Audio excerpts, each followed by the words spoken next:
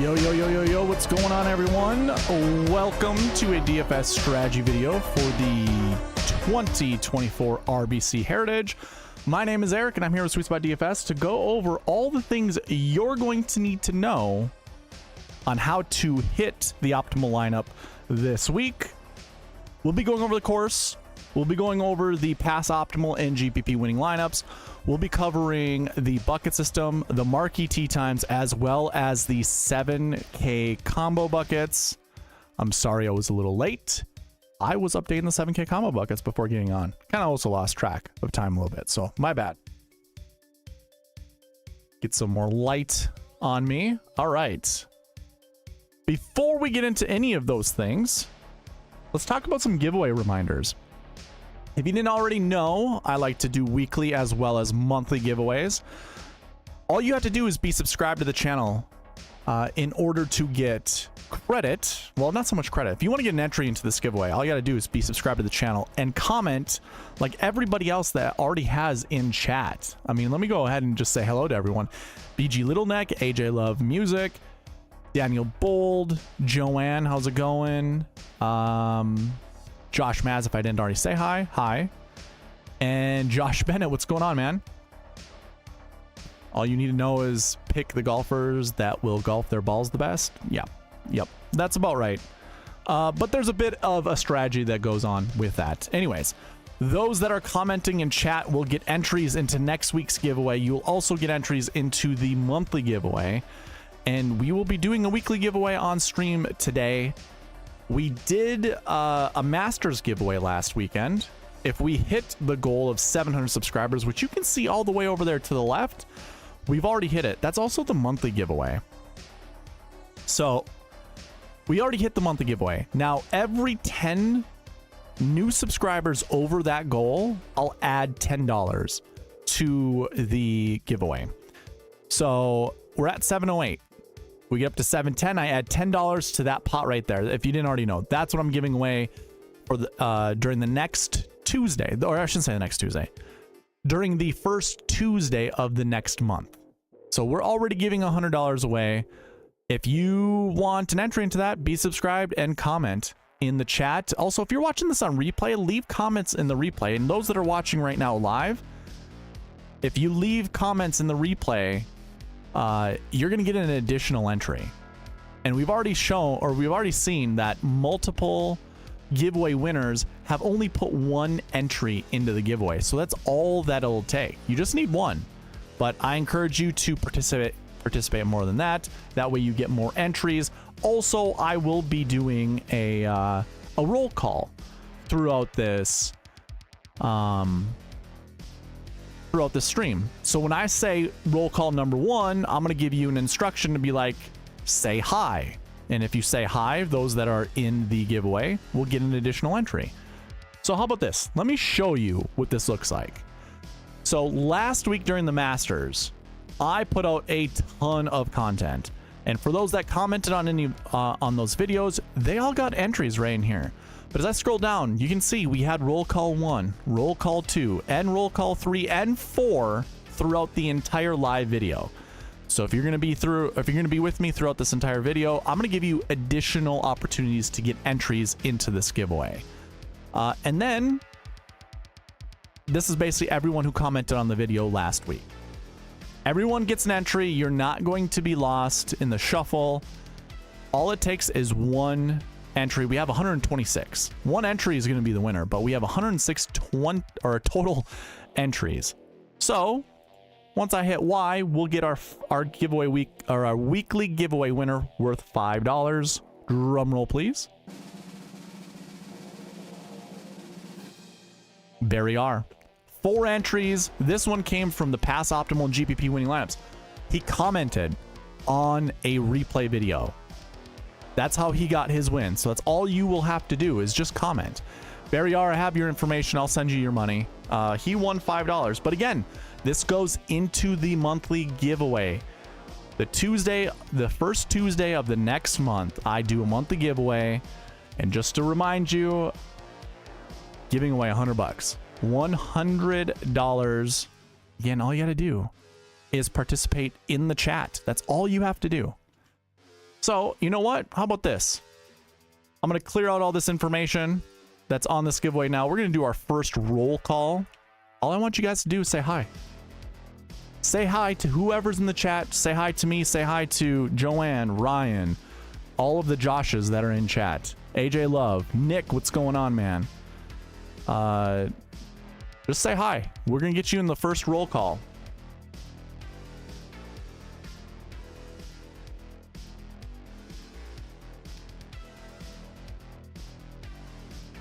It's as easy as that. You'll get an entry just by saying hi. Easy, simple enough.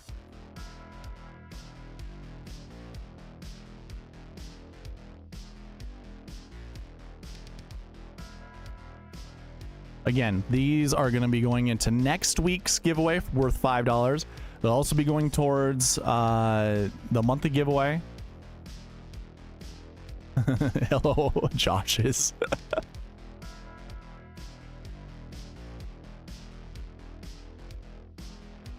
I mean, Nick, if you want to change your name to Josh, it only helps the Joshes win.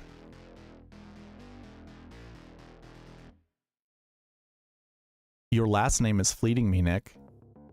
I know it, but I can't think of it at the top of my head. Daniel Bold, what's going on, man? Mr. Farouk, how are you?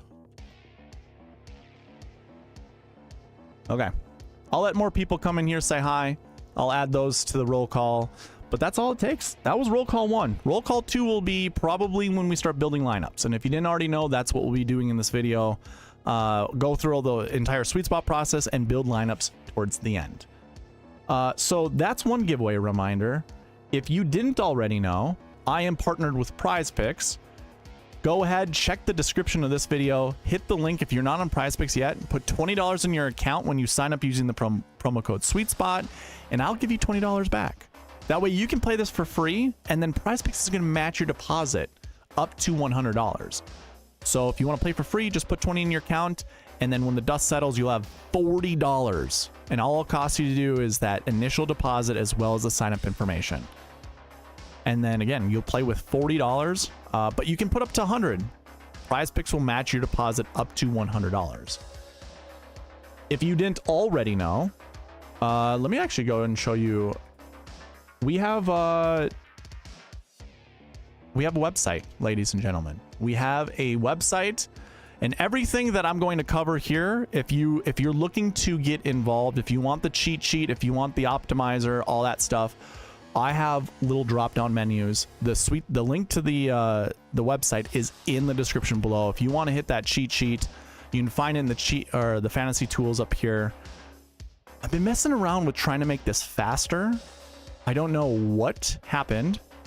I think it's a lot of the video or the caching, but the cheat sheet is here on the website. And if you don't want to look at the website, you can go ahead, click this button, and it will send you to the cheat sheet, the actual cheat sheet, which you can also find a link to it in the description down below. So take a look there. You can go and check all the information that I'll be covering in this video in that cheat sheet. If you want the optimizer, which that is how we will be building lineups tonight. It uses all the SweetSpot conditionals. This is available for you to use. You can also check that out on the website. Again, just go there, sign up, go to the optimizer drop-down menu. It's going to say, unfortunately, I cannot attach the optimizer, but look at this. You just go ahead, put your email in here, request now, and it will send me an email saying, hey, this person wants to use the optimizer, and I'll send it to you. Easy peasy. You're not on this website yet. The sign up is free. You can use this for free. So go check it out. This whole week I've been kind of spending time trying to speed it up by adding plugins, updating it.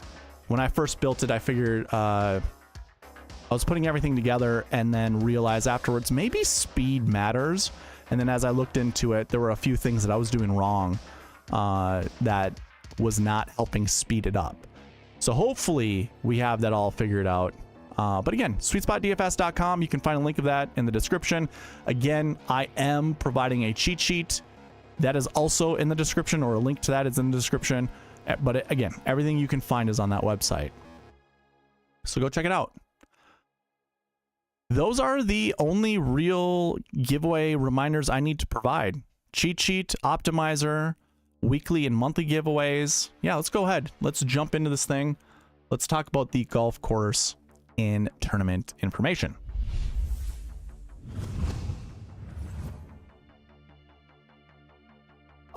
When we start with this, I always forget, I'm here, tournament fact sheets. If you're unfamiliar with these fact sheets, I think they're the best place to start with. I'm not even going to spend a lot of time here. I just want to remind you to go to this page, check it out. The most important piece to me is the turf grass. I think one of the big ones, rough was cut down from last year. This is a tree-lined golf course. I don't even know if the rough is going to matter all that much, but all your data points for researching you can find here. So whatever website you use for researching, go to the gcsaa.org, look at all this information, see what matters to you, what doesn't. Peat dye to me is one of the biggest pieces outside of turf grass. Peat dye creates golf courses that requires a little bit of knowledge in order to play. Not so much like you absolutely need it, but it's definitely a positive if you've played peat dye golf courses before. It's weird. If you haven't yet played a peat dye golf course, let me tell you what. I've played a couple of them, and it just, I wouldn't say it's uncomfortable off the tee, but it's just weird. You know, it doesn't make any sense. I do think that there is some, put it this way, if you're doing a model, put 2 to 5 points towards Peat Dye Architect. Out of 100, put 2 to 5. I think that's all you need to do. And then that should give you a little bit of a bonus, a little bit of a boost to the golfers that are good on Peat Dye golf courses. If you didn't already know, my cheat sheet only has, I should update this. I always forget to update the cheat sheet. I update mine, but this is all Peat Dye stats. And the Bermuda, obviously we don't have any Bermuda, so we're going to go ahead and say Bermuda is NA. If you didn't already know, like I said, go to the fact sheets. Look, it says POA Trivialis Overseed, just like some of the other Florida courses that we were just on. If you have the opportunity to research POA Trivialis, do so, or the Overseed. I don't treat this as POA. I don't think it's going to act anything like typical POA, like your West Coast POA. It's not that big of a deal to me. So, yeah, I would say this. If you're going to use grass stats, make sure you have the overseed component that goes with it. Don't use POA. Don't use Bermuda. I would say, I guess if anything, you can do a mix of them. That's fine. I guess I don't really hate that, but at the same time, if you have ryegrass or even, I shudder to say bent grass, you could almost use bent grass as your grass type just for greens, because that's kind of what the greens are going to roll like. So keep that in mind. I don't really have anything else to say about the tournament fact sheets, about the statistics or the data points that you need to look at. I think maybe there's one more piece that I want to talk about, and it's just the golf course, like mapping. It is very tree lined, and there are shot shapes that are a bit more rewarding than others, but they're not as many as you think. A lot of times it's just going to be positional golf, finding the wide end of the fairway of a dog leg, and you can hit any shot, and most likely you're going to club down. So I really don't have a shot shape that matters more so than another. If you were more interested in finding a golfer that had a specific shot shape, you can check the cheat sheet. I do have shot shapes that I've recorded that I've seen these golfers hit, and this is more time after time again, their shot shapes. Some of these golfers like to shape them both directions. Some of them favor a draw, some of them favor a fade. The reason that it matters to me is when put under the pressure, I don't think these golfers really can hit the opposing shot shape. I always like to mention Tommy Fleetwood at like what, the 2021, 2022 Honda. He needed to hit a cut into a pin that was tucked around water, and the poor chap could not do it because he doesn't hit fades all that well. So if it matters to you, you do have shot shapes here. I don't really think it matters this week. But yeah. Other things I like to talk about with the golf course, or at least the tournament information. strength of field, it's pretty strong. Like Josh just said in the chat, elevated event this week. So 708 is your strength of field. This is using the old strength of field points. I think they're better than the new ones. It's easier to find kind of like a disparity between your high-end strength of fields versus your low-end strength of fields. And just to show you what this looks like from year to year, it's 708 this week. Last week was actually last year was 707. That's nuts. Year before that was 456. Do I have one for 2021? I do not. So hey, I guess I anticipate this being like a lower strength of field event. We're right back up there, but we have a limited field. There's no cut to this event. I stuttered because I couldn't remember, but the player hosted signature events do have cuts. This is not one of those, so it does not have a cut. So we have 69 golfers in the field. And again, no cut. So finding golfers that are volatile, probably more beneficial than not.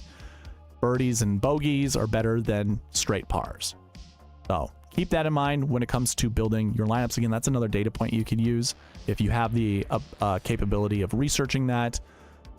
Yeah, that's all I have. There really isn't much to talk about when it comes to the golf course and tournament information. So let's go ahead and get into the next segment, which is pass optimal and GPP winning lineups.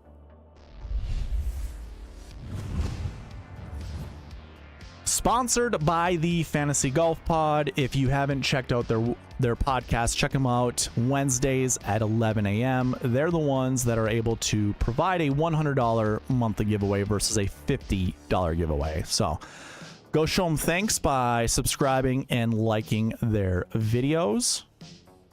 Let's talk about 2018 when it comes to the optimal lineup. I do not have a GPP winning lineup. I didn't record one in 2018, but I have a realistic lineup because your optimal left $2,200 on the table. That's difficult. So Satoshi Kodaira won that event at $6,600. So he was a part of the optimal lineup. Duh, he won it. You get winning points that it's 10 points over second place. So he's obviously going to be in the optimal, but it was him, Siwoo, DeChambeau, List, Horschel, and Simpson. That's a 9K golfer, 2 8K golfers, 2 7s, and a 6. Now, again, you'd have to leave $2,200 on the table. That's difficult to do. I never advise anyone to leave a lot of money on the table. If anything, leave no more than $500, maybe even $600. 49.4 is usually the smallest amount that I'll leave on the table. I shouldn't say the smallest. It's the lowest that I will spend. Otherwise, I'm trying to spend almost all $50,000 of the salary. So $600 on the table is how much I'm willing to leave. Now the optimizer, when I send it to you guys, it's set to $800. You can see it right here, the minimum salary. I have it set to $800 left on the table. You can play around with that if you want. You can modify this however you want. I usually change mine to 49.4. Just, you actually limit the amount of lineups you can build, because if you leave more money on the table, you're opening up your the amount of combinations. They grow with the more money you leave on the table. There are actually more possibilities of building lineups than if you were to leave less money on the table, believe it or not. So your realistic optimal just kicks out one 7K golfer and adds another 9. So it would be 2 9s, 2 8s, a 7, and a 6. And if you follow this channel long enough, you already know I like to advocate for a 10-9-8, 7-7-6 start to your builds. That's kind of the salary structure. This week we do have a $13,000 Scottie Scheffler and no 5K range. Scottie at $13,000 is still considered in the 10K range. We'll talk about that when we get there, but just keep that in mind. Anyone north of 10, I just count as a 10K golfer. And the realistic optimal in 2018 used 2 9s, 2 8s, a 7, and a 6. In 2019, let me go ahead and get rid of the filter. We left $3,000 on the table for an optimal. I once again did not record a GPP winning lineup, but I do have a more realistic lineup that left $900 on the table. So that's super interesting. Your optimal lineup were the 6 golfers at the top of the leaderboard. You had Kuchar 10K, Cantlay at 9K, 7K Streelman, and 3 6K golfers in CT Pan, Scott Piercy, and Shane Lowry. 6K, 3 6Ks, I wouldn't even advise this week, even with a high-priced Scottie Scheffler, but obviously you see it work there. And oh, by the way, there are 3 other 6K golfers inside the top, I guess inside the top 9. Looks like there's another 6K golfer, another. Wow, I didn't even realize this. I didn't look at this beforehand. That is 11 golfers in the 6K range that are inside the top 10.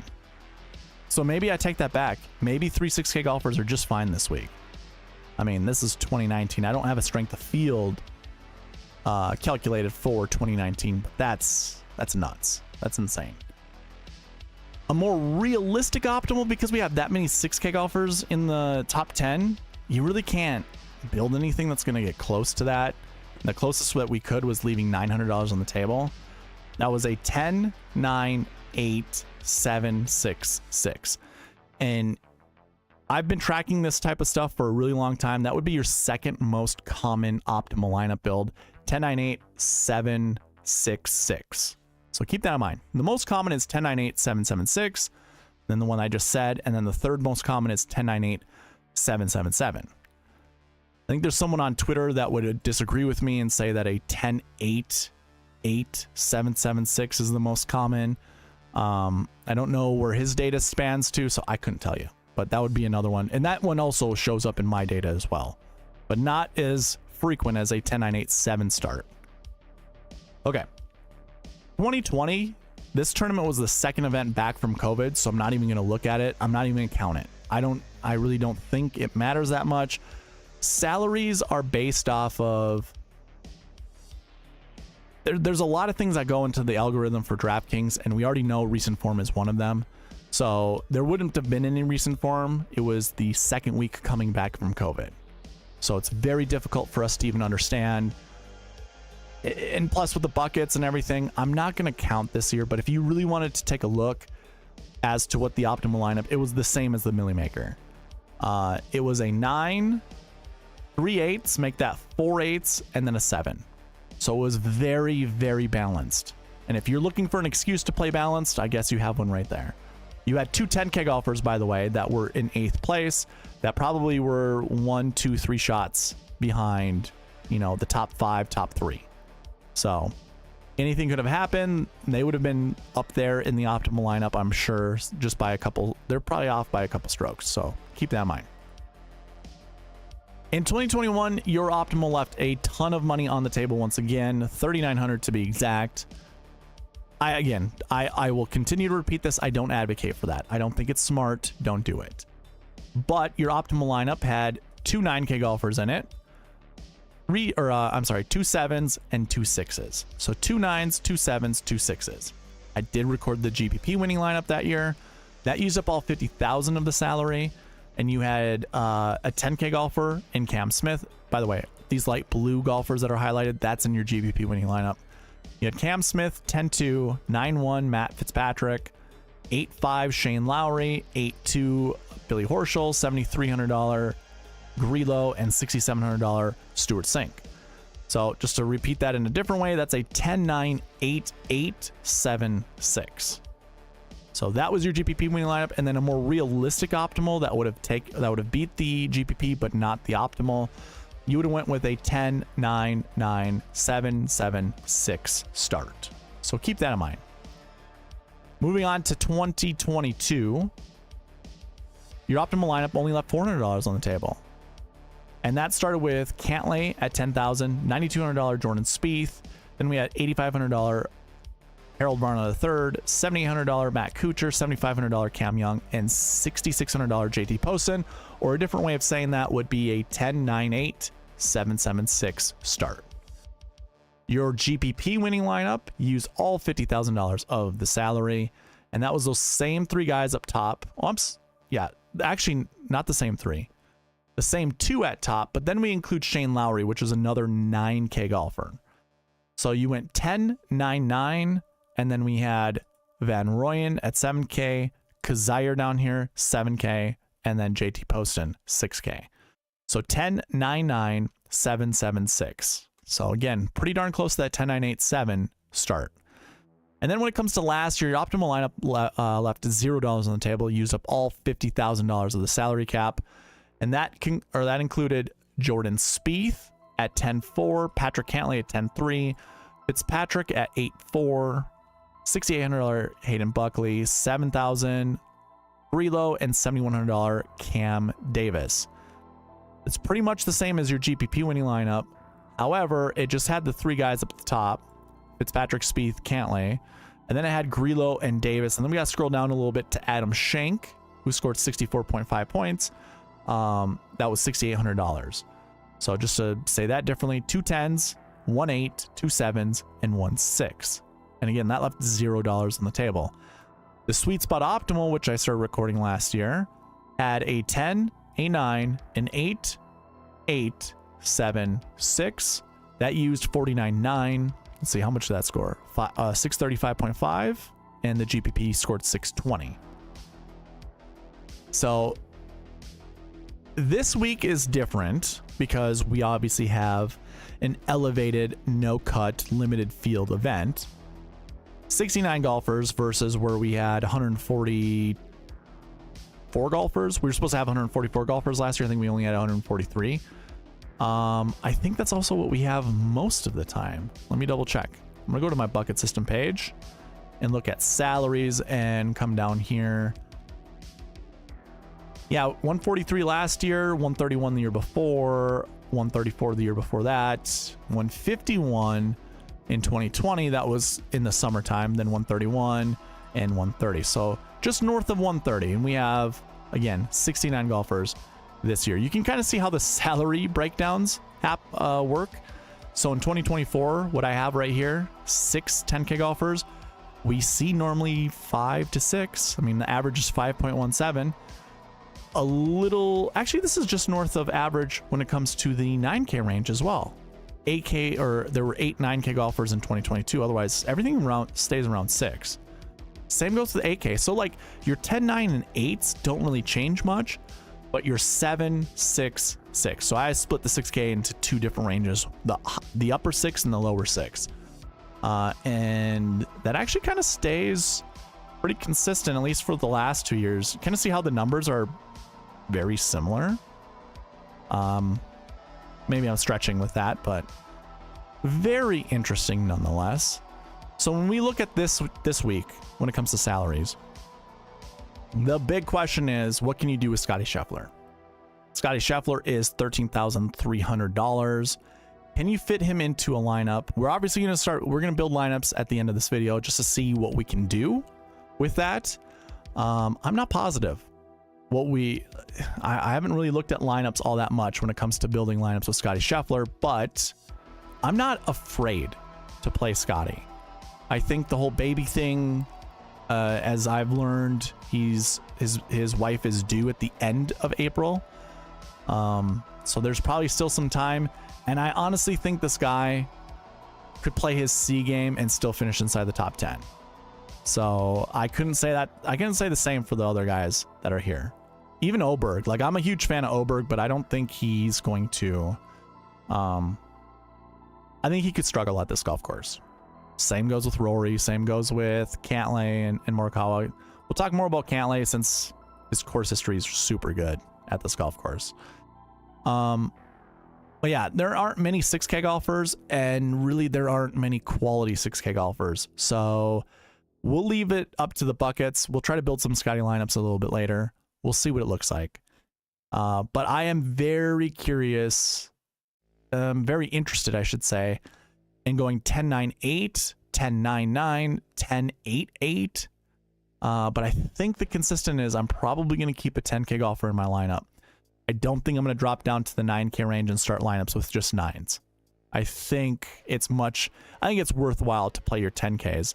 And if I went back to my bucket system page, you're probably going to see, you know, when I look at just top 10s of events, every single year except for 2018, we had a 10K golfer inside the top 10, which is pretty good. Maybe you want to look at top 5s where it's 50-50.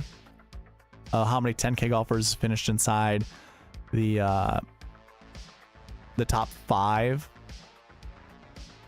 So yeah, 50% is not super great. That success rate's pretty low, but when it comes to top 10s, it's pretty high.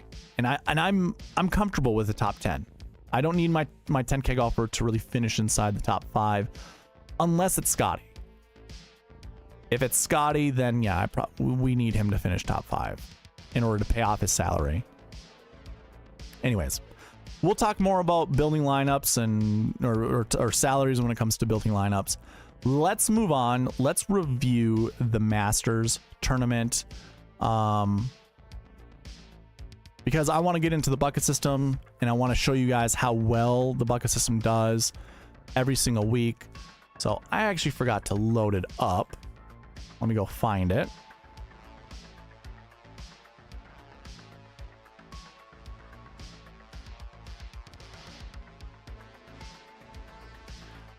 Scottie Scheffler's obviously your winner.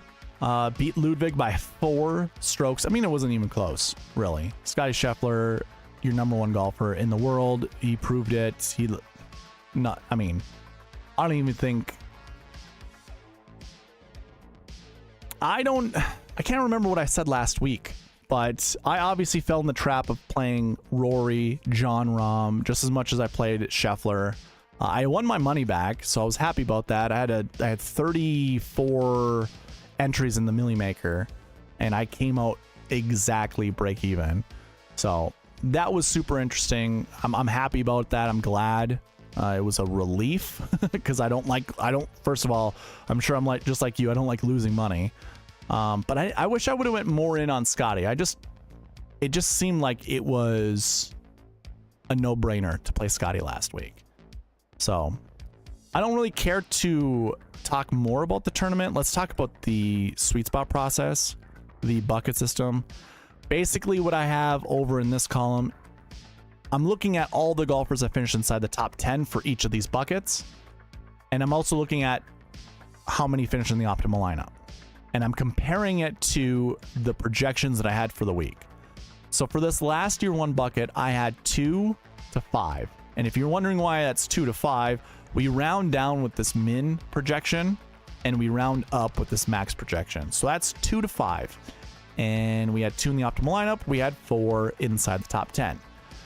This Y it first starts with, is this number inside the projection? And if it is, it's just a Y. If it isn't, then we double check to see if that many golfers are in the optimal lineup. And if it is yet again, not so much yet again, but it would be a success. And if it's not, then we get a no. As you can see, there's a bunch of Ys, but we do have 1 no, and you can see why. We had 5 inside the top 10 from the strokes gained 3 bucket, and we had 4 that were in the optimal lineup. And I was only projecting 1 to 3. So this one blew out the projection. That's why the bucket was a no, but as you can see, 35 out of 36 buckets were correct. And that's really all that matters to me. It's getting all the buckets correct. Now, when we review the optimal versus the GPP, we also have to keep in mind part of the SweetSpot process are the Marquee Tee Times. So we're going to look at the Marquee Tee Times right now before we look at the SweetSpot optimal. And that way we can figure out how well the SweetSpot process actually did. So as we can see, I'm going to highlight these. Every 3 golfers are in a group, or they were in a group. You can see that by the group rank over here. And the rule when it comes to Marquee Tee Times, that I say this every single week, you want to select somewhere between 2 to 4 golfers to build lineups around.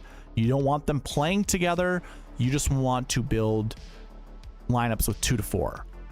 Now, when it comes to the optimal lineup, Scottie Scheffler was the only golfer that was in the optimal lineup from the Marquee Tee Times. You can tell this by the little black tick mark that's right here next to their names. If I scroll down, you can see some more of the black tick marks.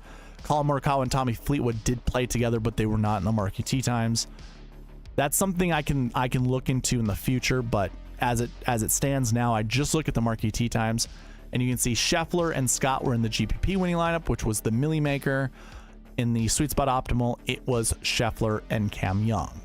So it didn't work out with the optimal lineups, but the GPP winner did win $1 million. Well, actually, it was a tie. So they won $575,000. And they only had 2 golfers from the Marquee Tee Times in their lineup, and they did not play together. So remember that when we go to the Marquee Tee Times for this week. I know there's just groups of 2. I saw that earlier by Ryan Henson. We had that also, I believe, for the Genesis Invitational, and we did just fine there. And maybe even the AT&T Pebble Beach Pro-Am. I can open up those spreadsheets. We can take a look at that when we get to the Marquee Tee Times.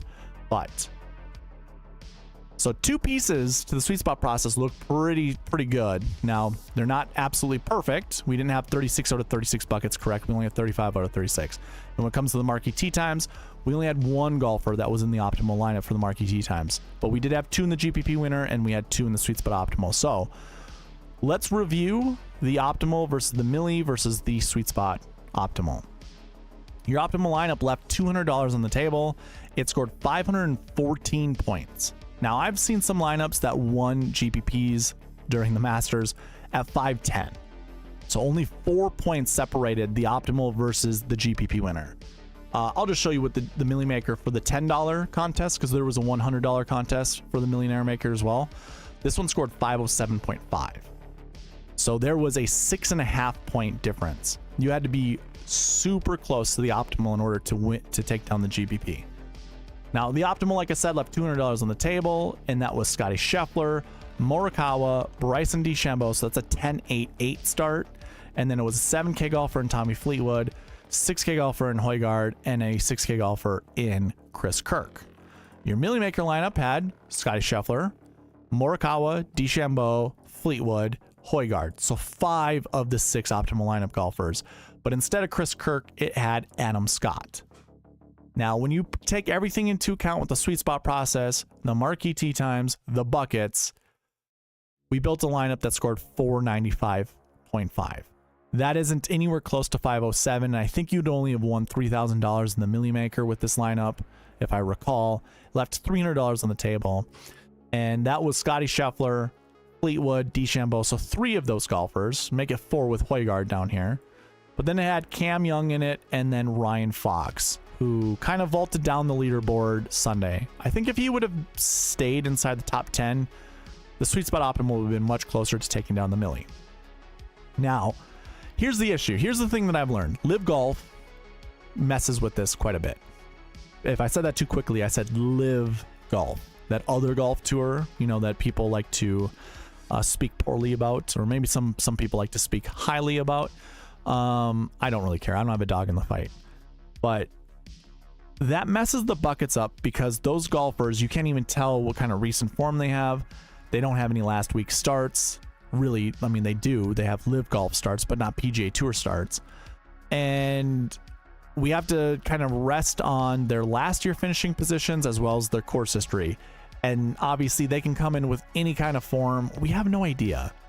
And last year, during the review video that I had for the Masters, I had said, had I just removed, if I had removed the minimum conditionals, so if I show you the optimizer for this week, I should have saved the one from last week. But you see how these all have numbers in them? This is all based off the SweetSpot process. If I remove these and just made them zeros, but I kept the maximums they were the way they were, I would have built a lineup that scored 510 points. So 510 would have tied, I think, the $5 Drive the Green, or I don't remember which tournament. Somebody told me someone scored 510, but obviously it would have beaten the Milli Maker. And I don't have that lineup handy.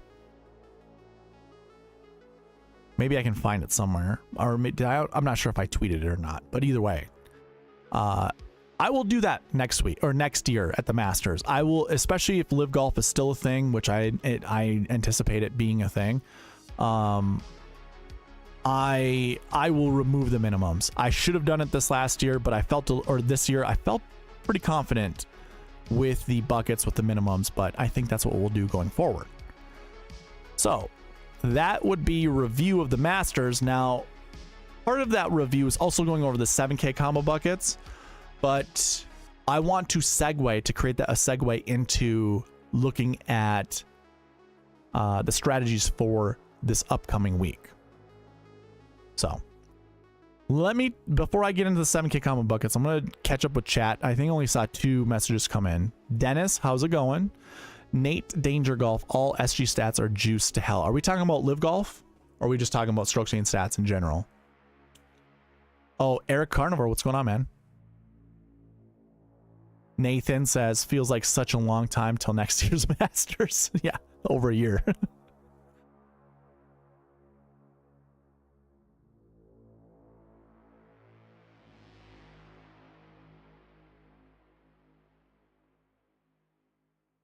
Okay. Let's look over the 7K combo buckets because we're just going to segue from the Masters to the RBC Heritage. Now, this didn't work out as well as I hoped it would have. However, it really didn't hurt you. So here, let me go back. When we went over this last week, one thing that I had failed to update was this column right here. One of the wonderful things about the Masters, salaries come out early. And when salaries come out early, our spreadsheets we are updating right away. We want to update them because we want to get content on as quick as possible. When it comes to certain when it comes to the tournament ending at the Valero Texas Open, we got to remember to update our spreadsheets, and I had forgotten to for the 7K combo buckets. When I had made that update, Russell Henley, who showed up in a ton of our lineups, was actually sitting somewhere down here, like where Phil and Harris English were. He moved up and fit right into this number that I was comfortable creating as group 1 of the 7K combo buckets. Now, nobody was in the optimal lineup, nobody was in the GPP winning lineup, and the rule that I had set out was 1 to 2 golfers. Now, when I was building lineups, I either had to go all in on Matt Fitzpatrick, or I had to stomach playing the likes of Jason Day, Min Woo Lee, who had a broken finger, Steven Yeager with his debut performance. I didn't feel comfortable with any of those, so I actually had a lot of Henley and Fitzpatrick, which neither one of them really performed well enough to give me any good lineups. Like I said, I won my money back, so I was happy with that, and I went all in on that 1 to 2 golfers from this. I kid you not, I went all in on the 1 to 2 golfers from here, 0 to 1 golfers from here, and 0 to 1 from here. And I was almost all in on Theegala and Fitzpatrick starts, or Theegala and Russell Henley starts. I was almost all in on all of those, but I knew I had to, safeguard myself, so I actually put some exposure limits on there. So I think I had Sahith in maybe 24% of my lineups. Henley was in 22 to 24%, and Fitzpatrick was like 26 to 29%, which was okay. But I had some really good lineups. I had Nick Taylor in them. I had a good feeling about Nick Taylor. That didn't go well. And didn't really do a lot of Jason Day, didn't do a lot of Min Woo Lee, and certainly didn't do a lot of Steven Yeager. I didn't really feel comfortable with Steven Yeager.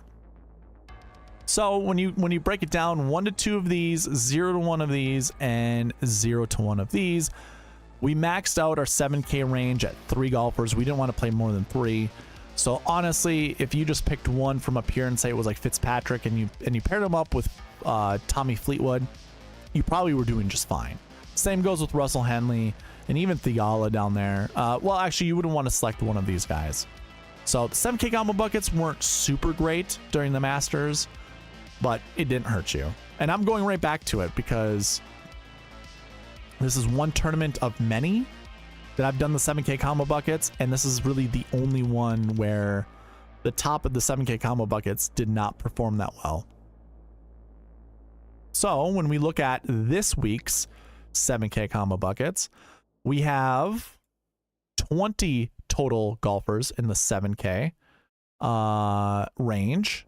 And you know what? Maybe what I should do is open up the Genesis Invitational, because that's the one where Hideki won. That's the one where I won $1,800 playing Hideki from the combo buckets. So this is your 7K combo buckets from the Genesis Invitational. You had 20 7K golfers like we did that week. I guess if I was to do this, it'd be here are your groups right here.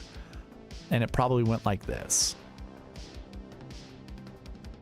So you'd want to play 1 to 2 of these guys, 0 to 1 of these guys, and 0 to 1 of these guys. And again, this is the Genesis Invitational. That's how I got on Hideki Matsuyama. I also really like Cam Davis that week and didn't shy away from playing Denny McCarthy. But I didn't play a lot of golfers from down here. And I always think that's super interesting. I mean, Zalatoris I played a lot of. My winning lineup had Zalatoris as well as Matsuyama in it. So this week, what can we do? What can we look at? You know, Matsuyama seemed like a mispriced guy that week. I don't really think anyone's a mispriced guy this week. Hoagie, Pavon, Im, Day, and Bezuidenhout. I'm not like super confident in any of these guys, but if there were golfers that I really like I don't have an issue playing Tom Hoagie. Oh, actually, ladies and gentlemen, I have a question for you. I want your input, like legitimately, I want your input. So here's kind of these are the finishes to go along with their buckets. Here's my question to you. I included any golfer in the 7K range and above that scored 80 or more points. Now, 80 or more points does not, it probably, if you had two 8K or two 7K golfers that only scored 80 points and you missed out on the guys that scored 100 or 96 or 90, you weren't going to win a GPP. So here's my question to you. Do we remove these? Like I'm legitimately asking you, do we remove these? This is a community question, a question for the community. Do we remove anything that isn't near the top 3 or 5? So like I would remove, basically this is what I would do. I'd remove this guy. I would remove these right here. The 16th place finishes, I'd probably also remove, and I'd keep the rest. I don't have DK points here. What do you guys think? Do we include the 80 points or do we remove the 80 points? Because if we do this, it's going to change the 7K combo buckets. I am almost thinking about doing that. And actually, let me bring back the Genesis Invitational. I probably also did the same thing. Let's double check. No, I did not. This was pretty large. This encompassed everything from 100 points. Let me just scroll in for you. You can kind of tell where the breakpoints are because it's all in order of DK points. So like for this year, I included 133 down to 74. So if you're answering right now and you want to retract your answer and say something different after seeing the Genesis Invitational. So I did include everything within 20 points. Basically the same thing. And then also your 15th place finishes, I included here as well.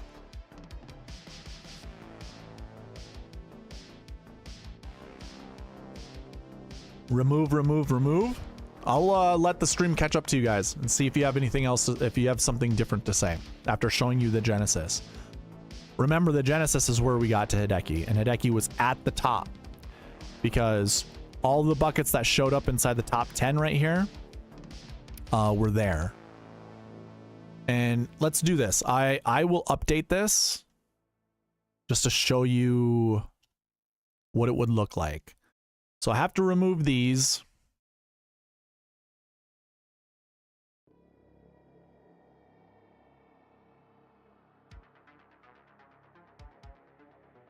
I'm actually really curious to see who these golfers would be. Let's remove those because it's doing a count of all the different numbers here. And now if we were to change this and we were to sort differently,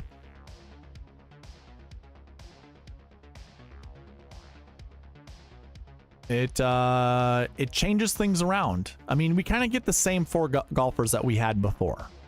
Tom Hoagie, Sungjae Im, Seabez, and Pavon. I think J-Day drops down. Actually, let's see what happened. Yeah, so we had Seabez, Im, Pavon, and Hoagie, so nothing changes there. Hoagie, Im, Bez, Pavon, they just change order. Day now drops down to here, which I kind of agree with. And then at the bottom, we've got Shank, McCarthy, Bradley, and Harmon. Tom Kim jumps up. I probably would not keep Harmon. It would just, I would highlight Keegan Bradley, Dennis McCarthy, and Adam Schenk. So I think Adam Schenk, I guess how I kind of look at this is the same golfers that we see in both of those groups. Kind of like Matthew Pavon, I probably wouldn't highlight because he only scored 7. Like there's only 7 points that go towards him. So it'd just be these 3 and these 3. So it's like Schenk and the combination of Hoagie, Im, or Seabez. And then, you know, 0 to 1 of the rest of the golfers. So I guess now that we kind of did that little practice, I don't think it really matters if we keep these things in. Just hit the back button a bunch of times. We'll get our updates. Or will we not? Oh, I'm sizing. The sizing thing. There we go. Okay, so I guess it doesn't matter, ladies and gentlemen. It does not matter. Just remember, Jason Day was not the guy, and neither was Kim or Harmon. But it seems like Adam Schenk was kind of the dude. I'm okay with that, honestly. I'm okay with that.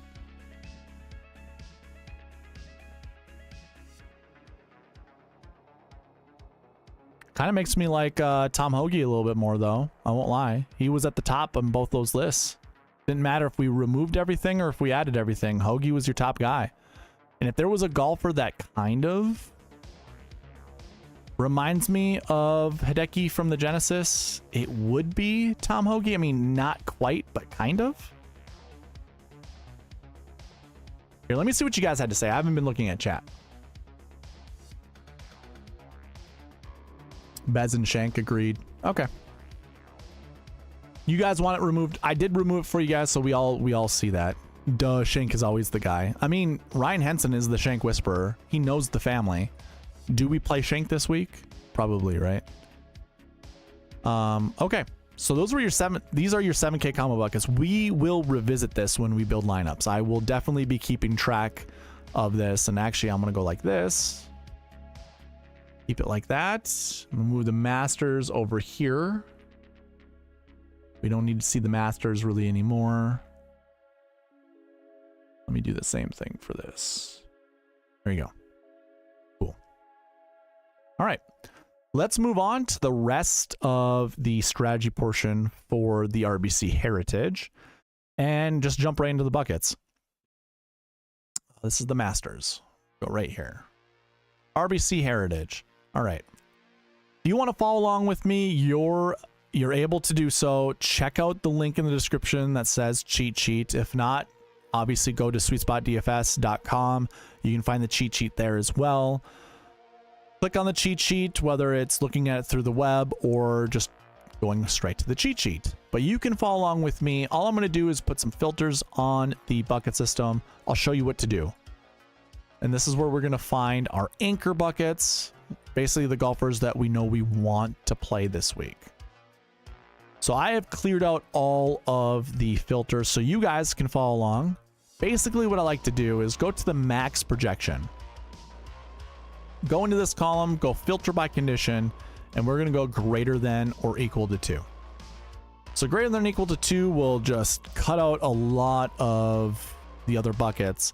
And essentially what it'll do is make sure that this column in the min projection will always be 1 or more. And why I want to find 1 or more is because that means we want to play at least one golfer from these buckets if the salary cap allows us to. Because that's a big part of the pie, or a big part of the question is, can we build lineups with these golfers because of their salaries? Now, one other piece that I like to do is I like to trim it down even more, especially when I'm streaming, going over these videos, because otherwise it takes a really long time to get through all of them. But if you were doing this on your own, these are technically all of the anchor buckets.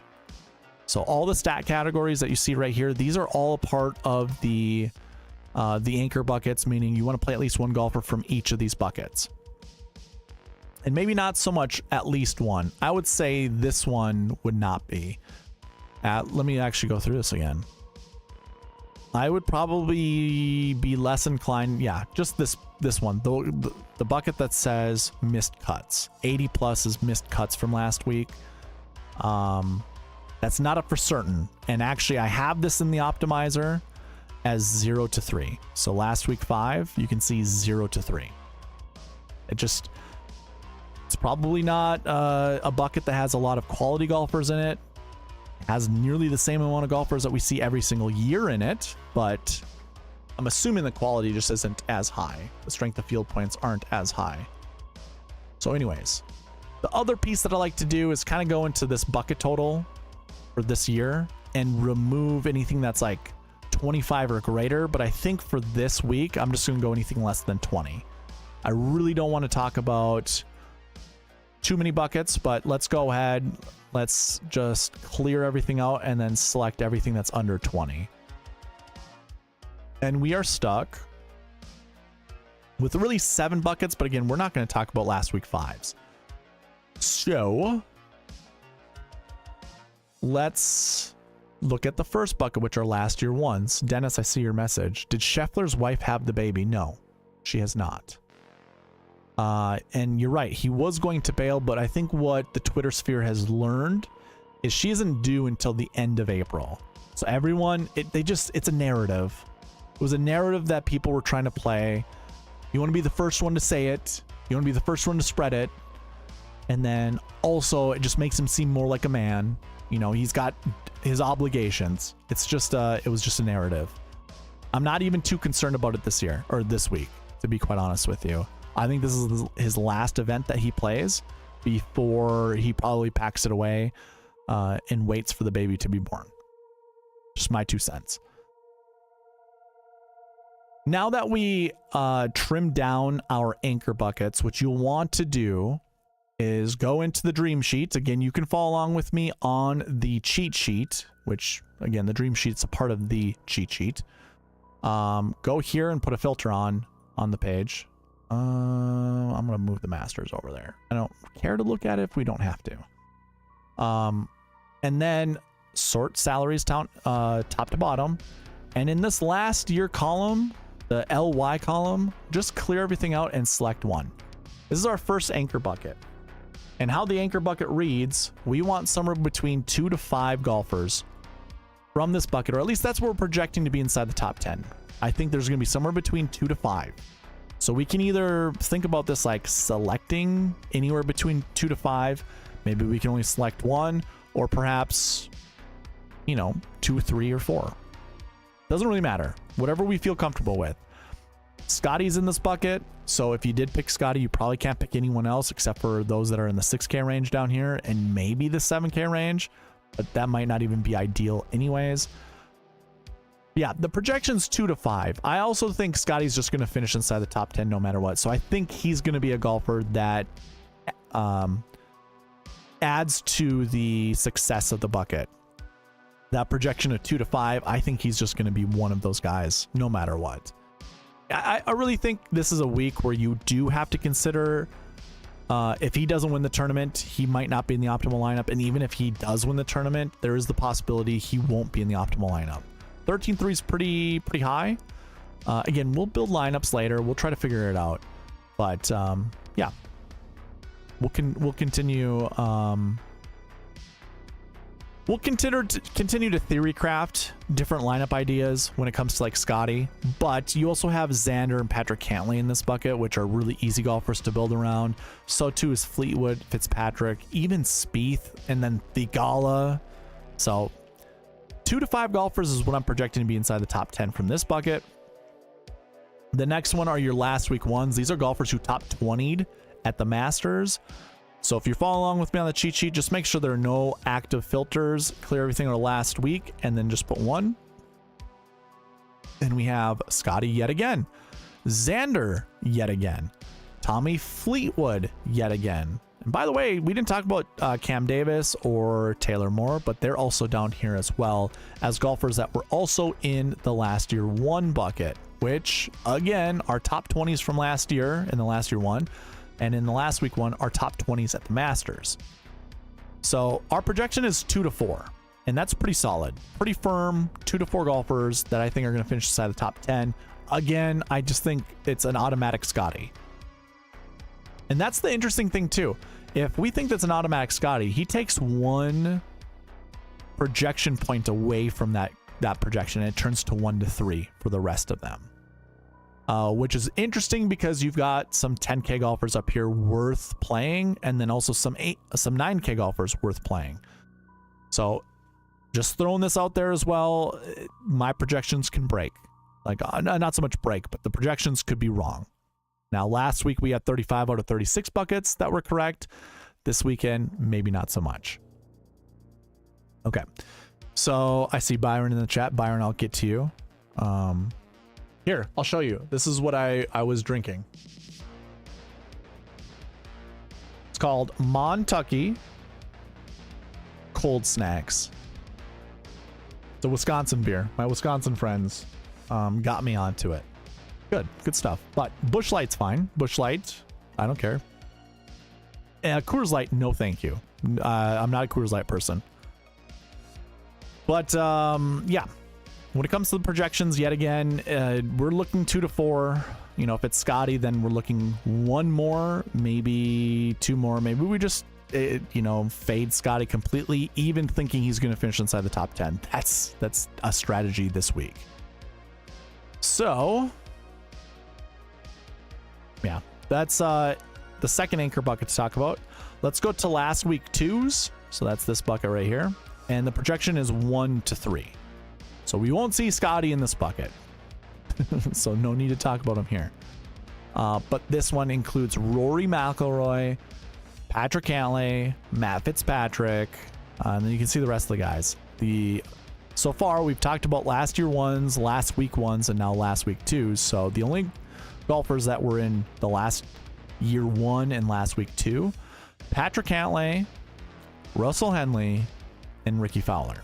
Now, combining these things, not like a for sure, hey, these are going to be the guys that finish inside the top 10, but it does help their chances. I shouldn't say it that way. It's not a for certain that they'll be inside the top 10. It just, yeah, it helps their chances. But it could be any of these guys. And again, the projection was 2 to 4. Or no, it was 1 to 3. 1 to 3. So that makes things interesting. And if you guys are confused, guess what? The optimizer already has all this built in with the conditionals. So we don't even have to think about it. We don't even have to pick and choose. It's just really getting eyeballs on the golfers that you might like, that you might want to anchor your lineups around. So that was the other anchor bucket. We are not talking about last week 5s. We also won't be talking about salaries, but we'll talk about course history too, golfers. This is a 1 to 3 bucket. Let's see who's in this. Make sure all your filters, if you're following along with me, make sure they're all cleared. And we're looking at course history 2s.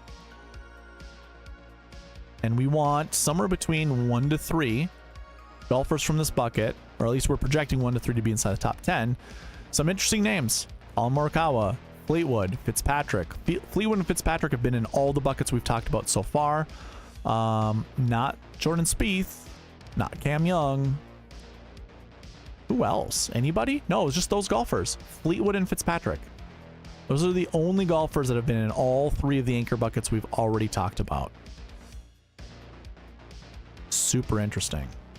Again, it doesn't ensure they'll finish inside the top 10. It only helps. And quite frankly, I like both of them. I don't know which one I like more. I probably like Fleetwood more. But we'll see. We'll see what the anchor buckets look like, or I mean the Marquee Tee Times look like, and what kind of lamps we can build with both of them. So super interesting there. The last anchor bucket to talk about would be strokes gained 1. These are golfers that have all positive strokes gained stats, and the projection here is 2 to 5.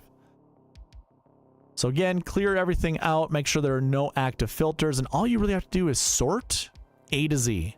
And you get all the golfers here in green are part of those projections, and lo and behold, we have Adam Schenk, who was in the 7K combo buckets that we were kind of looking at. But you have Rory up here, Xander. Xander was in 2 of the anchor buckets we've already looked at. Trying to find Was there anybody? Fleetwood. Tommy Fleetwood is the only golfer that's been in every single anchor bucket. Again, it doesn't ensure a top 10. It just really helps his chances. Cam Davis? No, Cam Davis is not, but Cam Davis in 3 of the buckets that we've talked about. Interesting. Okay. Wyndham Clark is $9,200. I didn't even know he was $9,200. He's 6th in the model. That's pretty. Oh my God. I didn't even think.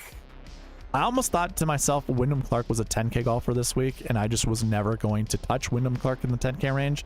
$9,200 is pretty juicy. So here were all your anchor buckets. Hopefully you found some golfers that you were looking at, or I shouldn't say found some golfers. Maybe you're looking at golfers you didn't think to look at before, or maybe we have confirmed the golfers you want to play. So now that we went over the anchor buckets, the last piece to talk about are the Marquee Tee Times when it comes to the sweet spot process for the RBC Heritage. So how I like to do this, make sure there are no active filters, sort from salaries top to bottom, and then what we're actually going to do, I guess it doesn't really matter, I just think it's cleaner to do it that way. You're going to sort by the group rank. Now, if I go to the cheat sheet, which again is available to you, link in the description, it's column O for you guys, for your the Marquee Tee Times. The group rank, that's the Marquee Tee Times. Just sort A to Z, and we get groups of 2. So I think what I want to do is just validate that we did this for either the AT&T Pebble Beach Pro-Am, where there were groups of 2, or possibly the Genesis Invitational. So let me go and find it. I'll pull up the Genesis, and I will pull up the AT&T Pebble Beach Pro-Am.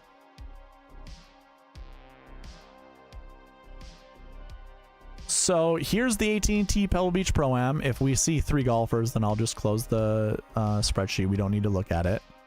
This was by groups of 2 as well. So here you go.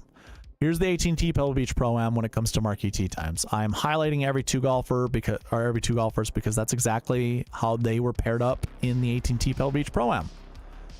So when we look at this week's Marquee Tee Times, remember you want 2 to 4. 2 to 4 golfers you want to build your lineups around, and they can't be playing together. And you can see the optimal lineup golfers. You had Wyndham Clark and Ludwig. They weren't playing together. 2 golfers that were in the optimal lineup, but you also had 4 in the GPP winning lineup. You had 3 in the Sweet Spot Optimal, and none of them were playing together. None. So I'm going to close this spreadsheet. That was your AT&T Pebble Beach Pro-Am. Here's your Genesis Invitational. Let's see if they were in groups of 2.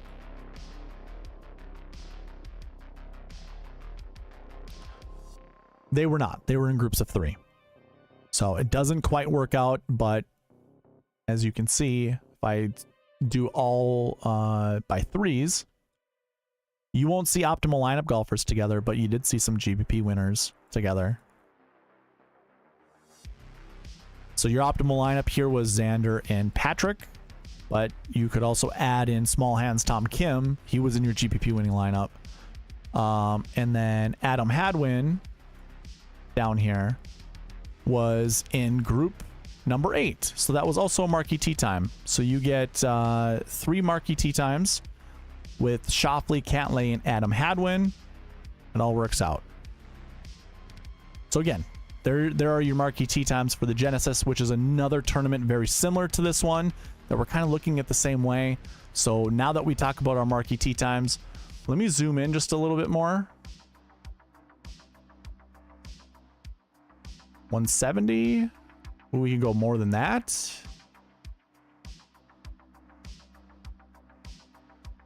$180. Let's do 180. All right. Byron with the $20 super chat. Hey man, appreciate that. I'm guessing that's towards the beer, right? That's our beer bet, our case bet, queso beer bet. Appreciate you, man.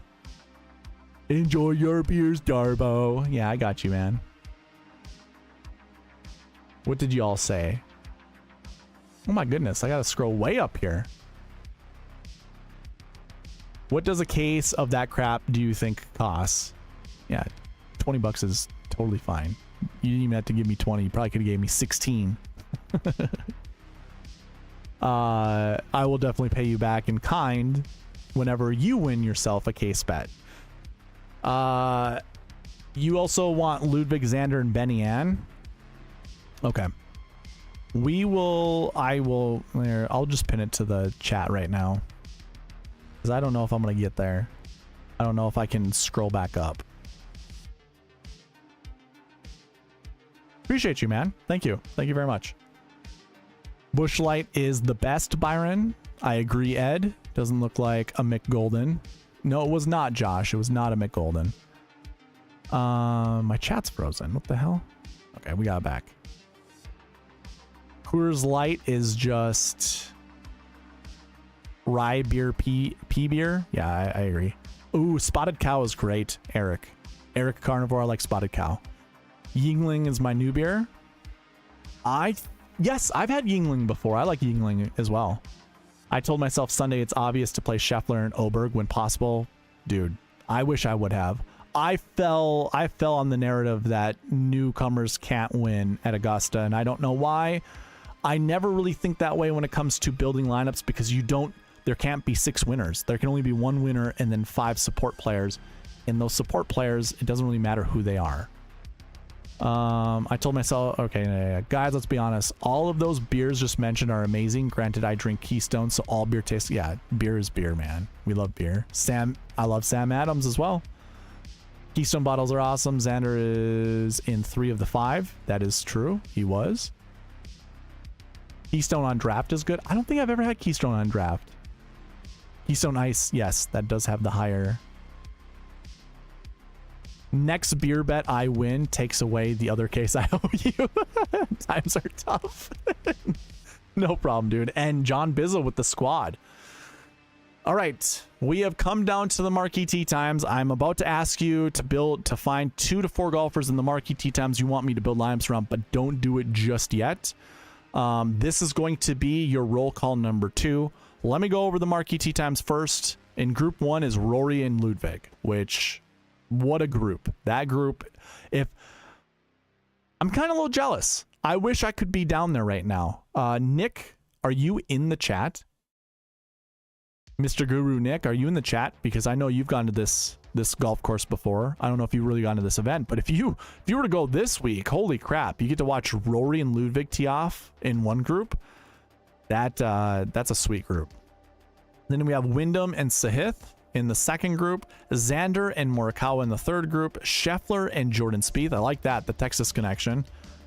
Fleetwood and Homa, Harman and Sungjae, Cam Young, Emiliano Grillo, Benny Ann and Davis and another, Corey Connors and Tom. That's a really good group. 2 boring white guys that strike the golf ball really well. I can only see that helping both of those guys out. Kind of makes me like Tom Hoge even more. He's at the top of the 7K combo buckets, by the way. So here we go. I am going to ask you, of the golfers you see on screen, remember, don't pair them up together from a group. So if you like, let's find a cheap group. Let's say if you like Tommy Fleetwood, do not pair him up with Max Homa. It is one or the other. So if you like Tommy Fleetwood, find someone else, find another golfer somewhere else. Maybe it's Tom Hoge, like we just mentioned. Maybe it's Benny Ann. We obviously know Byron likes Benny Ann from his podcast this week. So that's what you would do. You'd find 2 to 4. Maybe you want to mix up another golfer. Maybe you want Sahith in these groups. So give me 2 to 4 golfers. This is going to be roll call number 2. It's 2 to 4 golfers, and all from the Marquee Tee Times. I'll bring that list back up. Just give me a second. But this is roll call number 2. So just give me your favorite 2 to 4 golfers, and we will be building lineups around them.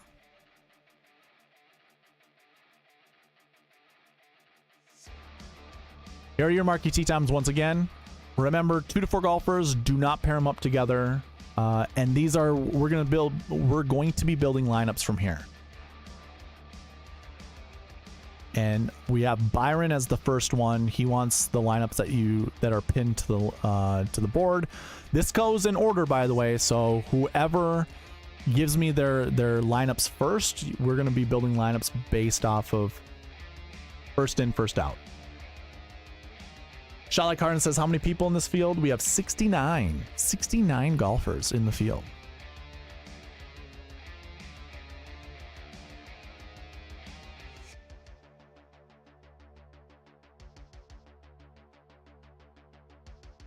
Hey Byron, do you want what's pinned to the chat? Do you want those golfers?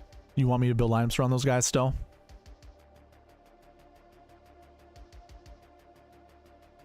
Let me know.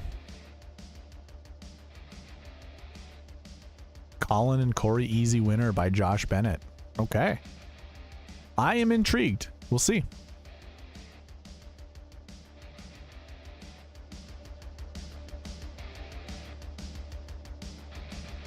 Joanne with Shopley and Fleetwood. We like that. I like Shopley, Fleetwood big time. Scheffler and Oberg. Ooh, we'll see how those lineups work. Okay. Byron, I just want a confirmation from you. The golfers that are pinned to the top. Are we building lineups around those guys? Do you want me to build lineups around those golfers?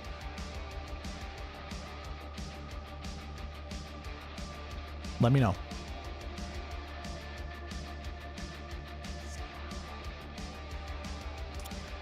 Suppose let's do this while we wait for Byron's confirmation. We did Dennis was first.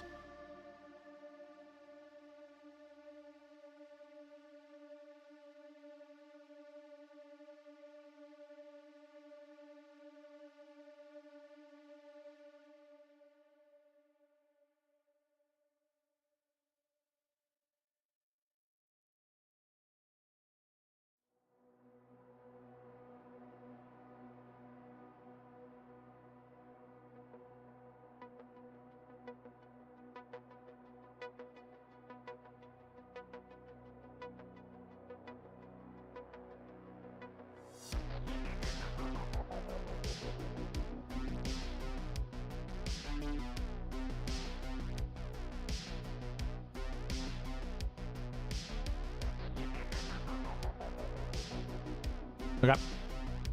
We got all of our lineups here. So you guys were entered into the giveaway as roll call number 2 because that was the requirements. All right. We are going to go to the optimizer. Byron said, let's try it.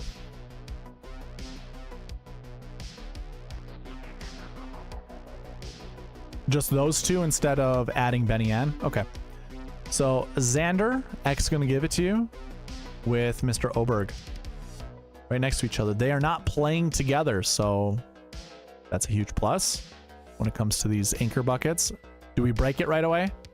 We do not. Wow. So the first lineup for Byron, we get Schauffele, Oberg, Brian Harman, Cam Davis, Lucas Glover, and Ricky Fowler. I think what I already know, you're going to say kick Fowler out. So I'm going to bring back Lucas Glover, the possibility of Lucas Glover, and see what happens. Lud-X. Ooh. So Sia Najad came into you and Spencer's podcast yesterday and threw down Bryce Garnett. Here you go. Here's your Bryce Garnett lineup. You get Schauffele, Oberg, Harman, Poston, Davis, and Bryce Garnett. Does the optimizer know Lucas Glover is ass at golf? Wasn't Lucas Glover in the optimal lineup last week during the Masters? I don't remember. He was that, or he was in the GPP winning lineup, or not. Maybe I'm wrong. Wrong altogether. That's how you misremember stuff. Lucas Glover, 6,300, scored 60 points. 20th place, Josh. I don't think Lucas Glover is that bad. You know what? I'm going to save this lineup just because Sia dropped the Bryce Garnett. Cam Davis has impeccable course history. You like JT Poston. And hey, I think Brian Harman's a pretty decent play this week. So that's group 1. Ooh, Xander and Cam Young. I like that, Nick. We get Xander, Oberg, Connor, Straka, Grillo, and Ekgroat. Jesus, I want to call him Ekgoat. Ekroat. Ekgoat, that works too. That's a hell of a lineup there, man. Sexy ass lineup. Saving that shit too. I'm gonna build Byron 10 lineups because he is a member, and I build subscribers 5 lineups and non-subscribers 3 lineups. So here we go. Xander Oberg, Henley McCarthy, Cole, and Simpson. Hey man, I got no issue playing a Webb Simpson. This is a really good lineup to go with Webb. Rusty Olson, hey, better late than never. We just started building lineups, so you're just on time. Eye test, yeah. Looks like it likes Davis and Harmon with them too. Yeah. Shoffley, Oberg, Siwoo Kim, Seabez, Adam Hadwin, and Jake the Napper. I like Jake Knapp. Okay, I'll save it. I like Jake Knapp's shot shaping skills, but he is also not accurate. Hence the negative off the tee stats from a guy who hits the ball like 340 yards. It's insane. Xander Oberg, Thigala, Bradley, Murray, and Power. I think this is disgusting because I don't like Grayson Murray, but if there's a lineup to put Murray in, sure, let's do it.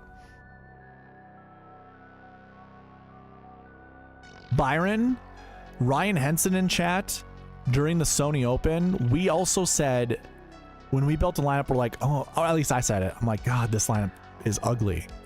But it's just the right kind of ugly.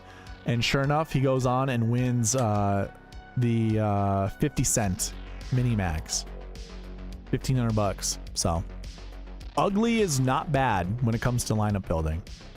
We get Xander, Ludwig, Jason Day, Taylor Moore, Lucas Glover, Eric Van Rooyen. Yeah, you know what? I like all of these lineups. I might save them all because I think they're disgusting. EVR is Josh Bennett's boy.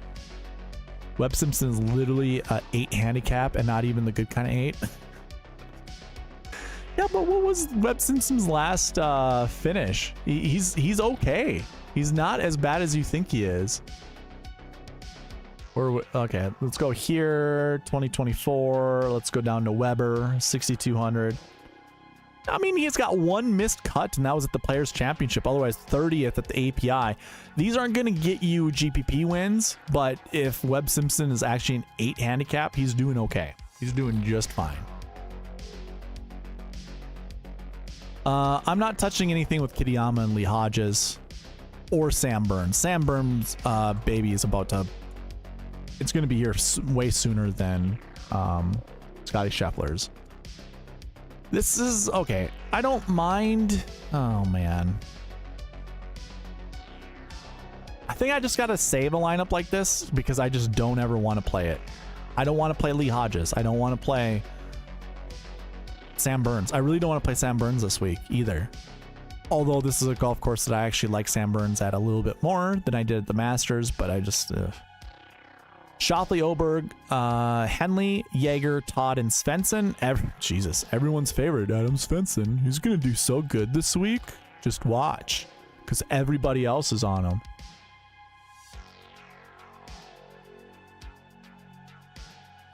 This baby season, I know. I also just don't care for Sam Burns, because not so much because of the baby, but if you're going to give me a reason to not play Sam Burns and the baby has to be the reason, then yeah, let's do it. Yeah, dude, that Svensson lineup was pretty good. I'm surprised Scottie hasn't withdrew. Apparently Scottie's kid isn't due until the end of the month, and everybody was jumping the gun on the whole thing. Here's a perfect lineup for you, Byron. It's got your favorite guy, Thomas Dietrich, in it.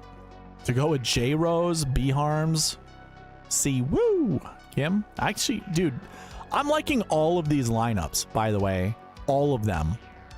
I got no issue. Oh, you know what? Okay, hold on, timeout. You want to know something? I usually set my exposures to 100%. This is actually building lineups as if I were building lineups. It is selecting different 6K golfers, which is phenomenal. because when I build lineups, I enjoy seeing different ones. But when I build lineups for you guys, I'm only building you like 10 unique lineups for yourself. So I'd rather you see, you know, how often something gets paired up. But this is doing different ones, and these are all fire. I enjoy this. This is good. Here, I think what I'm gonna do. Let's actually. Oh shoot, I don't know how fair that is. All right. I'm going to ask you guys. Okay, actually, this is what I'm gonna do. I'm gonna copy these exposures. We'll copy them over here. And basically, my question to you is, before we start building lineups with your golfers, I want you to tell me, do you want 100% exposure set? Or do you want to go off of what the optimizer is looking at for exposures when it comes to these golfers? So a different way to say that is, you can see here, Russell Henley, because Byron, we built lineups with him, with Byron. He won't be selected in the next lineup that's built because we're already at 20% ownership and I have my max exposure set at 16%. So here's what I want you guys to do. When I build lineups for you, I'm going to ask you sweet spot, exposure, or 100%. And you're either going to say sweet spot or 100 when your lineup gets built, or when your lineup comes in here. So first person, by the way, Byron, those were your 10. We are going to go with Mr. Dennis Ames. Dennis, sweet spot or 100? Now, the only benefit to do sweet spot is we're going to get different lineups from everyone else. It's going to be building differently. I am going to change the 6K exposure. Remember everything I've ever told you guys. Don't fall in love with a 6K golfer, but never disrespect one. That's why I have them at 4%, because I will play them, but I don't want to play them too much.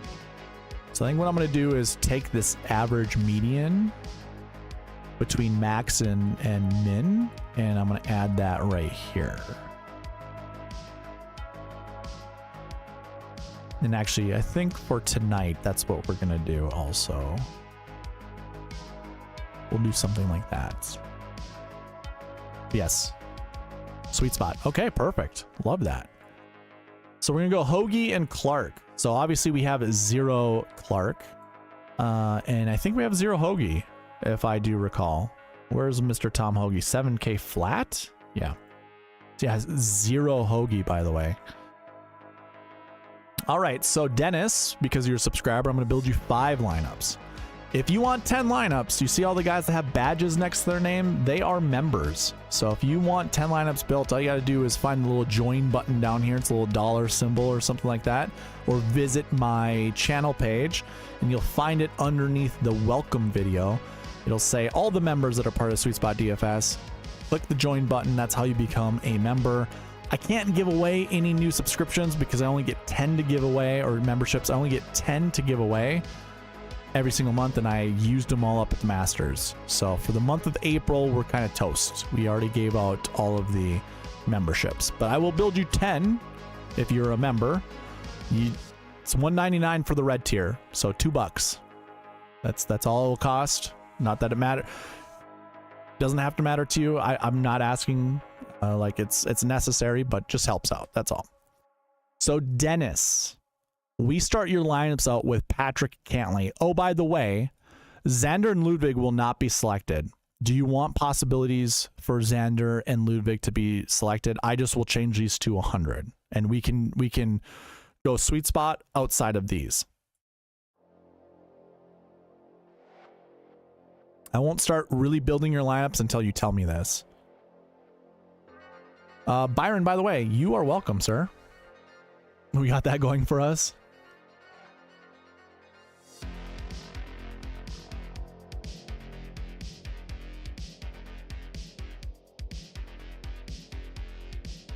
So the lineup that I'll build after this will be Josh Maz. So Clark and Young, can't quit them.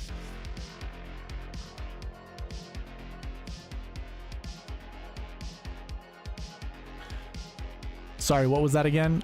So Scheffler and Oberg won't be selected in any of your lineups because of the exposures. Do you want me to set theirs at 100 so you have the possibility to select them? It's just ignoring them being picked from Byron's lineups. So basically it would be like this. So let me build you a lineup while you think about it. And if I were to rerun this again, we might get to Xander, we might get to Oberg. We'll see.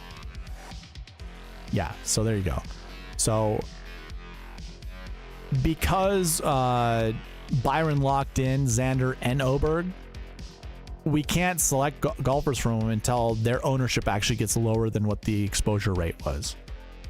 Put them in the mix. Okay, perfect.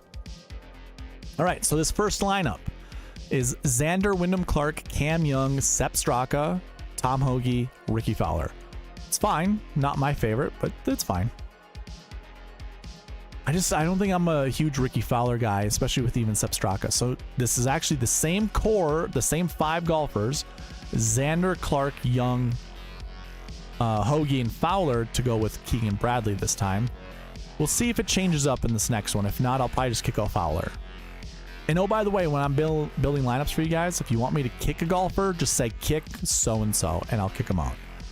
Okay, yeah, so we see a lot of Fowler. How about this? Do you like Fowler? Which is probably a good question to ask.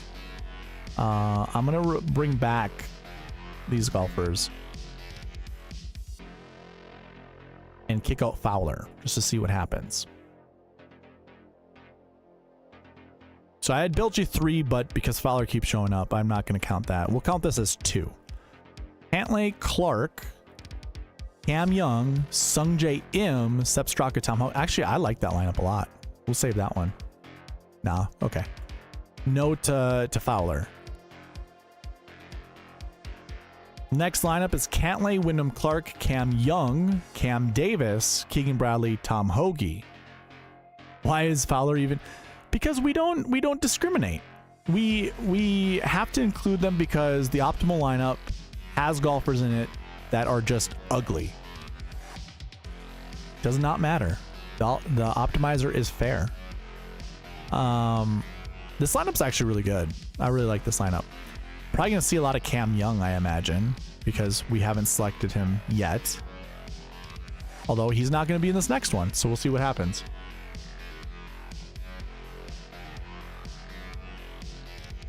We get Cantlay and Fleetwood to go at the Wyndham. Then we get Tom Hoge, Grillo, and Glover. What a ball striking team. This team is crazy, like crazy good at ball striking. That was lineup number 4. Here comes lineup number 5 for you, Denny. We get Cantlay, Clark, Cam Young, Sungjae Im, Hoge, and Pavon. Don't mind that. I actually will build you an extra one that does not have Cantlay in it. I'm really curious to see which one shows up here. And now we get Xander. Xander, Wyndham Clark, Russell Henley, Benny Ann, Tom Hoge, Eric Finroyan, which it's wonderful. 1098 776. There we go. That was a good one. That was a good one to rebuild. So those were your 5, Dennis. We're going to move on to the next golfer or the next person, Josh Maz. Josh, sweet spot or 100? Mr. Farouk, you are on deck, sir, with your Hoge Scottie. But Josh Maz, looking for Clark and Young. Can't quit Clark or Cam Young. Sorry, I knew that. I'm going to ask you the same question also with Xander and Oberg. Do you want them at 100%, like the opportunity to play them? Or do you want me to limit them?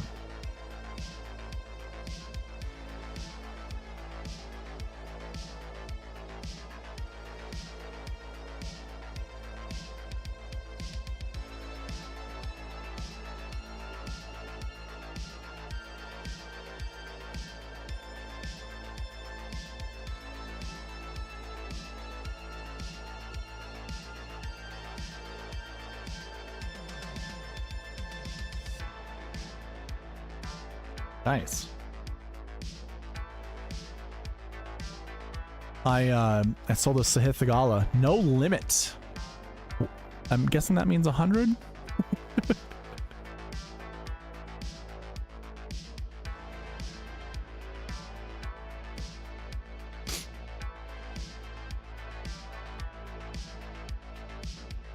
Oh, limit them, I mean. Okay, so SweetSpot.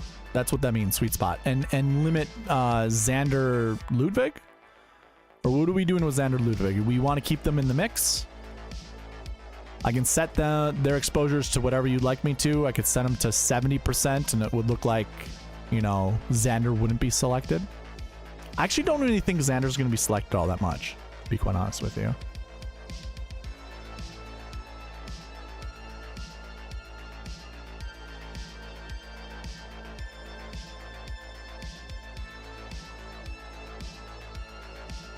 Yeah, anyone else out there, just remember, I'm going to ask you SweetSpot or 100.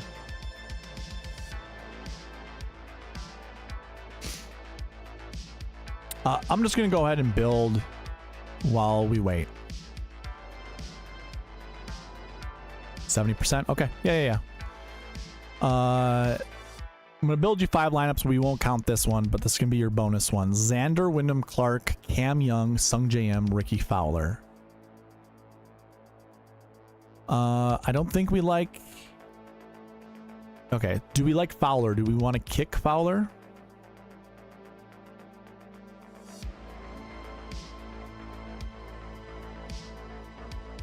I'm gonna go ahead and kick Fowler just because I feel like maybe that's what you would say. What do I think he's lurking? Are we talking about Xander? I got no issue with that. Cantlay, Clark, Young, Benny Ann, Sung J M, and Eric Cole. Not sure how I feel about Eric Cole, but not terrible. Oh, he's always lurking. You think he's always... Oh, Ricky Fowler? Is that who we're talking about? Do you want me to bring back Ricky? I like Fowler on... Okay, perfect. Yeah, no, we'll keep him. We'll bring him back. I think he'll show up a lot, actually, in this optimizer. We get Ludwig in this one. Ludwig, Wyndham Clark, Cam Young, Harman, Pavon, and Ricky Fowler. There we go. That's a good one, too.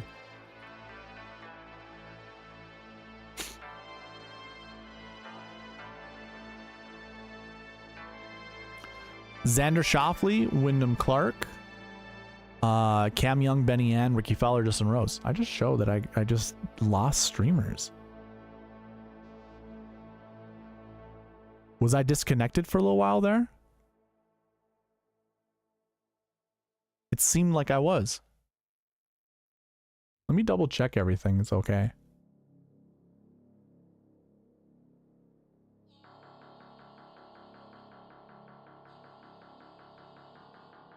Was I disconnected for a little while?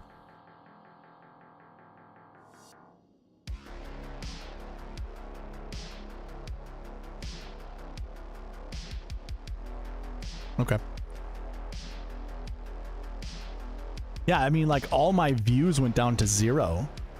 And then when I went and opened up my opened up my control room on YouTube, it told me that it was disconnected, like it was black screen, like spinning. Okay. I could hear you the whole time. Perfect. All right. Let's see. Let me get back to Mr. Maz. I don't even know what I asked you, but here's a good lineup. Xander, Wyndham Clark, Cam Young, Benny Ann, Fowler, and Justin Rose.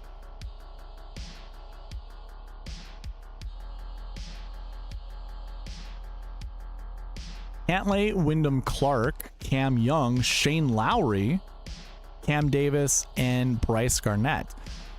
One Bryce Garnett's one too many for me, I think. I'll do one Bryce Garnett, but I don't know if I'll do 2. This lineup I like, though. Cantlay, Clark, Young, McCarthy, Davis, and Eckroat. That's a good one. I do like that one. That was pretty good. One more, maybe 2 more for you, Josh. You gotta fight me for the Coke. Xander, Wyndham Clark, Cam Young, JT Poston, Sung JM, and Thomas Dietrich. That one seems like it's got some firepower. I like that. All right, Mr. Maz. Oh, can you stick Shank in one? Sure. We can do one more with Shankopotamus. What was his price tag again? $7,100. Didn't even select him once. It's broked. We broked it. Why? Here, let's do something really quick. It could just be an exposure thing. Don't worry about it. Do something like that and double check. See what happens. Of course, Josh. Yeah. Oh, there you go, man. What a lineup. Ludwig, Wyndham Clark, Cam Young, Armin, Shank, and then Fowler. Let's give you a bonus one. I like that one. I'm gonna give you a bonus one and kick out Ludwig. J.K. Lawrence, what's up, man? And instead of Ludwig, we get Cantlay, which honestly I don't mind. I'm gonna save that one too. Let's see here. Let's get rid of Cantlay and throw in another guy.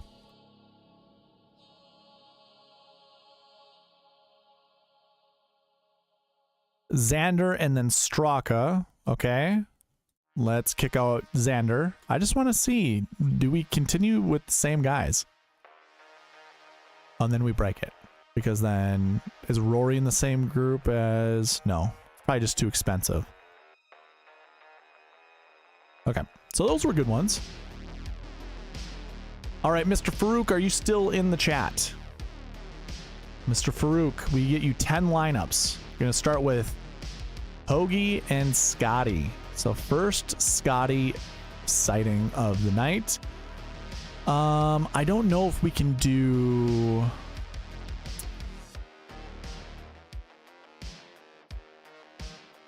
I'm not sure we can do Sweet Spot. Let's double check. We're gonna do Scottie, so that's gonna take care of our 10K range, which is perfect. And then Hoagie is gonna be down here, which I think is gonna be just fine. Yeah, I think we can build. So, do you want Sweet Spot or 100? Oh, that's the winner. Love it. I'm about to play a Harbor Town on PGA 2K3. I'll report back on who the best fits are. Okay, dude. Have fun. You gonna stream that? You want to tell everyone your Twitch handle? Go watch you.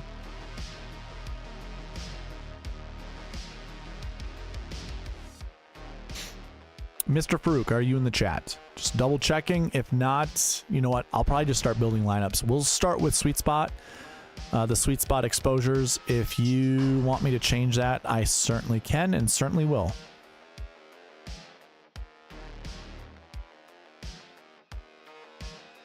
And again, we're building 10 lineups for Mr. Farouk, and it starts with Scottie and Hoagie, but we get Scottie, Russell Henley. So we are skipping the 9K range altogether. If you're wondering how some Scottie lineups look, we get Scottie, Henley, McCarthy, Hoagie, and Grillo to go along with Glover. I will later, yes, no stealing viewers. I know everyone would flock. Yeah. We'll see. I don't care. If people don't already know, they can find out right now if you want to tell them. This lineup's pretty good. We get Hoagie, so we get some ball strikers down here with, I mean, they're all ball strikers. We like this lineup.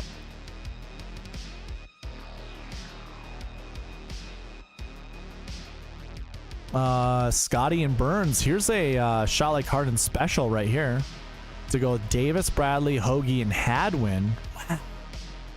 Sure. If there's going to be one Burns lineup that I want in all the lineups that I build, it's going to be with Scottie, and that's fine. I got no issue with that. We can do that.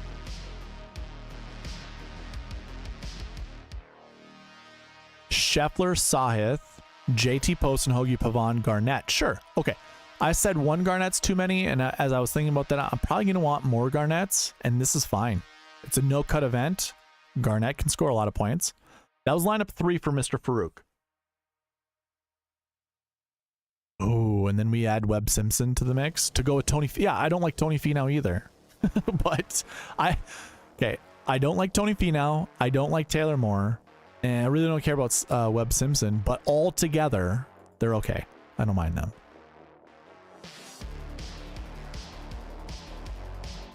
Moving on to lineup 5. That was 4. Scheffler, Henley, Benyon, Hoagie, Grillo, and Hadwin. Yeah, sign me up, man. These are great lineups. To go with Scheffler and Hoagie.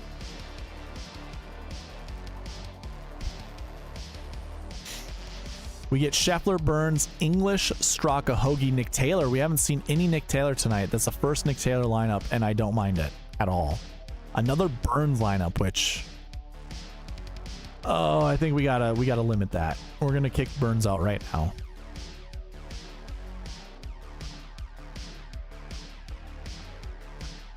This is a pretty gross lineup. Scheffler, Fitzpatrick, Davis, Hoagie, Murray, and Power. So Power was with Grayson Murray in a different lineup. Let's go ahead and kick that out. I just saw a name that I don't think is going to get a lot of. Nick Dunlap, I think, is a great fit at this course. The Southern Golf Course. He's an Alabama boy. I got no issues playing Nick Dunlap this week. Super interesting. Okay.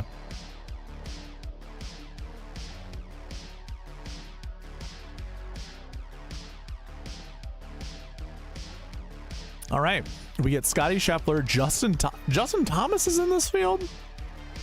Honestly, I have not heard anything about Justin Thomas this week.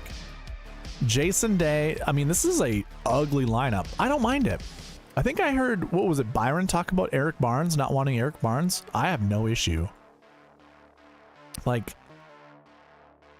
wasn't it Eric Barnes at, like, I know we talk about Akshay at Seaside courses, but wouldn't Eric Barnes fit that too? That narrative as well? Good Puerto Rico Open, I think. I got no issue with Barnes at this course. I don't care for Lee Hodges, although this is more Southern boy in a Southern golf course. I think that was lineup 7. We'll go to lineup 8 now. Okay. So I don't mind Seamus Power to go with these golfers. Scheffler, Thigala, English, Hoagie, Pavon, and Power. Sure, why not? Why not?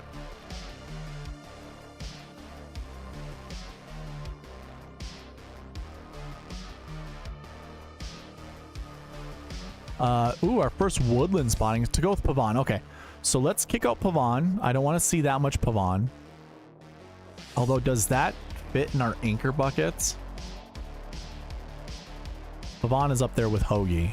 Remember, I said 1 to 2 up here. I think that's still fine.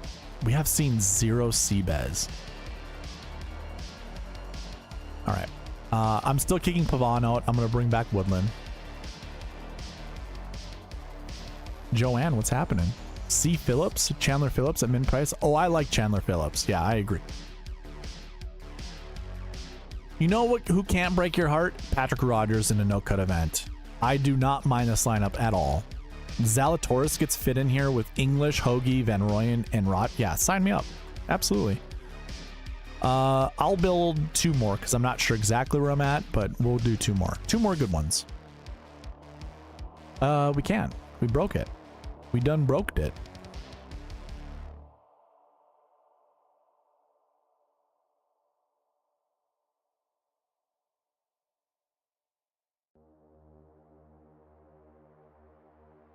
Might have to bring back Burns. We'll see.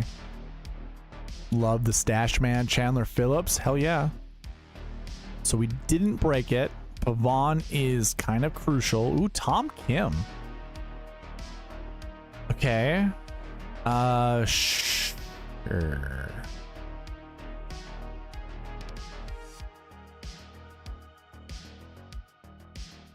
There we go. Different type of line. Okay, cool.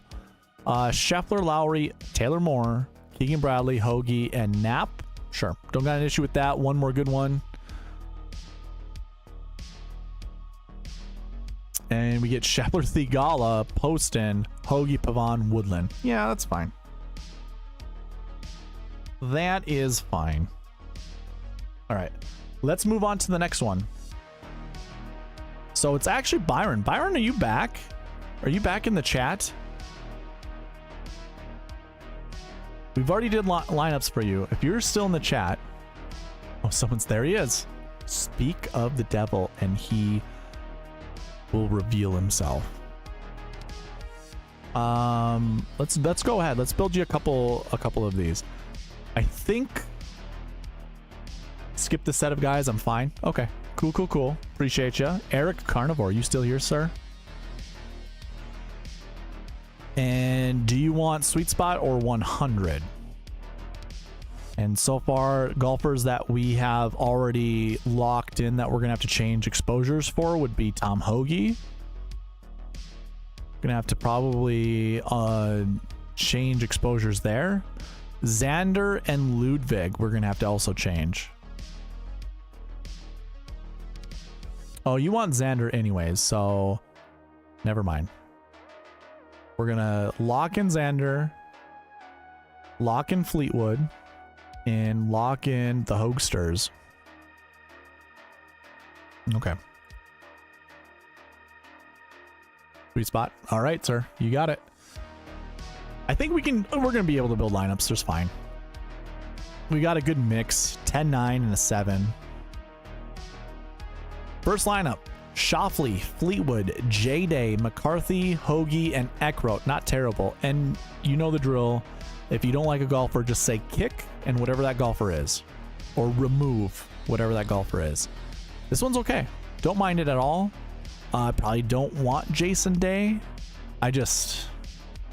He's kind of slowly turning back into the Jason Day that was blacklisted from my lineups many a year ago. He is playing just uninspired golf. I do not care for Jason Day this week. I'll play him in some, but I'm not going to put him in any high stakes anything. I'm actually going to kick him for you, and I'm going to bring back Eckroat, because I'd much rather see Eckroat in a different lineup. Unless you like Jason Day, which is totally fine. Yeah, okay. So this is a better lineup in my opinion. Scheffler, Fleetwood, Benny Ann, JT Post, and Hoagie and Eckroat. Yeah, sign me up. I like that lineup. Remove Day. You got it. That was lineup 1 for you. I'm building you 5. Xander, Fleetwood, Siwoo Kim, Denny McCarthy, Tom Hoagie, and Jake Knapp. Yeah, it's all right. I don't mind it. I don't want that much Jake Knapp exposure, but actually, that was a good one with Siwoo Kim. Just throwing that out there. You know what? Let me go back. I'm getting strong vibes now that this could be a Jake Knapp week. And I only say that because he just played the Masters. I don't know, did he make the cut? He did make the cut. Finished in that 40 to 60th range. Hey dude, that's awesome. First time at the Masters. I think this is a course that, dare I say, and I know some of you might actually kind of think this is interesting, Jake Knapp gives me Bubba Watson vibes. Not in the quirky whatever way, but the amount of side spin he puts on golf balls. And when you narrow a golfer's vision where he can only put it in particular places, it actually makes them more accurate. And when it comes to shaping shots around dog legs and stuff like that, it actually increases their shot shaping abilities versus being in a wide open course, which doesn't really make sense because the Mexico Championship was wide open. I think he just was able to bomb it so far. I don't know. You know what? I'm going to keep it like this. I'm going to save this one. I'm okay with it. Playing bad because his golf gear is ridiculous. Those parachute golf pants. I know, dude. It's awful. You really want to get narrow, huh? Add shank? Oh, Byron, I was never really off on Knapp. If you haven't noticed, I have different feelings on golfers on different weeks.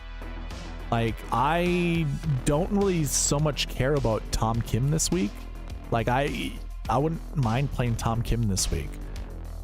He's someone that I just don't think has the mental headspace to perform at a high level? No, I don't, but it seems like one of those just malaise weeks that anybody could play well. Honestly, like anyone could just wake up from the Masters slumber and just be like, yeah, I'm gonna, you know, do really well. And kind of like what you said, his 6 under Masters Sunday, there is something to that. I'm glad that he got that and at a course and a stage like that. It actually is a good thing for a golfer like him. Someone who's a mental midget, kind of just a midget in general, but a mental midget. I think that's fine. So what we're gonna, oh yeah, we're gonna lock in Schenk. We'll see. We'll see if the optimizer likes this. We might have to switch back to 100% exposures. It might not work out. Did we save the snap one? Yes, we did. Cool. Don't sleep on the napper. All right. I'm not gonna have a lot of Kurt Kitayama, but this is an interesting lineup, leaving $600 on the table. I don't know if I can get there, honestly. I don't know if I want to get there. I really don't like Kurt Kitayama. Yeah, I'm not going to save it. We'll call that lineup 2. Here comes lineup 3. It breaks. We're going to change the exposures to 100% and see what happens.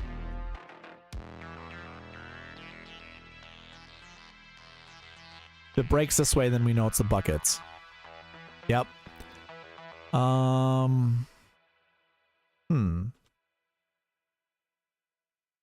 don't want to unlock Jason Day. Apparently Kurt Kitayama and Knapp, maybe even Eckroat need to be available. Mental midget can add that sweet spot trophy alongside the 3 he had. Hey man, you rest your laurels on that. You let me know how Mrs. Maniac feels about you podcasting and losing money and cases of beer on the mental midget Tom Kim. She's the only one you got to answer to. She's the only one you got to answer to. All right, so Schenk, this combination of lineups just isn't working out, Mr. Carnivore. Mr. Eric Carnivore.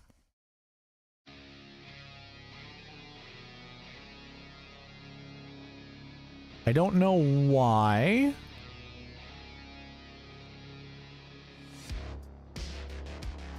I don't have any like huge conditionals in there that's really preventing the optimizer from set. Maybe last week ones. No, we have that. Schenk would be a 3rd last week one. So is that what's really kind of holding us back? Not really. Last year ones maybe? Xander's one, Fleetwood's another, so no, not there either.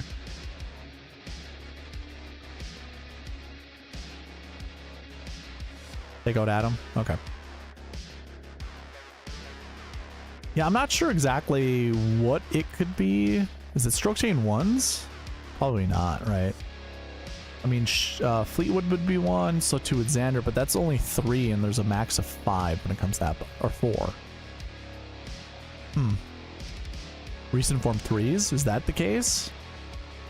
We got 2 and a 2, that's probably what it is, and a 2, and a 1. So yeah, it's wanting to select 2 recent form 3s. Okay, hold on, hold the front door. Let's do that. Let's just remove that, which is fine. We can make adjustments on the fly. We'll remove that, or we'll change it from 2 to 1 and see what it does. I know, dude. That was a funny post. Drinking the beer, fixing the plumbing. Okay. So now that we removed that conditional, we get Xander, Fleetwood, Siwoo Kim, Schenk, Hoagie, and Grillo, which sounds like a fantastic lineup. I like this one a lot. So we'll save that, and let's kick out Grillo and build you one more.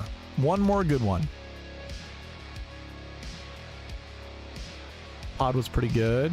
Nice stuff. And I howled at the plumbing video. That was great. That is good stuff. Xander, Fleetwood, Siwoo, Bradley, Shank, and Hoagie. Okay. Yeah, sign me up for this one too, man. That's a great lineup. That was a good one. So those were lineups for Mr. Eric Carnivore. Hopefully you got some good ones out of that. I enjoyed the last two. Those were great. I'm gonna change recent form 3 back to 2. Actually, you know what? I might keep that at 1. Here's the reason why. Part of this every week, I have to remind myself, I have to look at the golfers at the top of the board that have these recent form 3s and compare them to the golfers around them. So like just looking at this, if I limit myself and I say, hey, optimizer, you need to select two of these golfers, basically what it's going to be doing is it's going to be selecting a lot of these golfers down at the bottom of the list.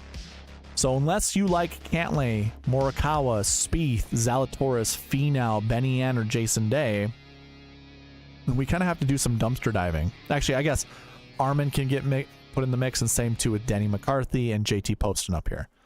So if you don't like at least 2 of those golfers, it is difficult to build lineups with. So I think what I'm going to do is keep that at a 1. I'm going to double check the buckets just to see how close we are to maybe just making it a 1 out of 4. Yeah, it's pretty close. 2.19. That's close enough to 1. And 3.11. If that was under 3, then yeah, it'd be 1. Sure. Got no issue with that. 0 to 2 been the optimal lineup. So yeah, picking 2. Okay, yeah. Hey, this works for us. Making changes on the fly.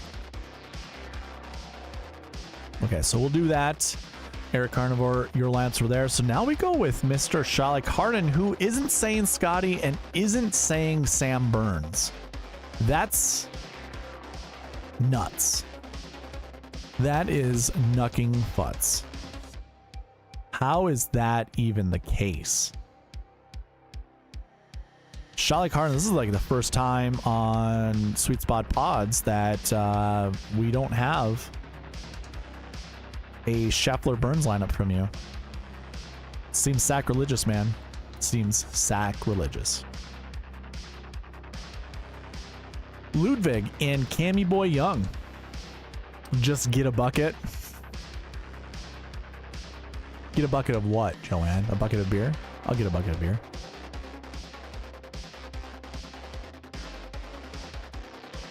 Oh, Joanne saying get a bucket for Byron. You can't believe Scottie hasn't withdrawn? No, maybe he won't. Maybe he won't. You going with SweetSpot or 100? Shalik Harden. Shalik knows they both gonna withdraw as they're having a baby on the same day. It wouldn't surprise me.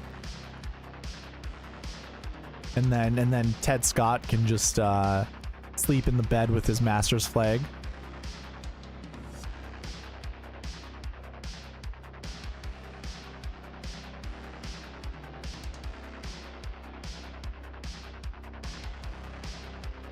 Okay. Let's see how this works out. So, yeah, I mean, I think probably want access to some of these 9K golfers, but Wyndham Clark will be kicked out. Well, the rest of these look fine. Yeah, we're good. Tom Hoagie, do you want access to Tom Hoagie? We would have to up that exposure. Let me know. I'll build one lineup without Hoagie. He's the only golfer that we need to up in order to have any access to. Ryan Henson, what's going on, man? Just coming in, barging in. Give me this guy. Ryan, I will build those lineups for you. It will probably be later, though. I have Lombardi Lee, Joanne, AJ Love, Josh Bennett, Daniel Bold, and Edward Gale, all ahead of you right now. There could be more, but those are the ones I see currently. So Ludwig, Fitzpatrick, Cam Young, Davis, Straka, and Eric Cole. I don't mind it. Just don't really care for Cole. I'm gonna be honest. I'm building 10 lineups for you, so there's number 1. Just let it run like it is. You got it, sir. Ludwig, Cam Young, Finau, Henley, Davis, and Cole. Cole's getting kicked this time. That one's not terrible. Ludwig, Cam Young, Russell Henley, McCarthy, Cam Davis, Sung J M. That's a hell of a lineup. Very balanced, and jeez, I like that lineup a lot. Sung J, I believe, is in the 7K combo buckets. Pretty sure he is. Ludwig and Cantlay to go with Young, Moore, Bradley, and Garnett. Wow. I didn't see that one coming. That was lineup 3. Here comes lineup 4. Oberg, Thigala, Young, Connors, 3 8K golfers, and then we get Taylor Moore and Thomas Dietrich. Okay, sure. Sign me up. I got no issue with that one either.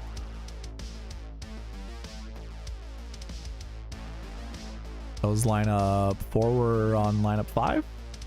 Ludwig, Cam Young, Corey Connors, Sam Burns. Are we just not doing Sam Burns? Probably, should I just lock him out? Brian Harmon and Justin Rose. So 3 8K golfers yet again. I'm going to bring back Rose, and since you didn't lock in Burns, I'm probably thinking you don't want access to Burns. But if you wanted one Burns lineup, there you go. I'm going to build this one while you think about it. Here comes lineup 6. Oberg, Thigala, Young, Harmon, Tom, Small Hands Tom Kim, Lucas Glover. Yeah, that's a great lineup. I got no issue with this lineup either.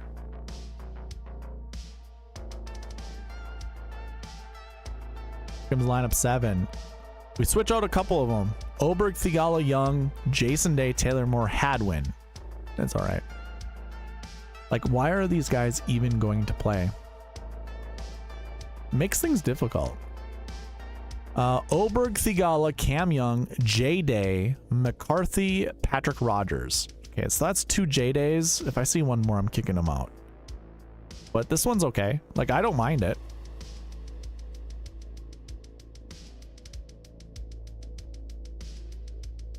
Ludwig, Cam Young, Tony Finau, Christian Bezuidenhout, Taylor Moore, and Keegan Bradley. I like that lineup a lot.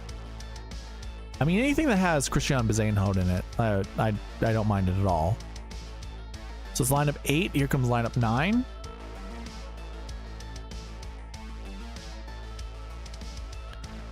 Which is another good lineup. We get Oberg, Young, Henley, McCarthy, Poston, and Cam Davis. Like, I don't know if this is like on accident, but we're building a lot of like conservative lineups, which aren't terrible. And now we get Oberg, Thigala, Young, Kim, Moore, and Nick Taylor. Okay. Hey, I don't mind that one either. I'll build you one bonus one. I'm going to kick Taylor Moore out of there. If I'm building lineups for myself, I just don't want to see that much Taylor Moore. I'm going to bring back Sung Jae. I do like Sung Jae. Bring back Poston. I'm going to bring back Glover. And I'm going to bring back Rogers. And Dietrich. We'll see what happens. After all the baby talk at Masters, if they play, I think it was just a storyline. I think it was too, man. Like, I feel, especially the Masters, especially Jim Nantz, they're the types that are looking for a feel-good story that reaches out to not only the, mostly men that watch golf, but also the women. And that's like one of those perfect storylines that touches both genders, both sexes. Like, it was overplayed. It was kind of just whatever. Here we go. Here's a good lineup. Oberg, Cam Young, Finau, Bez, Tom Kim, and Sung Jae. We get the Korean power with Sung Jae and Tom Kim. Yeah, I don't mind that one. It's an ugly lineup. I don't like Finau. We all know I don't care for Tom Kim, and I certainly don't like Sung Jae M. Like, not this season at least. This season he's been awful. But hey, I don't mind going back to him. I think it's fine. Those were our 10 lineups for Mr. Shot Like Harden. Let's move on to Lombardi Lee. Lombardi, are you here, sir?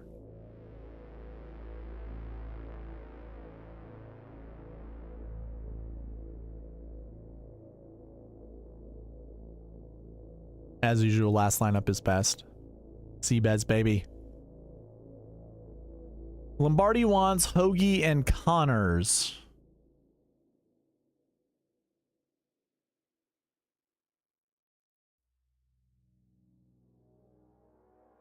Corey Connors. And who? Hoagie. I was looking for Corey Connors, but I already put him. Oh. Lombardi, these guys are playing together, sir. We need to not have golfers playing together. Do you want me to break that rule? I mean, we can. I don't suggest it.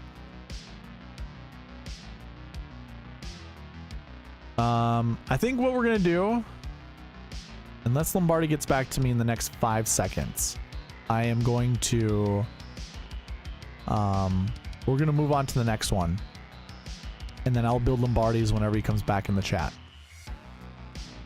Okay.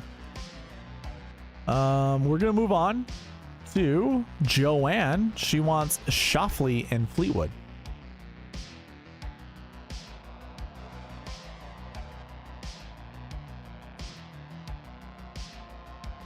This might be the week it works. Yeah, I don't know, man. I don't care to break the Marquee Tee Times, and I would much rather get Lombardi's actual take on it. Scheffler, Fleetwood. Fleetwood and Leela. Here we go. Oh yeah, Joanne, do you want access to Tom Hoagie? Because we'll have to change his exposure. Let me know. First lineup: Scheffler, Fleetwood, Lowry, Small Hands, Tom Kim, Ricky Fowler, Eric Cole. Not terrible. I don't mind it. Lineup 1. Xander, Fleetwood, Lowry, Small Hands, Tom Kim, Fowler, Hadwin. Sure, I'll save that one. Just run it, she says. Love it. You got pairs of 2 instead of 3, so playing together works at slightly more based on odds. Yeah, I mean, again, what I do, the reason that I go over these things is I keep track of all of it, and even when there are pairings of 2s, it still works, still happens, still shows you don't want to pair these guys up together. So I don't disagree. There are times where it breaks. There are times where it doesn't work, and that's fine. I rather play the percentages, you know? We get Xander, Fleetwood, Lowry, Tom Kim, Emiliano Grillo, and Justin Rose. Not terrible. So, Joanne, we've seen a lot of Lowry and Tom Kim to go with Xander and Tommy Fleetwood. What could drive it could be the fact, like, even Cam Young, his exposures. I actually forgot to ask you, do you want SweetSpot or 100? Because if we do 100, you'll have access to more golfers. If you want SweetSpot, it's just based off of all the golfers we chose tonight and kind of going like away from what those are. We can change it to 100 though. But yeah, we have Lowry, Kim, Grillo, and Rose. We could also just X one of those guys out and not play them. Totally up to you. I know you said just run it, but I think we're probably going to get the same guys. So I'll click Run Optimizer. Tom Kim still stays, so does Emiliano Grillo, but we get Lucas Glover and Corey Connors, which actually isn't a bad, like, 2v2 swap. So that one's actually pretty good. I like that one.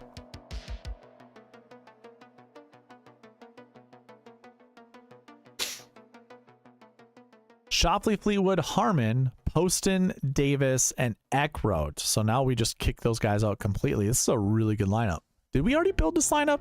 Let's see if we get a duplicate. No duplicate. SweetSpot, you got it. All right. So I think that was lineup 4. Here comes 5 or 3. I'll give you 2 more good ones no matter what. Scheffler, Fleetwood, Henley, McCarthy, Tom Kim, and Bryce Garnett. That's okay. I don't mind it. It's a Bryce Garnett lineup, which is fine. Here's an interesting one. We kick out Tom Kim and Garnett, and we bring in Steven Yeager and Lee Hodges, which is not bad either. I don't like either of the two of those ones that we just built, so I'll do another one. Here we go. We get Chandler Phillips, like literally organically. Didn't even have to force this one in there. It's Schauffele, Fleetwood, Connors, McCarthy, Sung J M, and Chandler Phillips. Yeah, sign me up. There we go. We got a natural Chandler Phillips to show up. And then one more lineup just for good measure. It's also not terrible. I don't care for Tony Finau, but Schauffele, Fleetwood, Finau, Moore, Bradley, Power. I'll give you one more bonus one, Joanne, just because I don't really care for that one. There we go. Schauffele, Fleetwood, Connors, Kim, Straka, and Knapp. All right. So those were Joanne's lineups. AJ Love, are you in the chat? If you are, tell me sweet spot or 100. We're talking about exposures. You want me to go with 100% exposure on golfers or max exposure, or do you want to play around with the ownerships that we've been doing all night? And that would be called sweet spot. So you let me know. Scheffler and Fleetwood.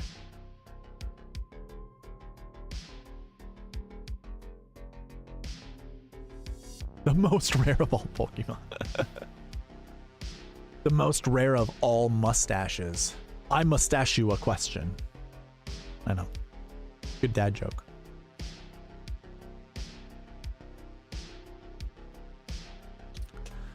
AJ Love goes, sweet spot. You got it. Here we go. We're building him 10 lineups because he is a member. We get Scheffler, Fleetwood, Bradley, Mathieu Pavone, Rose, and Garnett. Of course, we're going to see some low price 6K golfers. That's fine. That was lineup 1. Lineup 2, we had Chandler Phillips. We're saving that one. We get back-to-back Chandler Phillips lineups. Can your new nickname be Mr. Minnesota? Wow. I would love that. I mean, Mr. Minnesota is like, it's a basketball thing. You know what? Let's do 100%. Change that to here. Mr. Minnesota. I'm not the only person who lives in Minnesota. Scheffler, Fleetwood, Hoagie, Pavon, Fowler, Shamo, Power. Sure. You know, I mean, we get Hoagie in there. That's wonderful. Pavon, I don't mind. I do like Pavon. I just don't know if I like him here. I'm going to kick Pavon out and bring back Power.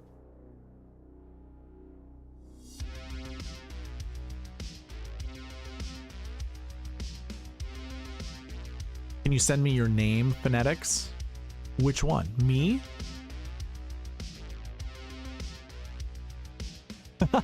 Let's pump the brakes. He probably saw my old basketball clips. Thinks I'm good enough to be called Mr. Minnesota. I wasn't. Don't worry about it. I wasn't. Scheffler, Fleetwood, Bradley, Hoagie, Murray, and Shamo Power. Yeah, I don't mind that. I want Shamo. I don't want Grayson Murray.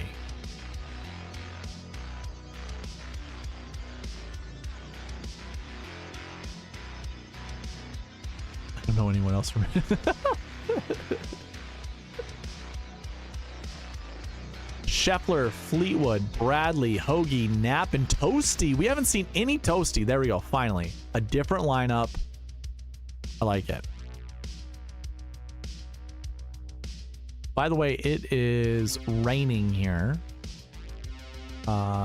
This not to come with storms, but in case the weather gets so bad that my stream disconnects, it's because the power went out. Someone say Minnesota? Josh Bennett. Just lurking. Here we go. Dunlap to go with Fleetwood, Bradley, Hoagie. Okay. I like it, but I'm going to kick out Bradley. I don't want to see that much Keegan Bradley. Plus, you go full tilt if you play full Keegan. And Keegan has the possibility of going full Keegan at any moment in time. So we're going to remove, we're going to bring back Power and Dunlap. Oh, we need Keegan. Keegan's a glue piece, man. So these are 100% exposures. Scheffler Fleetwood's not working. And that is also limiting a lot of these strokes gain things. We need a 7. Okay, how about this? I'll remove 7K from needing to be selected. It's borderline anyways. So we'll take that out. I think it'll work from here. Yeah, probably Josh. Any storm that hits us comes from the south, so yeah. This one doesn't work either. So your glue pieces are literally Keegan Bradley. You need Keegan Bradley in these lineups. Keegan and or Matthew Pavon.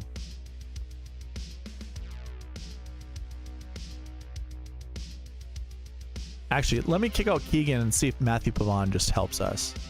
He might not.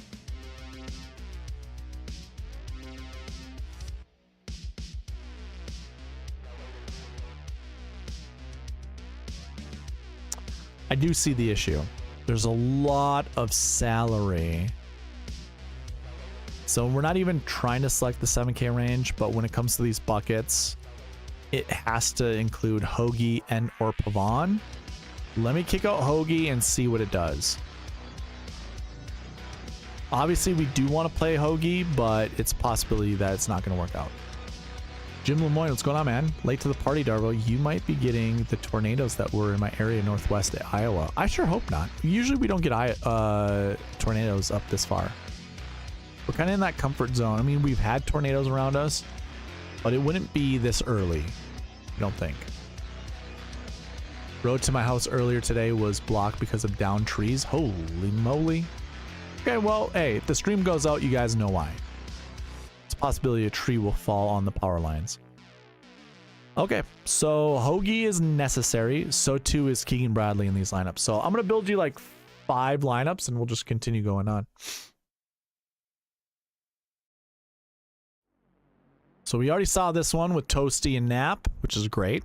Yeah, Keegan, Hoagie, Nap, Toasty. So that's fine.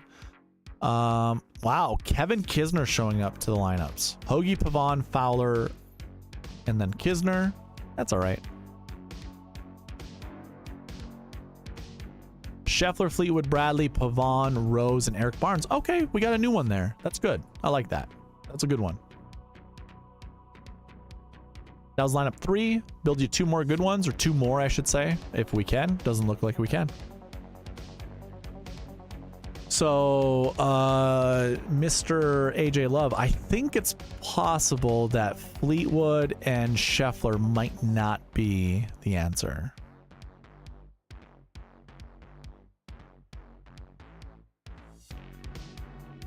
I don't know what else we can do. Maybe I can try to force one of these 6K golfers in lineups. I don't know if we had this one. It looks familiar. Let me kick out Rose.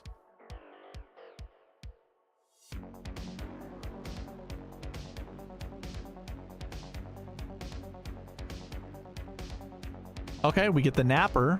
Ooh, a Brennan Todd lineup. Haven't seen Brennan Todd. Okay, so here's a different one. Here we go. This works.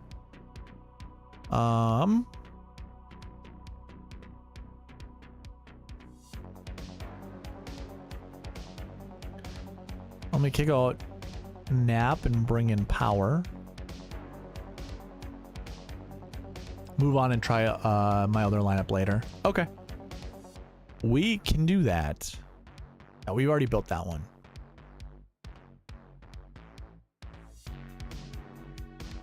All right, Josh Bennett. Are you there?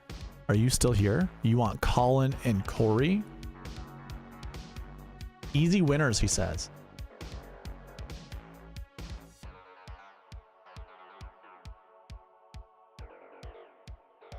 I mean, I do feel like $8,300 Corey Connors is just good value. I'm going to leave yours at 100%. We'll see what happens. Hell yes. Well, Josh, because you're not a member of SweetSpot DFS, you're only getting 5 lineups, sir. Wow. Taking the Chad Eckert route with peppering the 8K range. You get Morikawa, Connors, Burns, Henley, Harman, Davis. Let me know who you want kicked. I'm not sure. I mean, look at this. By the way, Morikawa, now this is just my model, is the lowest golfer on the model of the golfers in this lineup. Who would you like kicked? Corey Connors, Sam Burns, Russell Henley, Harman, Cam Davis.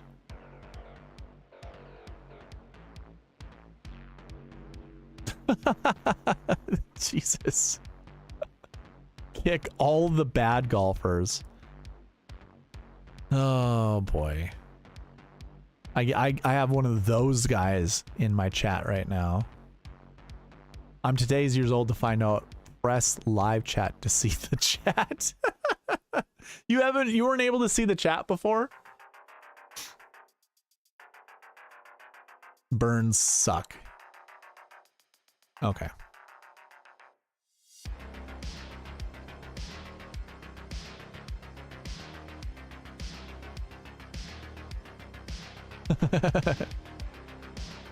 Tax season's over, so Josh is loving life. Yeah, well, hey, Josh, if you didn't know, Byron's also an accountant. And he was, or no, well, yes, but he was doing his taxes late last night. Morikawa, Connors, Henley, Brian Harman, JT Poston, Cam Davis. That seems like the most RBC Heritage lineup ever, and that's leaving $800 on the table, which is insane. That's insanity. We're changing that around, building a different one. I'll loan my member lineups to Josh. All right. Yeah, you got it. Josh, here you go. Morikawa, Lowry. I know how much you love Lowry. Corey Connors, J-Day, Harman, and Cam Davis.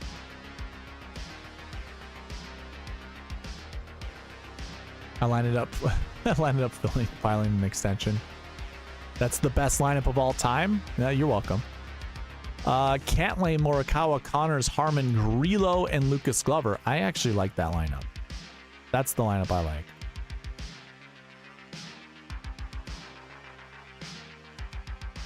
Cantlay, Morikawa, Connors, Harman, Pavone, and Eric Cole. I don't mind that one either.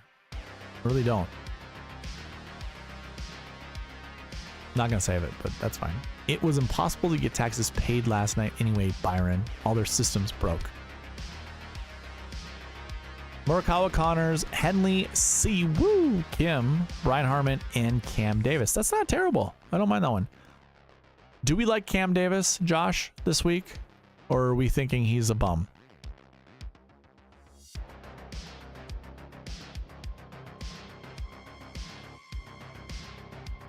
I'm going to need you to kick someone out of these 4 golfers. Henley, Siwoo, Harman, Davis. I don't even know which one to kick. You're welcome for a great lineup.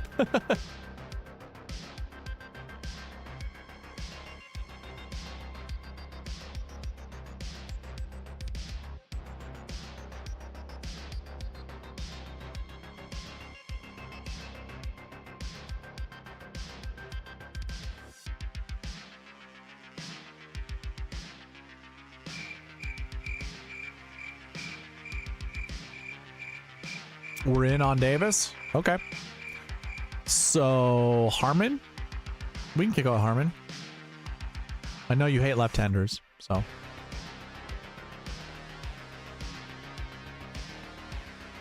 Cantlay, Morikawa, Connors, Henley, Davis, Bryce, Garnett.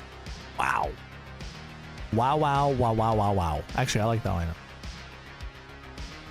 Harman is a hobbit. You're not wrong. I can't stand Harman. Can't stand Harman. I'm going to kick out Cantlay.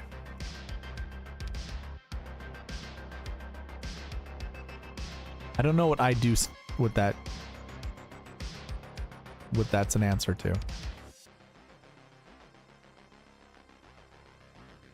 Morikawa, Lowry, Connors, Henley, JT Poston, Cam Davis. There's your 8K range. I kind of like that lineup too. Let's see. You know, who do we kick out of this one? Filthy little hobbitses. Oh, you can stand Brian Harmon? Is that who we're talking about, Josh Bennett?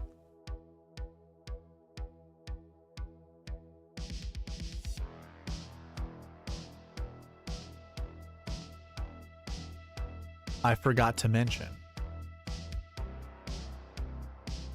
I've never played Lowry ever. Okay.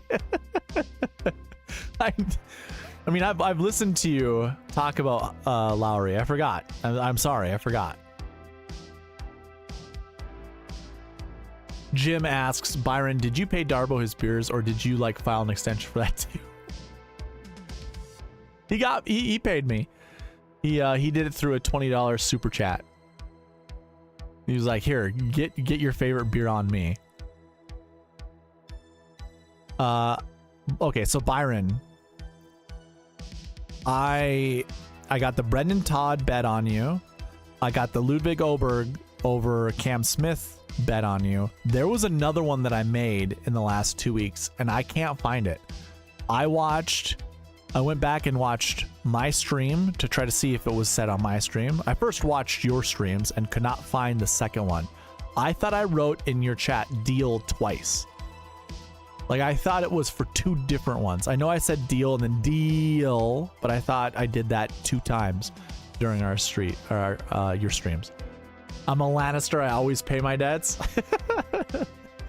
When I meant to kick out bad golfers, I meant Shane Lowry. Ah, yeah. I got you. All right. What do we feel about this one? Morikawa, Young, Connors, Henley, JT. This is gonna win. It's a really good lineup. It's a really good lineup. It's the first one that I'm actually gonna highlight. Okay. I'm building you 2 more good ones because I have no idea where I'm at in the lineup building that I'm supposed to do. So. AJ Love goes, I did my own taxes for the first time. I'll probably be in jail soon. I've done my taxes through TurboTax like the last 7, 8, 9 years, maybe even 10 years. I haven't been audited once. Not saying I won't be, but I haven't been audited once, and I'm pretty happy with my tax returns. I'm not sure if I got everything out of it, but it feels like I did pretty good. Yes, there is a second bet in there. I'm not going to look for it. Is it because you lost?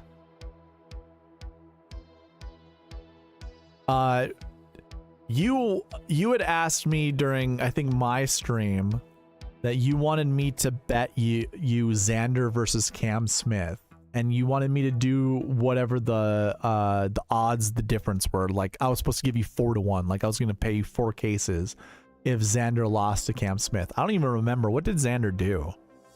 I really don't remember. Oh my god, that would have been a tilt. Okay, he finished 8th. If that was the bet, if I had made that bet with you, I would have been tilted. I get it. I understand how tilted you are. Do them yourself if you can. Ain't that big of a deal. Math is all the same. Yeah. I just hope they have DraftKings in prison. You're gonna be fine. You'll be fine. This lineup's pretty sexy. McIlroy, Morikawa, Connors, Davis, Fowler, Dietrich. That is the first McIlroy lineup, and it was organic. Very nice. No, I didn't agree with, but I didn't agree with you on that one. I said there's no way that I would do that, but maybe I did make the bet. I don't think I made the bet though. Everyone about to get audited.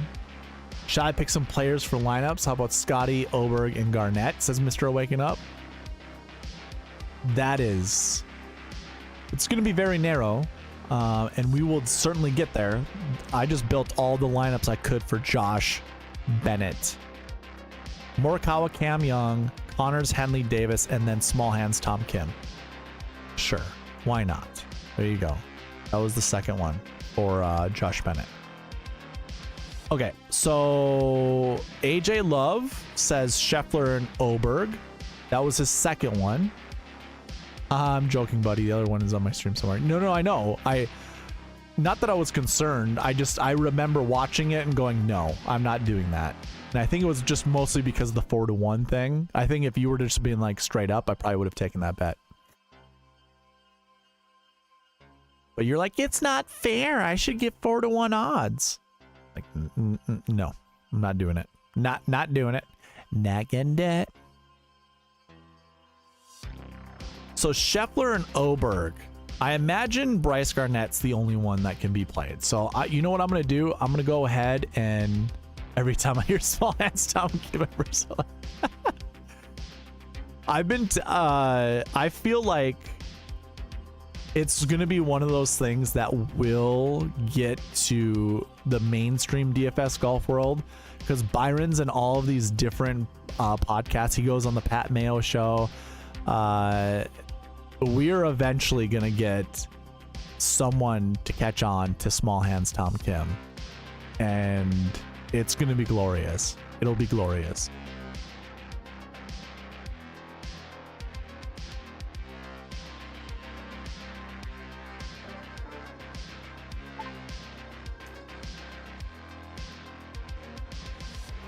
You gotta play small hands Tom Kim. You just gotta do it. You gotta do it this week because it's a small golf course. It requires small hands to dig around the dirt. And quite frankly, Tom Kim, I talked to the guy and I told myself, you know, this guy's really good. This guy's one of the best. He a really good attitude after his -6 round at the Masters. I thought to myself, you know, this Tom Kim, small hands and all, but big heart. Small hands, but big heart. He's gonna do good. That was for you. Hope you enjoyed.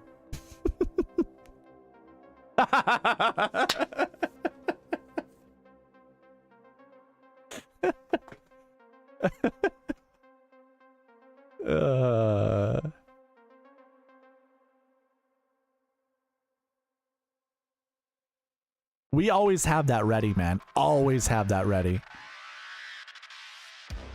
Tom Kim, the arch nemesis from Charlie Uncle Always Sunny in Philly. Was that what his name was? Lovely, thank you. Yeah, you're welcome, man. Okay, so I don't think we can do Scottie Ludwig lineups. Ludwig to go with Bryce Garnett. So whoever came in chat and wanted those lineups, I forget who. I'm sorry. Isn't it pronounced Ludwig Aubert? I'm glad you brought that up. I'm so glad you brought that up. You know what?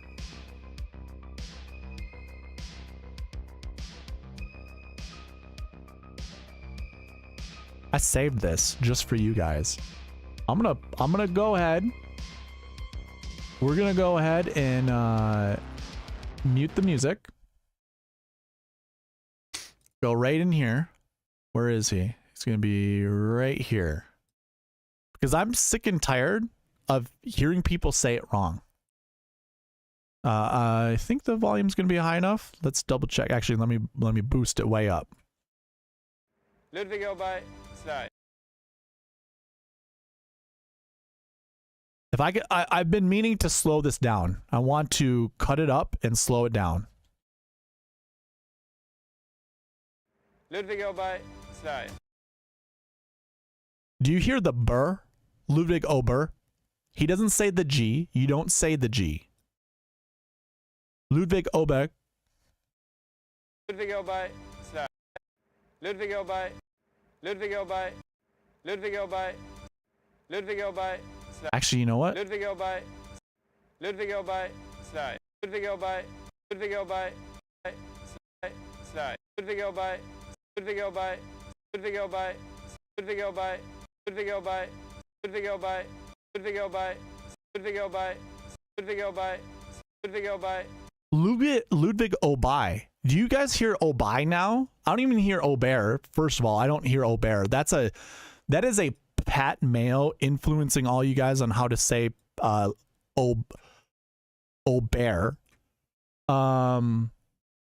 I went down this rabbit hole yesterday.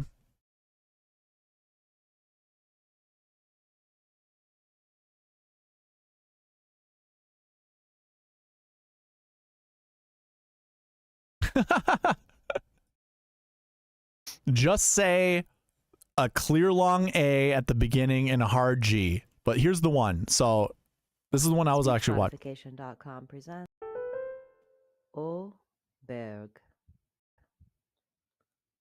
Berg. Berg. Berg.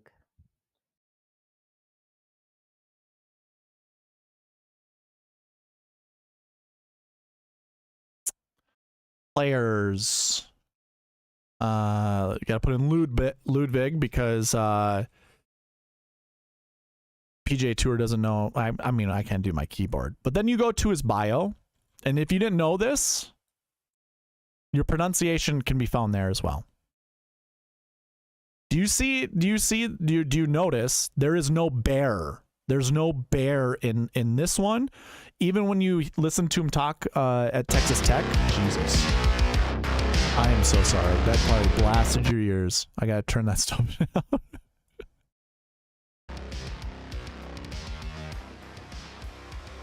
Even when he was at Texas Tech, he said you can just say Oberg or Aberg. You can say Aberg if you want, but it's to me it's Oberg, or Obai. Like that's it. There's no Ober. We ain't saying Ober. Oberg works for me or Ober. There ain't no bear. There ain't no bear. I refuse to say it the Pat Mayo way. Refuse to. All right, so we are on Scheffler and Oberg, and we can't build them. There is nothing in the buckets that allow us to build this lineup anyways. See if we change the salary to 49.2. Nothing. So it ain't working. Ain't gonna. You're not gonna do it. Nope. So that I hope that just helps. We ain't putting those lineups together. Victor Hovland. That if you go back and you listen to that was a Ryder Cup thing. I've always made fun of people saying Victor Hovland, but he literally says Hovland. Victor Hovland. Here, let's listen to this clip. I think it's hilarious.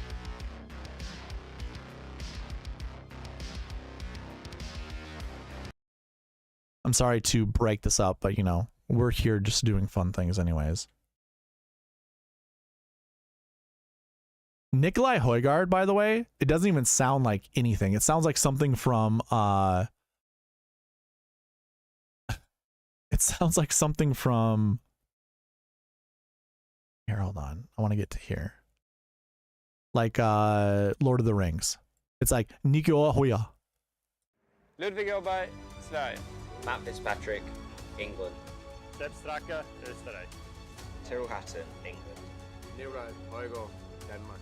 Niraj Højgaard, Niraj Højgaard, Niraj Højgaard, Niraj Højgaard, Niraj Højgaard, Niraj Højgaard, Niraj Højgaard, Niraj Højgaard, Niraj Højgaard. What is he saying? Højgaard, Niraj Højgaard, Nikolai Højgaard. Niraj Højgaard. Okay, so that's how we're gonna say Nikolai Højgaard from now is Nikolai Højgaard. Nikolai Højgaard. That's how we're gonna say it from now on. Nikolai Højgaard. Isn't that goofy? Nikolai Højgaard. Nikolai Højgaard. I don't know if he's like not there in the head. Like I can't tell. I don't speak that way. English, do you speak it? Why is that so loud? Jeez. Back to the music. All right, back to the lineups. Sorry, took that little detour. Daniel Bold, are we still in the chat?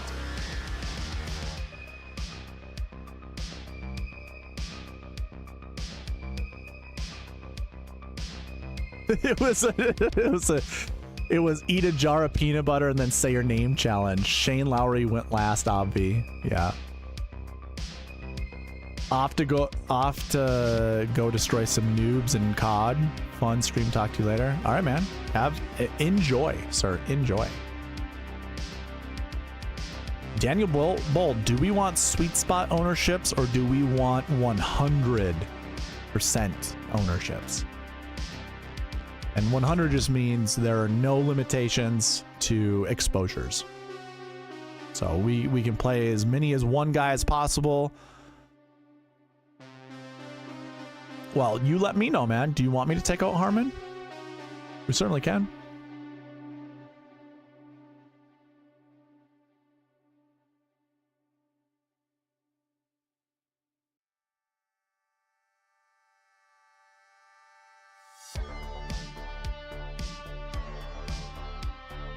SweetSpot it is.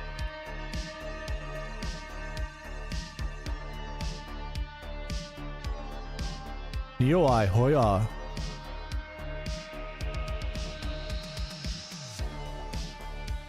God, it just sounds so dumb. Look at this. 0% Max Homa, by the way. 0% Fitzpatrick and 0% Spieth. Cam Young will not be selected. Do you want the opportunity to select him? We'll have to bump him up. Corey Connors will have to bump up. Henley will have to bump up. If you want opportunity to play these guys, let me know and we'll bump those guys up. Cam Davis also.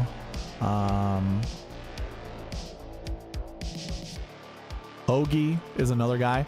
So out of those golfers, is there anyone that you want the opportunity to play? I will just bump up their ownerships to be whatever is over that level. Over that ownership level.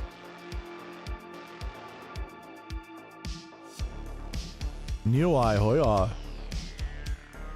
I'm never not gonna hear that.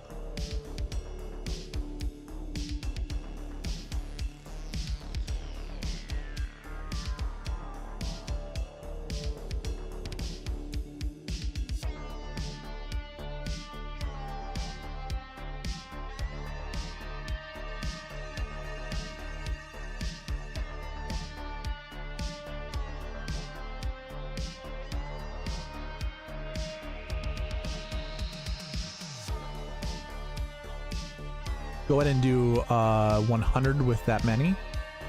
Okay. I think what you said was to put these guys at 100, if I read that right. So I will do that.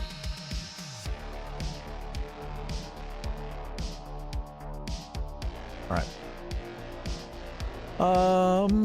Or maybe you just meant 100 with everyone else, but I think we'll be fine. Do you want me to kick out Brian Harmon? We don't have to. Let's just build some lineups with Brian Harmon. You let me know. But I am going to be building Daniel 10 lineups. We get Ludwig, Wyndham Clark, Russell Henley, Benny Ann, Brian Harmon, and Justin Rose. That's actually a pretty solid lineup. Don't mind that lineup at all.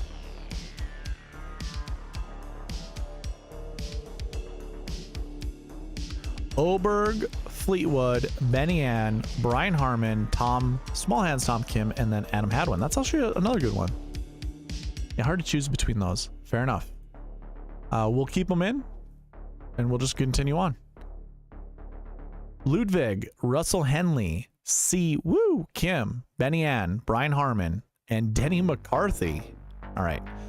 I need to kick someone out, and I think I'll probably just kick out Denny McCarthy.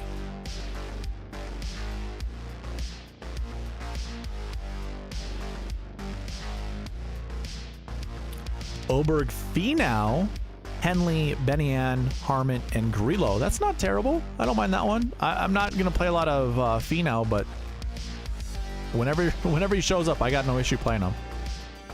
Oberg, Cam Young, Henley, Ann, Harmon, and Todd. Yeah, sign me up because I want as much Todd as possible. By the way, did that last lineup leave a lot of money on the table? No. I didn't even see that I had this switched to 49 too. I don't mind Brendan Todd whenever I can play him. He also won me a case of beer bet against Byron, so it's all good. Can we see the list of saved lineups later? I'd like to review the list. Sure. Nope, no problem. Finau scares you? Do you want me just to lock him out? I can do that. This one, Oberg, Young, Henley, Benyan, Harmon, and Fowler. Sure. I'm gonna limit my exposure to Fowler, but seems okay. Lucas Glover, I don't mind playing. Oberg, Young, Henley. I mean, what? Lucas is a Tennessee boy. We're not too far away from Tennessee. Got no issue with that. A lot of Cam Young / Russell Henley lineups being built right now. Is Russell Henley one of my 100% guys? Okay. I'm gonna switch him to 21.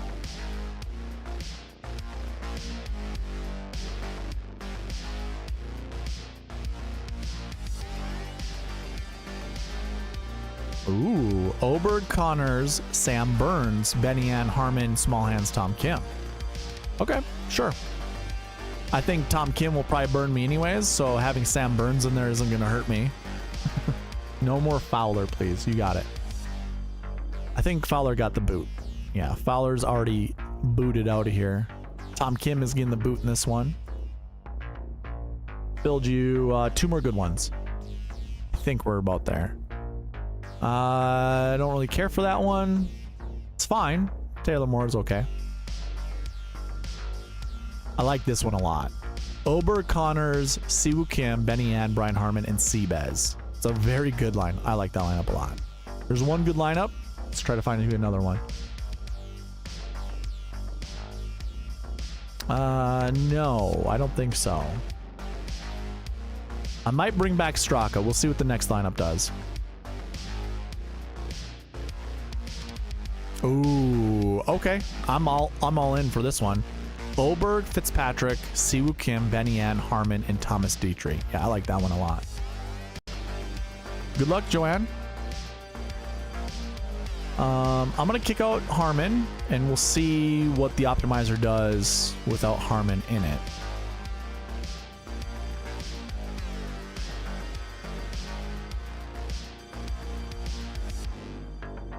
Cam Young, Sam Burns. I don't think so. Let me bring back Harris English and kick out Sam Burns. Not terrible, but we're just gonna kick it out. How did Kisner get in this field? Sponsor exemption. RBC boy.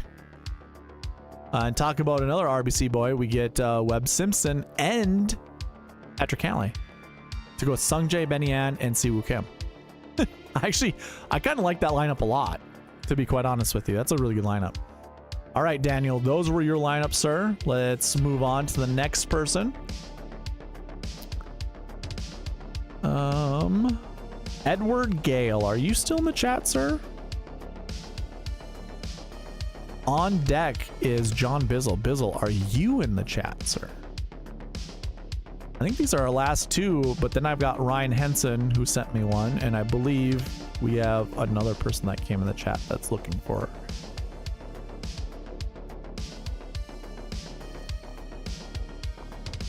Oh, and Nick. Mr. Guru Nick. I think he wants Xander and Cam Young. Yes, sir. All right. So we are going with Fleetwood and Shank. I like that.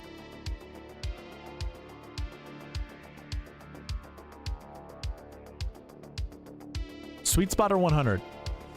Talking about exposures.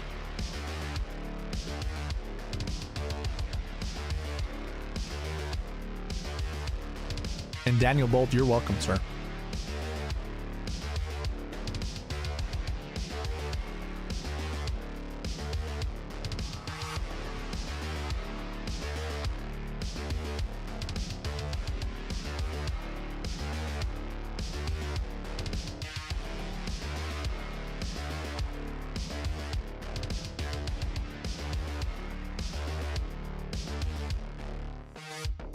Nathan Johnson, you actually might be lower on the list. I'm confident I still got my list here. I'm not going to scroll down yet because I don't want the YouTube chat to screw up like it has been. So I'm sure we'll get to yours too. All right, so Fleetwood and Shank, we got those guys loaded in here. Let's go ahead and run Optimizer and see what spits out. Edward Gale, you're getting 5 lineups, sir. Save the best for last. Yeah, you got it, Nick. This lineup: Cantlay, Fleetwood, Cam Young, Cam Davis, Adam Schenk, and Adam Hadwin. I like that a lot, actually. I like it a lot. We'll save it. I think what I need to do... Cam Young, I'm going to put him to 30%. And that way he'll fluctuate up and down. So we won't play too much of him. Corey Connors, I'm going to put to 21%. And Cam Davis, I'm going to put to 21%. So we won't see Cam Davis in the next one.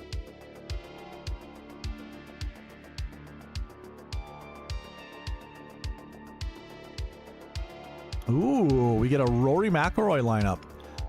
McIlroy, Fleetwood, Young, Schenk, Fowler, and Eckroat. Okay.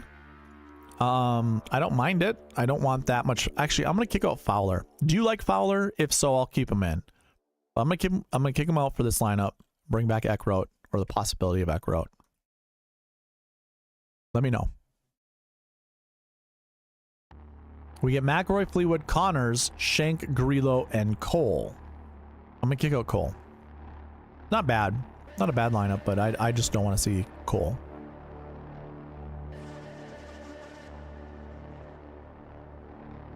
McIlroy, Fleetwood, Finau, Schenk, Grillo, Eckroat. There we go. I don't mind this one. Finau's a little iffy, but if you needed a Finau lineup, it's not a terrible one. Not really for Fowler. All right. Then we booted him out, right? Yeah. Cool. Do we like Finau? Philip, Rory, and Cantlay? Okay. This one we get Rory, Fleetwood, Denny McCarthy, Sung J M, Schenk, and then Glover.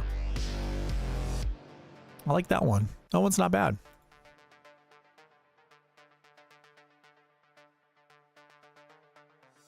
Patrick Cantlay, Fleetwood, Cam Young, Denny McCarthy, Schenk, and then Andrew Putnam. We haven't seen any Andrew Putnam. I have no problem playing Putnam this week. That was a good one. Two more good ones. Bryce Garnett's not going to be a good one.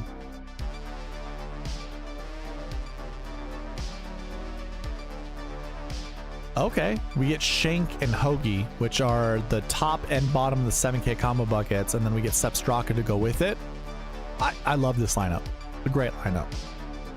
It's a really good one. That's one. So we can find one more good one. And that one's fine.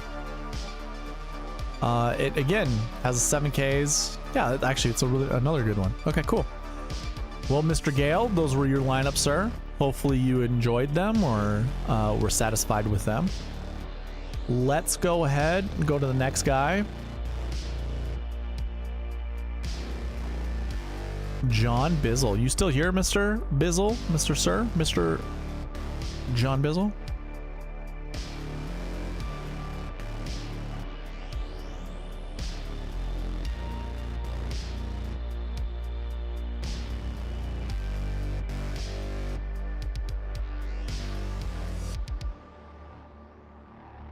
Okay.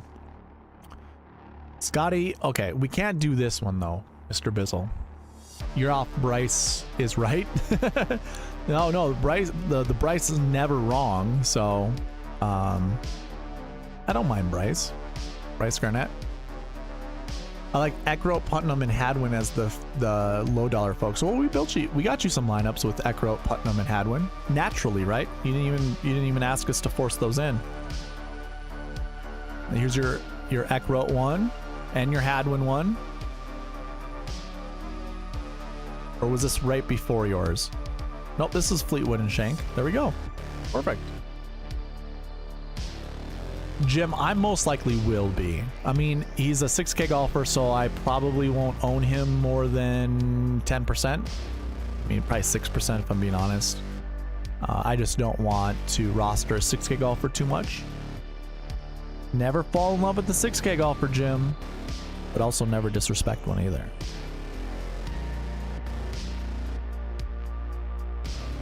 All right, so was there even a Bennett in this field?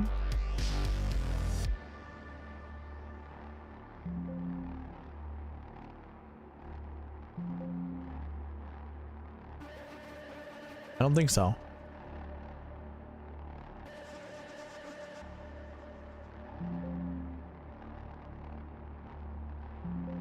How do we not? Oh yeah, it's not Benny Ann, it's Byung Hun An. Okay. John, hopefully you can come back and offer me a different lineup. I'm not sure who you meant by Bennett, unless you're talking about Josh Bennett, who was here earlier. Okay, so Nick, you are next, sir. I'm gonna scroll down a little bit. I'm gonna lose my chat. I already know it. Mad for Gaming's actually here. Here, let me see if I did that. You know what? We're gonna do another roll call, so I don't want to waste any time. But I'm gonna go ahead and add some of these people that came in afterwards.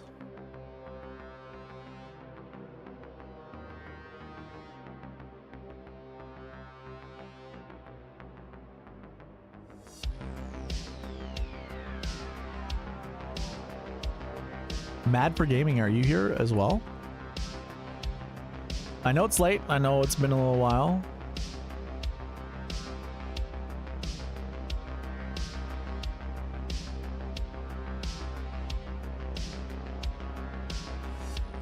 All right, I'm gonna scroll down. I might lose my place. Oh, Nathan Johnson, I see you right there. All right, I'll keep it right there. Okay, so for roll call number 3.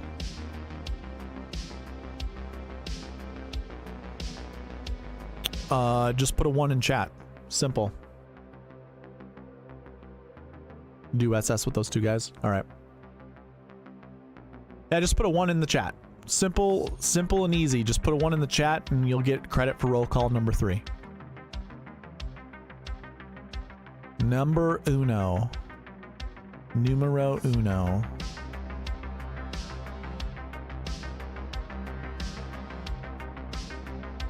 Jesse the body is Mr. Minnesota.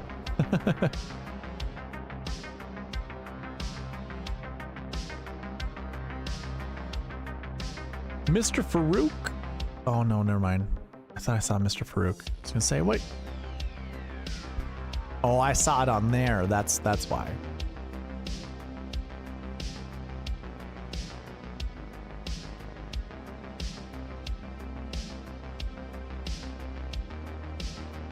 Uno, Jim Lemoyne. Jim Lemoyne. Okay. Thank you.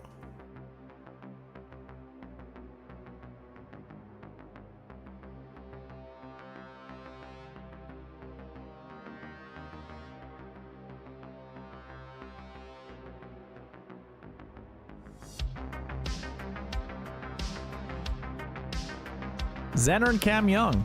Let's do it. Add me. Oh. Lurking in the background without the sounds like I need a number 1. Yeah, you do need a number 1, sir.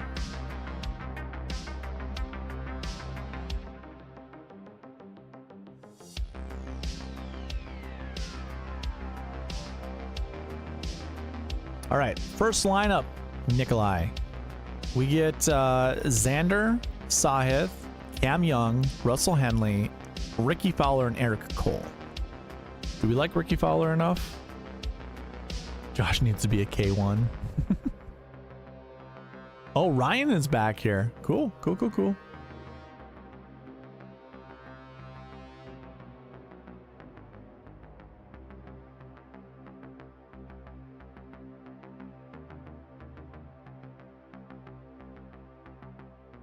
Okay.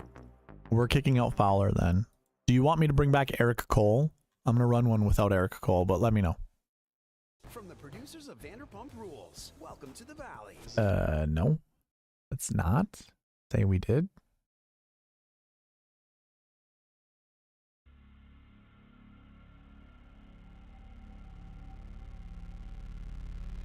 Xander Schauffele, Cam Young, Russell Henley, JT Poston, Cam Davis, and Tom Kim. I like this lineup.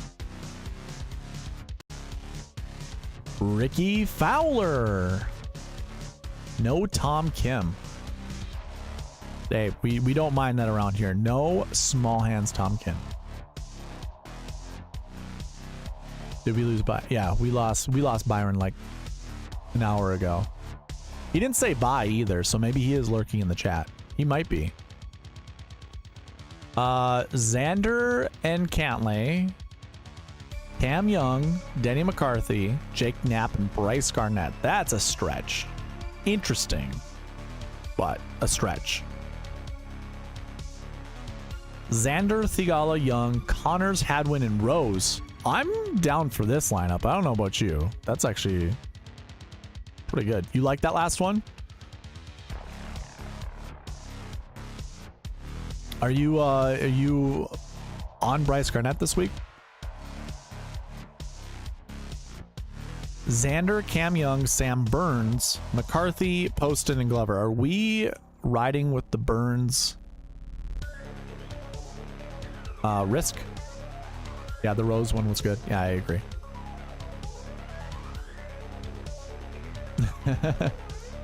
No. Okay. I will kick Burns out then. I'm going to bring back Glover. Because, like Jim, I do like Glover this week. His lineup's pretty good, minus Burns.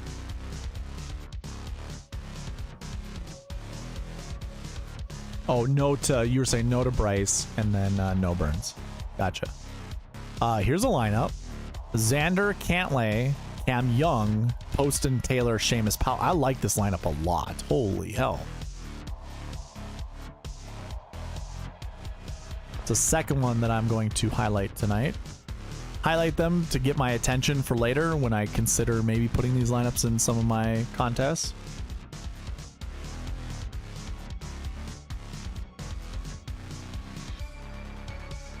Xander, Cam Young, Corey Connors, McCarthy, Sungjae, and Matthew Pavone. I like that lineup a lot. Was Sungjae at the bottom of the 7K combo buckets? I can't remember. He was not. He was at the top. And it's 1 to 2 from this list, so got no issue there. Where's Denny? Denny's somewhere in here. Sure. I'm game. I'm down for it. Did we save it already? No.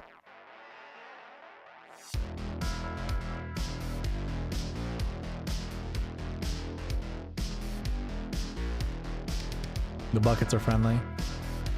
Yeah, the only one we really... Okay, so there's 2 that we opened up, but honestly, it hasn't really mattered.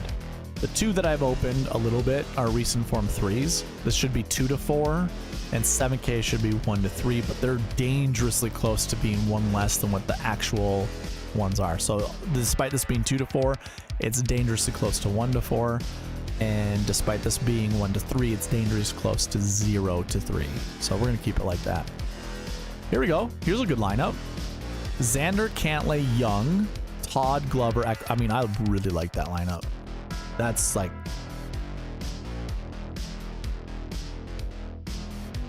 Really like that lineup.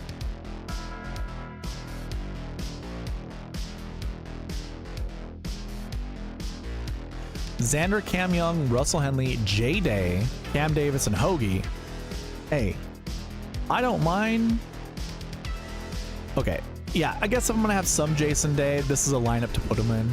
I dread playing Jason Day, but it's an okay one. Got no issue with it. Shoffley, Cam Young, Corey Connors, Kim, Taylor Moore, and Nick Taylor. What can go wrong with that many Taylors in your lineup? Probably nothing, right?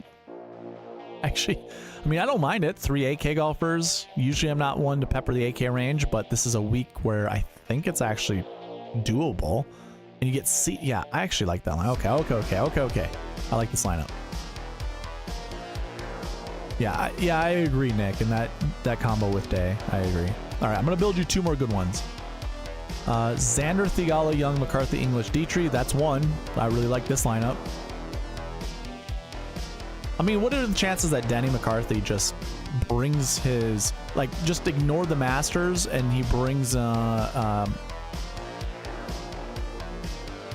his heat from Valero Texas Open. It's possible.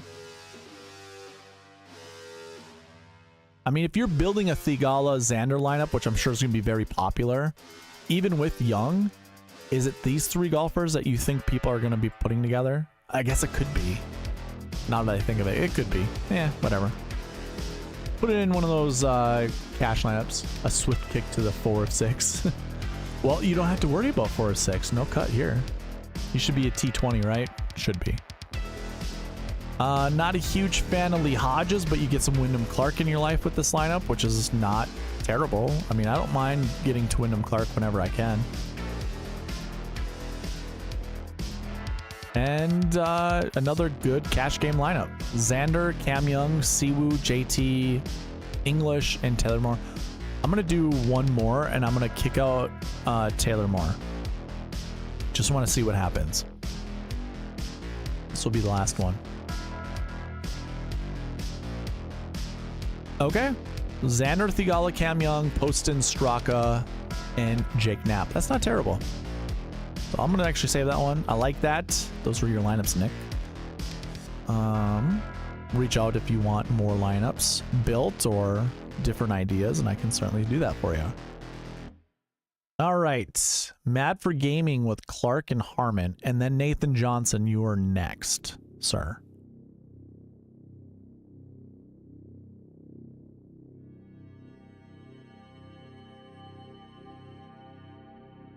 For those that are in the chat, the most interesting thing tonight, 0 Jordan Spieth, 1% Matt Fitzpatrick, 0% Max Homa.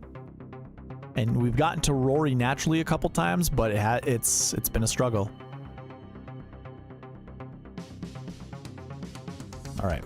We get Clark and Harmon, and we're building 5 lineups for Mad for Gaming. You are welcome, Nick. Of always, man. Always. Well, we talked about low-owned Rory. Well, here we go. We get Rory to go with Wyndham Clark, Harmon, Chris Kirk, Cam Davis, and Eric Cole. We've seen 0 Chris Kirk tonight, I'm pretty sure. Yeah, this is the first lineup with Chris Kirk in it. Wow. Crazy. We've had more Eric Cole than Chris Kirk. I'm actually going to kick out Cole. Let's see if Chris Kirk gets brought back into these lineups. McIlroy, Clark, Harmon, Tom Kim, Taylor Moore, Lucas Glover. I don't mind it. I don't hate it. I do hate it because I don't like pairing price tags up together. So, to be honest, I'm going to actually kick out Taylor Moore with the potential to bring back Small Hands Tom Kim, which is fine. McIlroy, Clark, Harmon, Chris Kirk, Straka. There we go. Perfect. Another Chris Kirk lineup, and it works just fine. I'm actually going to bring back Chris Kirk yet again because I'm liking seeing the Chris Kirk lineups. I think what I want to do, though, let's bring back Schauffele and Oberg to the conversation and just see if the optimizer selects them. And sure enough, it does. We get Xander, Clark, Zalatoris, Harmon, Fowler, Eckroat. Holy moly. That's nuts. Eckroat getting the kick. That's a lot of Eckroat with Fowler, by the way. I haven't saved a lot of Eckroat with Fowler, but those two golfers are pairing up together a lot. And quite frankly, I'm probably just going to reduce the amount of exposure I want on Ricky Fowler from 10 down to 4. I don't want to see that much Fowler. And these are lineups for Mad for Gaming, by the way.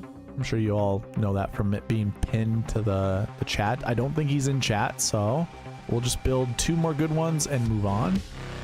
Xander with Clark, Henley, Harmon. That's a really good lineup. It's a good kind of... Actually, it's not even so much a cash lineup. I feel like it should be, but it isn't. Good lineup. Glover getting the boot. And then our last one.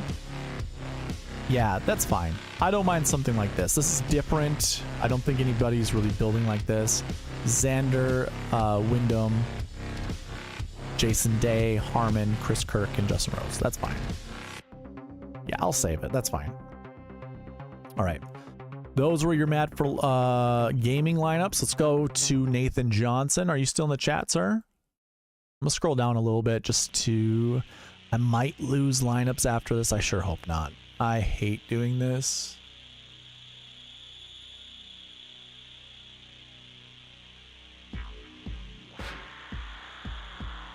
And then I just... Okay, there it was. Oh no, I didn't lose anything. There we go. Perfect.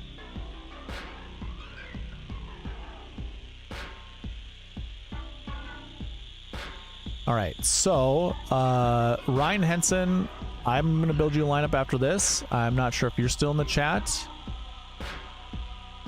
I don't know what that says.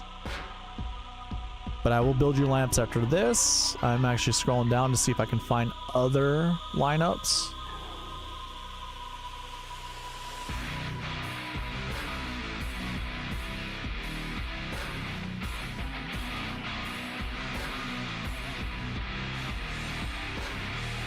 Yes, Ryan is next, and then I'm not sure after that. Okay, so we want Xander and Shank. Not sure if we did this combo already, but let's do it again. If we did, doesn't matter. I am here and just run it and kick who you see fit. You got it, sir. So lineup one, we get Schauffele, Theegala, Siwoo, Denny McCarthy, Cam Davis, and Adam Shank. Love this lineup. I'm going to go ahead and kick out McCarthy. I'll probably bring him back, though, but I want to just kick him out for this one.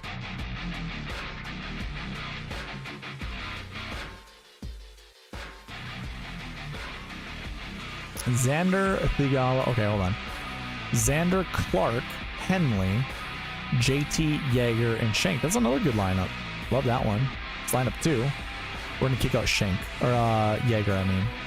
Kick out Yeager.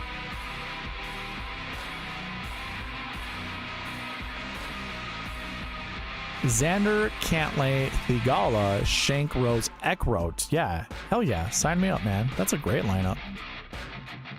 Xander and Patrick. So Theegala is showing up in all of these. Let me kick out Theegala for the time being. Maybe we'll see a little bit of differences. We get Burns. I don't care for that. And I'm actually going to bring back Cam Young, possibly, just to see if Cam Young will show up with these lineups. Sure enough, he does. So we get Schauffele, Cantlay, Cam Young, Shank, Hadwin, and Jake Knapp. Yeah, sign me up, man. Heck yeah. Having two 6K golfers in your lineup, I have no issue with, and we went over past optimal and GPP winning lineups, and we saw a plethora of 6K golfers inside the top 10, so got no issue playing 6K golfers this week. Schauffele, Fitzpatrick, Finau, Sungjae, Shank, and Nick Taylor. Sign me up for that one. These are turning out like really good lineups. I think it was lineup 4. Here comes 5. Schauffele, Finau, Burns, Day, Davis, Shank. I don't think so. I don't want... So I'll say this. Anytime Finau shows up, I do not want to see him with Burns or Jason Day or Tom Kim. Those 4 golfers, I don't want to see paired up together at all. If I see them paired up together, I will never be saving those lineups. Can't stand those golfers to begin with, and I do not want to play them together. So, Finau and Day and Burns together, I don't... No. No.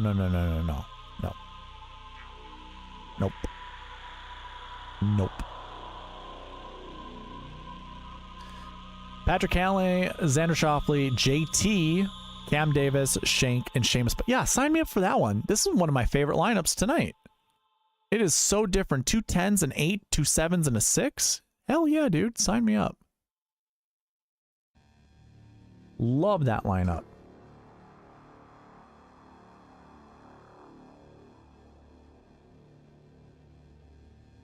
Xander, Cam Young, Finau, Henley, Shank, and Cole. Yeah, so Finau and Cole together I don't want to see. And actually, I'm going to kick out Finau. I don't want to see that much Finau. I'm going to bring back Theegala. I'd rather see more Theegala than Finau. Is there a weather edge? I don't think so. I believe everyone's teeing off on hole 1.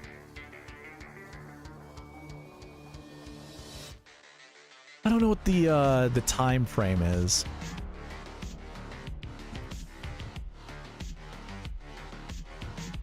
So 7:15 Central Standard Time is the first tee time, and the last tee time is 1 o'clock. So actually, there's a big gap between the two. There could be a weather angle. I haven't even looked.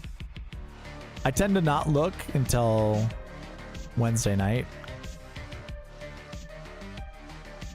I mean, anything can happen between tonight and tomorrow night, so best to look then.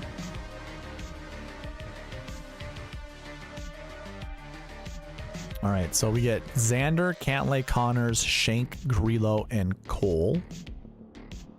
Man, I don't know.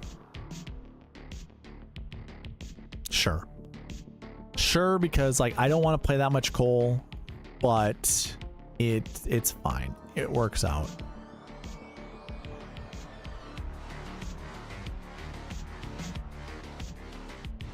Signature event, duh. Hey man, you asked a good question.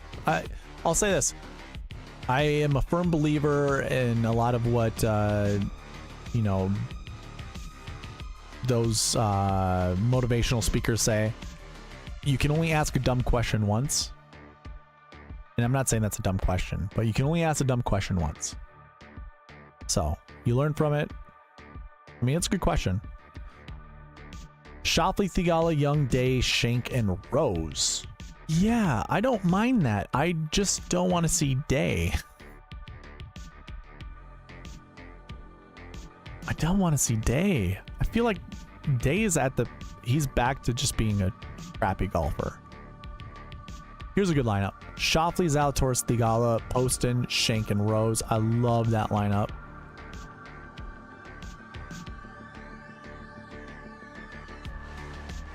Love that lineup.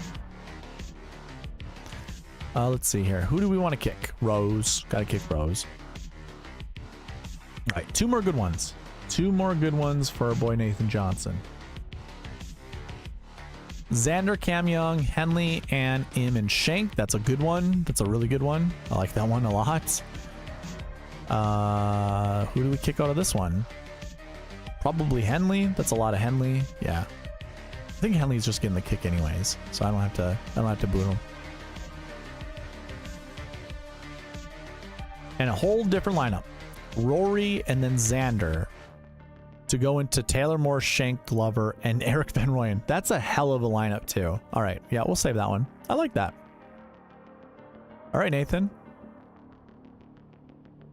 Did I get you an adequate amount of lineups? That's 8 that I saved. I'll build you one more good one.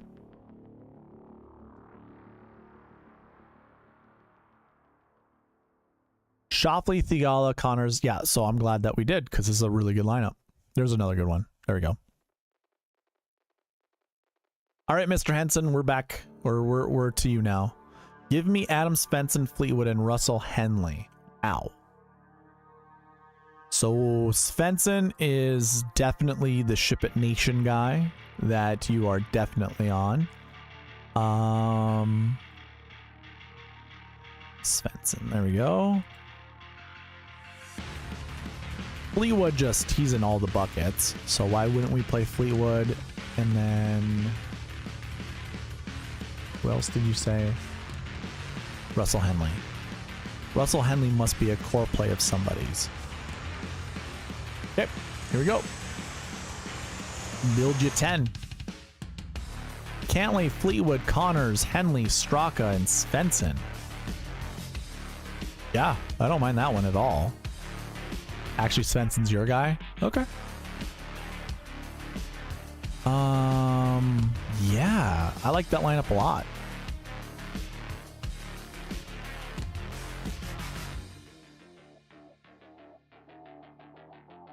All right, so we need to boot somebody. I'm gonna boot, you know what? I'm gonna remove the 10K golfer needing to be selected and see if we can do a couple 9K golfers. I bet you we can. There we go. You get Fleetwood, Clark, Cam Young, Russell Henley, Denny McCarthy, and Adam Svensson. It's not terrible.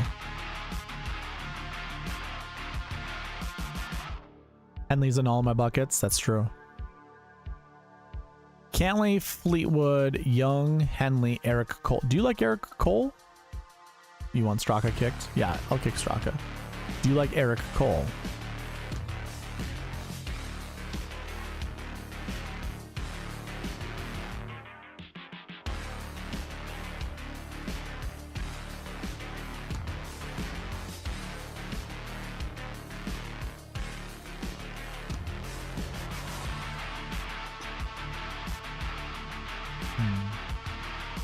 Cole.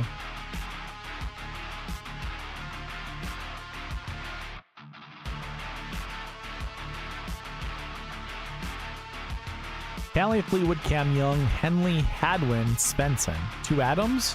Do 2 Adams make a wrong? I like this lineup.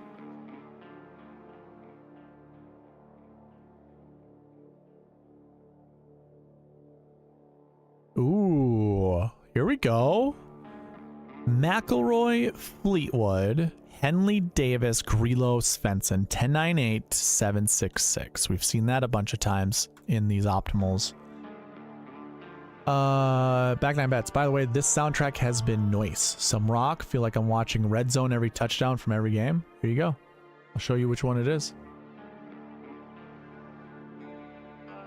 Cyberpunk Fight Music Playlist, Hardcore, royalty-free, copyright-safe music from our boy White Bat Audio.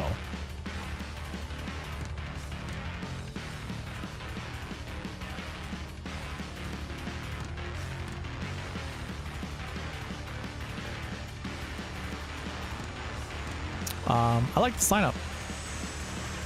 Fleetwood, Clark, Young, Henley, McCarthy, Svensson. Did we save that one already?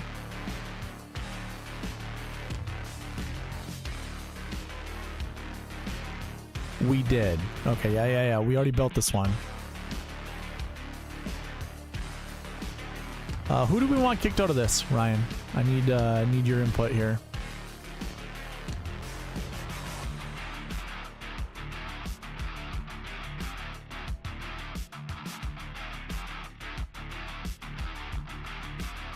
Kick Denny, you got it.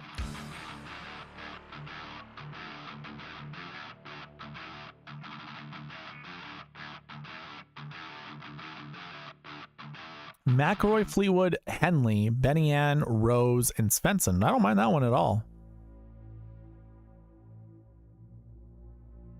Imagine Rose gets the boot. Yeah, we'll kick Rose.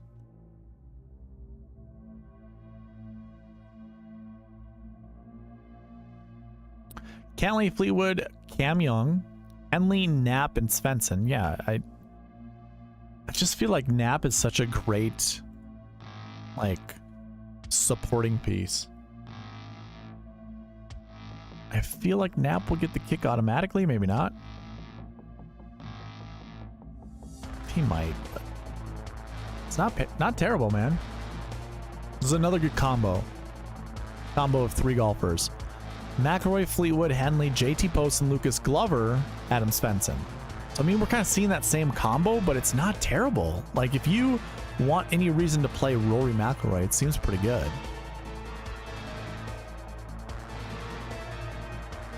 I got no issue with that. It's pretty solid. Probably kick Glover out of this one, I'm assuming.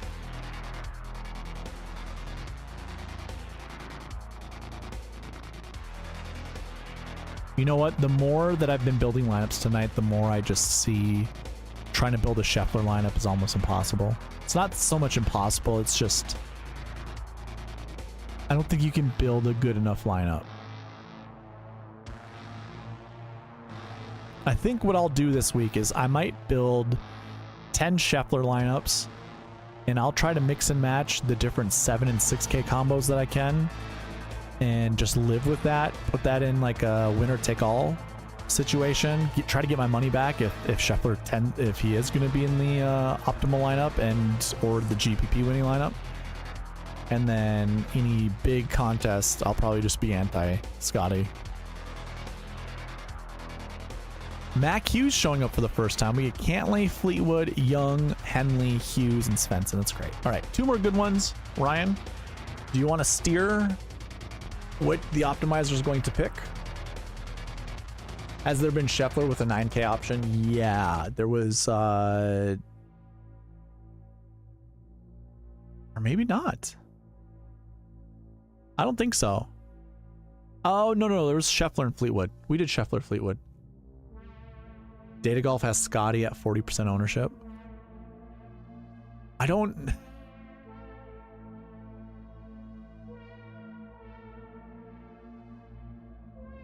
All right, so if we pick Hughes, okay. Ryan, I'm gonna get you your 2 lineups, and then I'm gonna dig into this. I want to look at salaries from the last couple of years and see what scenario we could see Scottie being in the optimal lineup this week. Okay, McIlroy, Fleetwood, Henley, Cam Davis, Brendan Todd, Svensson. Yeah, that's another good Svensson lineup. I really like that lineup too.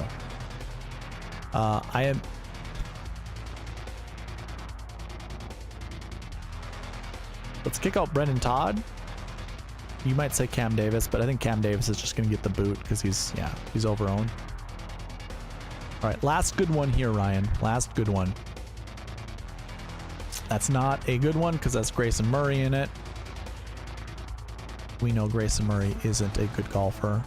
He was one time for that one win, and then not so much. But if you like this lineup, there you go. Here it is on screen. Last one.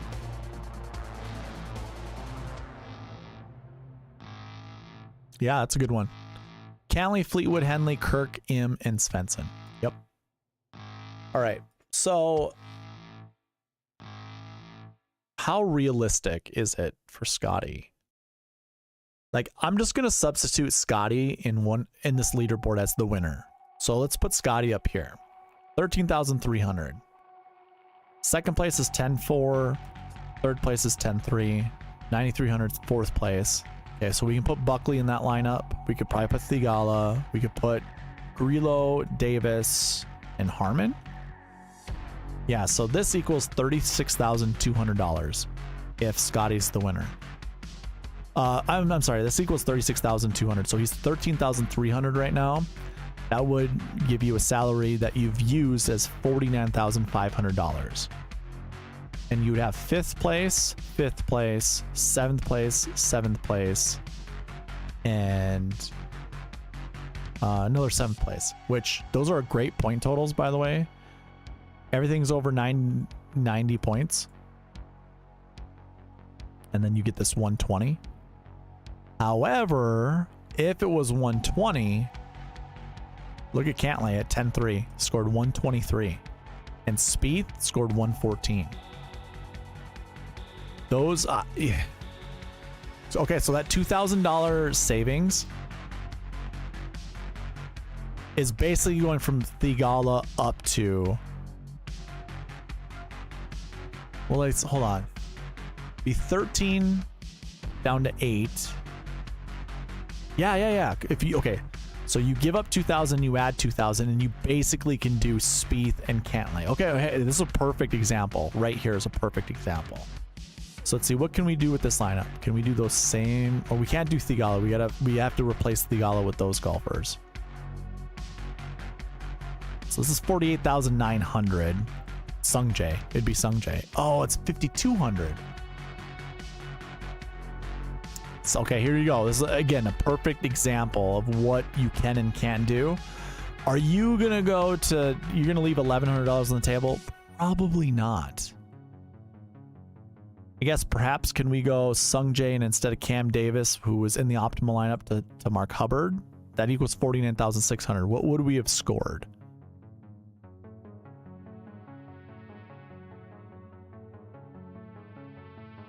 So 623.5 And we're pretending this is Scottie Scheffler that scores 120 points that wins this tournament. And it was Harmon, Davis, Grillo, Thigala, and Buckley. That scored 608. So that's 15 points less. So are you guys following along with me? If we pretend this is Scheffler at 13 here, I'll just put it in here. 13,300. Scheffler, Scottie. Okay? So 13,300.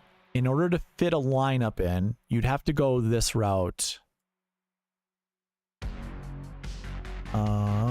Right here. So this equals 49,500. And it scores 608 points. 608. Now, you can make a substitution. You see how this is 13,300 and then Thigala's 8,000? So we're going to go ahead and remove Thigala, remove Scottie, and with those savings, we're going to move Thigala up to Cantlay and Scheffler down to Spieth, which is just this. But this won't work in a salary cap. That's kind of what we just figured out. This won't work in a salary cap. Well, actually, this does because it's 48,900, but that's insanity. Don't do that. Instead, what we're going to do is we're going to change this to Sungjae and this to Hubbard. Yeah, this is what we're going to do. So we're going to select these golfers instead, which still fit. It's a little bit more plausible. And this scores 623.5, and it used $49,600 of the salary. So that's essentially what you could run into with Scottie Scheffler winning the tournament and getting beat out by putting in two 10K golfers. And quite frankly, I bet you could put a 10K, 9K, 8K, 7, 7, 6. That's 48.6. That's too difficult. 491, 50,004. Okay, so maybe not that 8K. It's 49.2. We ain't doing that. 49.7. Okay, you could do something like this. Spieth, Xander, and these four golfers. That scored 607. So that's 1 point behind the Scheffler lineup, right? I think that's right. We were 1 point behind the Scheffler lineup. Yes, yeah, that was 1 point behind. Okay, so Scheffler would have worked in that scenario.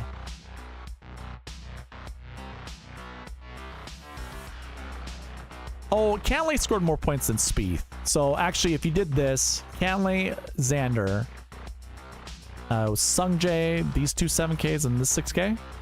No, this 7K right here. Yeah, 49.6. Okay. So these points together just have to equal over 608, and it's a better lineup than what we just built. Yeah, this is 616. This score is 616.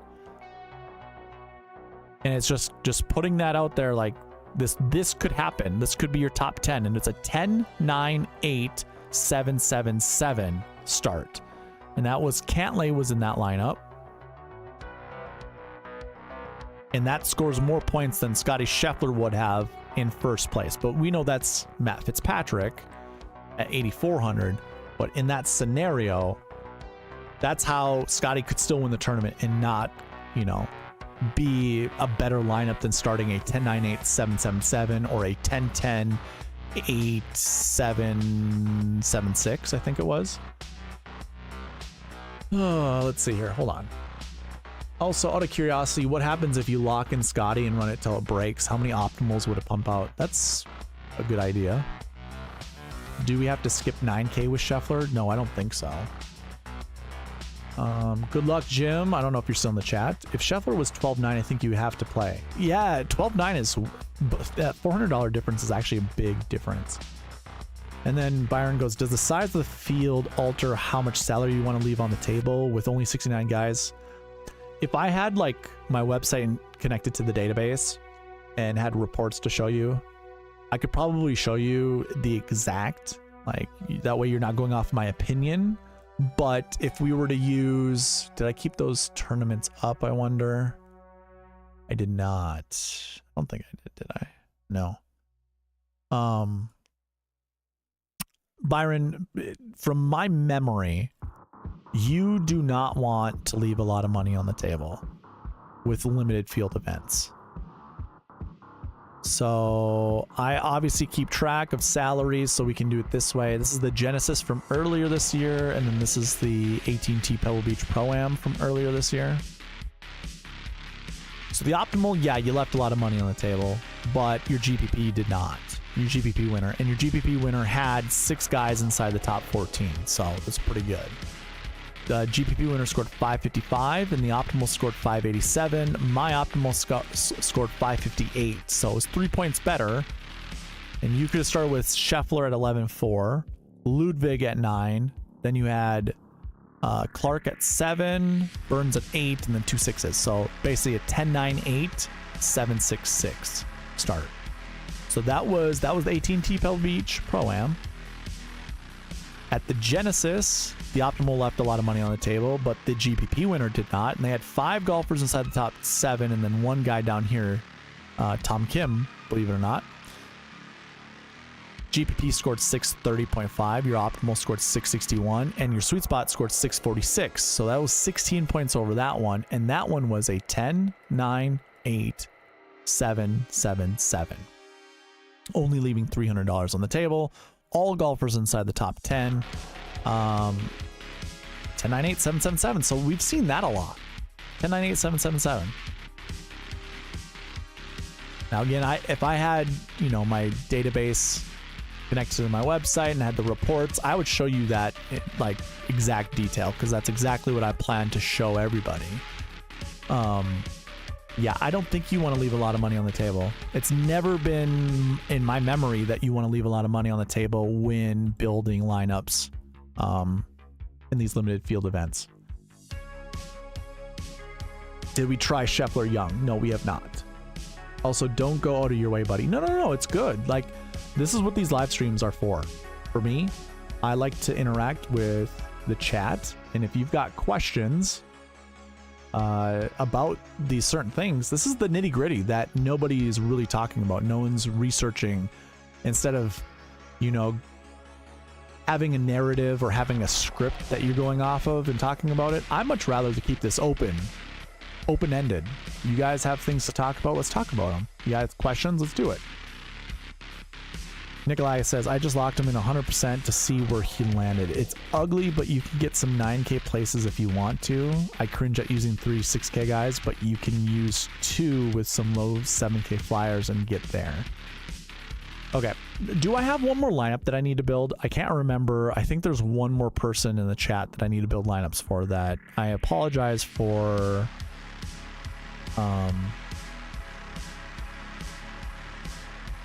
Holding out on, but if you are that person, raise your hand, let me know, what lineup am I building for you? Was it Jim? Did Jim want some lineups?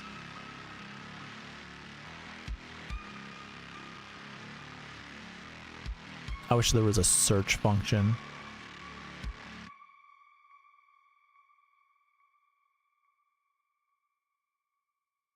Who's in the chat that has not gotten a lineup built for them?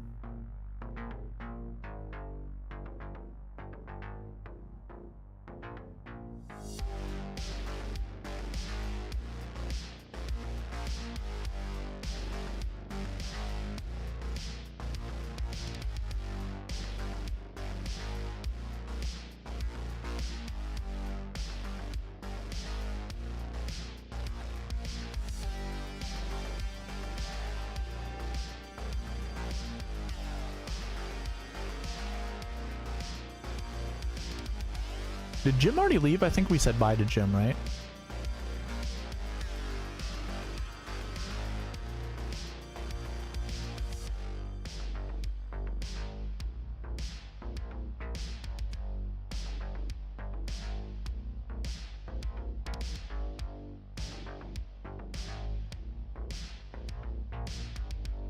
Mr. Awaken Up. I think I found it.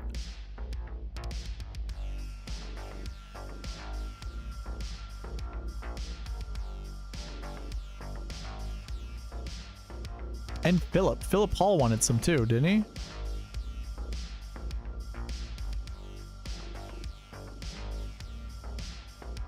Philip, if you're still in the chat, let me know, man. Jim may have peeled out. Yeah, I thought so.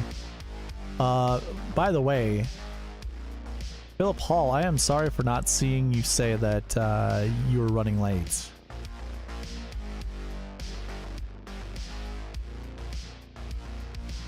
Sometimes it's just difficult to keep up with chat. Oh yeah, Byron, what Philip says, it's awesome to see you took Tambo spot. I actually finally watched the Fantasy Golf Degenerates. I've never watched it with Tambo on the show. I can't stand, you know my take on it. I'm not gonna, whatever. That was fun. It was fun watching you two.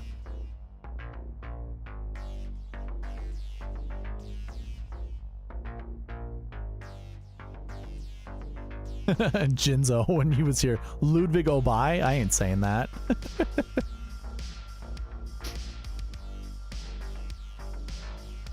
Philip goes, honestly, he doesn't sound like he knows how to say his name.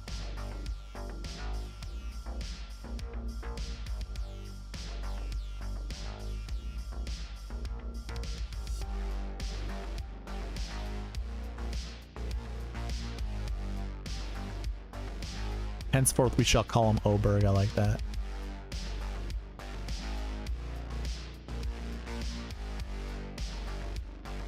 Yeah, I think this is it. I don't think Jim has any lineups to build. There's Philip. Philip is next. Okay, Philip wanted Rory and Cantlay, which will be really interesting to build. Okay, cool. So we got the two. I watched it. Great job. What did you watch, AJ? Did we try? Oh, okay. Yeah. Alrighty, let's see if we can do this one. Who said what about FGD pod? I have been in and out of the chat. Want to say thanks for those kind words. Well, I was saying it, but also Philip Hall was saying it. Run Scottie till it breaks. I will. I just want to get, I have 2 lineups to build, 2 more guys to build lineups for, and then I will. So actually, we already tried this one for Mr. Awaken Up. Mr. Awaken Up, we could not do this. So never mind. We have one more, and it's Rory Cantlay Philip. Yeah, so Mr. Awaken Up, well, I tried building lineups with Scheffler and Oberg, but we could not, I couldn't get any lineups to build. Even when I loosened up the buckets, just did not work. So we'll do some Rory Cantlay lineups. Philip wants, I'm going to give him 10. Oh, gotcha. Watch it. Great job. Yeah. AJ Love says great job, Byron. Ooh. Young, Straka, Knapp, and Patrick Rogers. Sign me up.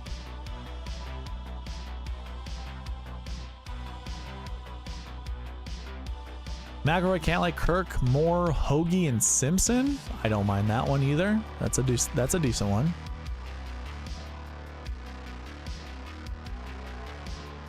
McIlroy, Cantlay, Kirk, Straka, Grillo, and Cole. I think I kick out Cole. It's not a terrible lineup, but I don't want Eric Cole.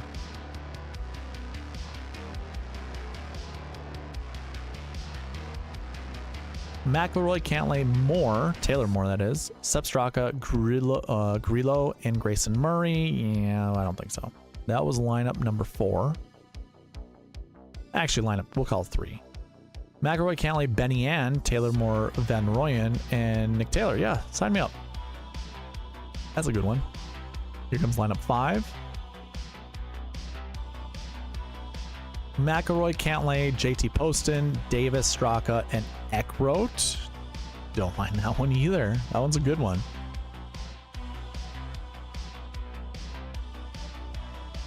McIlroy, Cantlay, Kirk, Hoagie, Pavon, and Grillo. I don't mind it. I'm not going to save it. Lineup 6. Jim's lineup 7. McIlroy, Cantlay, Kirk, Straka, Grillo, and Hadwin. Yeah, sign me up. I like that one too.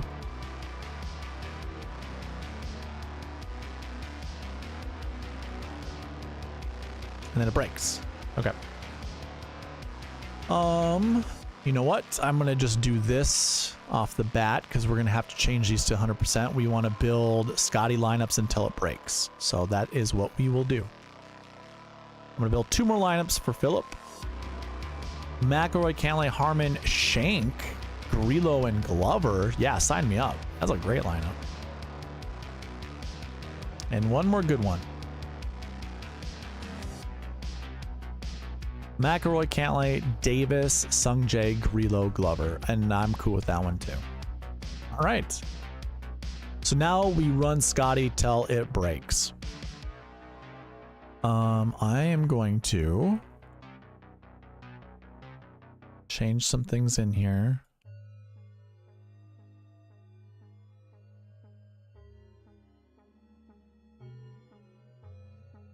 Okay. So I'm actually also going to copy these over. This is what I do after every stream. Just copy them over here. Delete. We can review these. I know someone in chat wants to see them. All right. My internet went down. No lineups for me. And yes, I'm now out. Out for the night. Good night, sir, if you are. All right, here we go. First lineup with Mr. not McIlroy, Scheffler. Scheffler, Henley, Harmon, Straka, Grillo, Cole.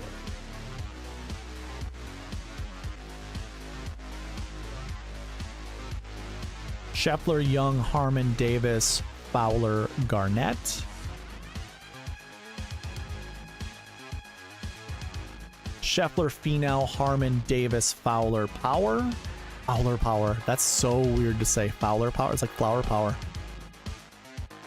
Scheffler, Day, Harmon, Davis, Grillo, Cole.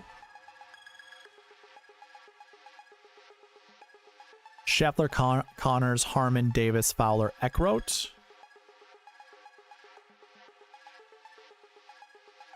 Scheffler, Harmon, Poston, Davis, Grillo, Glover. Scheffler, Finau, Davis, Hoagie, Grillo, Fowler.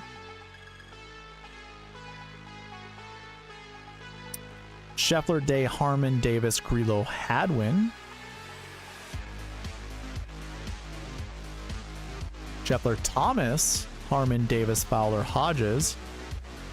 I'm going to run this like maybe 10 more times, and then I'm going to kick out Fowler and Cole, and then bring back everyone else and do it again. Scheffler, Harmon, English, Cam Davis, Grillo, and Fowler. Scheffler, Si Woo, JT Poston, Cam Davis, Grillo, and Fowler. Now Fowler finally gets the boot. Scheffler, Henley, Harmon, Davis, Grillo, Knapp.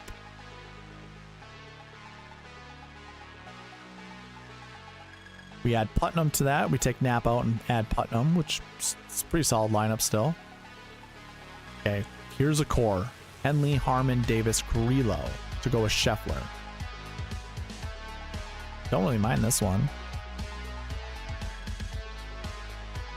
These could be your lineups. Like, you know how we just went through the 2023 RBC Heritage and changed out Fitzpatrick for $13,300 Scheffler. This is exactly what it would look like right here.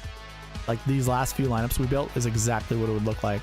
You get your 8K, which we had last year. Who was that 8K golfer last year? Sahith, and then there was Sungjae. Sahith and Sungjae.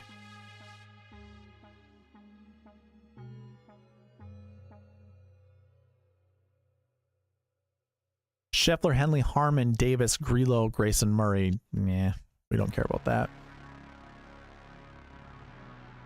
Scheffler, Si Woo, Brian Harmon, Davis, Grillo, and Hughes. Yeah. Henley, Poston, Davis, Grillo, Van Rooyen to go with Scheffler.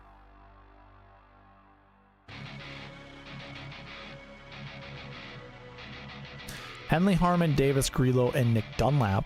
I don't mind that one either.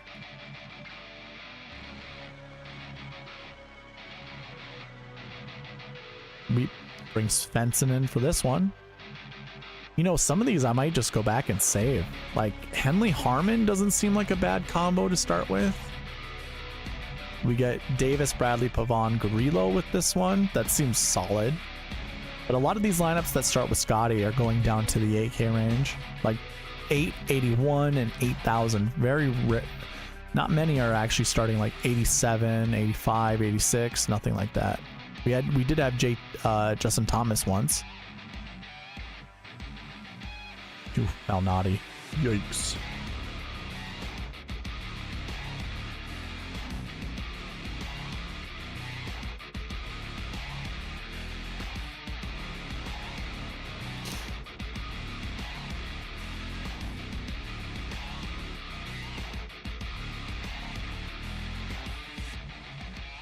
Henley Harmon, Dave. Yeah, so a lot of Henley Harmon, and then maybe Davis that goes with it.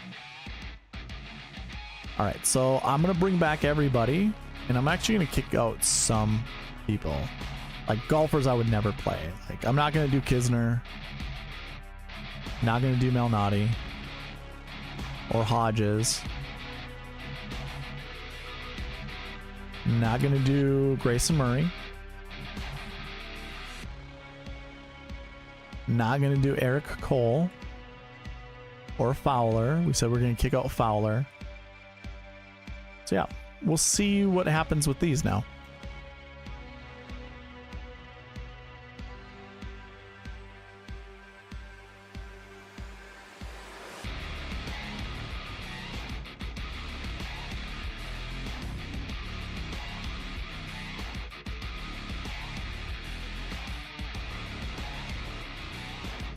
Scheffler, Harmon, Poston, Cam Davis, Grillo, and Glover. You know what? I'm going to... Yeah, we'll save these. I'm going to start saving these. Here. I got a better idea. We're going to run and save 25 lineups.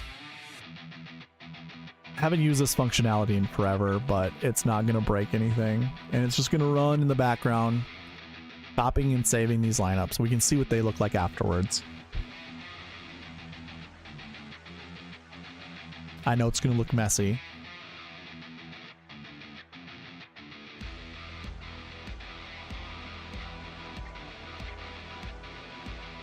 It's kind of funny. If you had the optimizer and you were doing this, you know what? That actually reminds me, I think there were some people that reached out wanting the optimizers, so...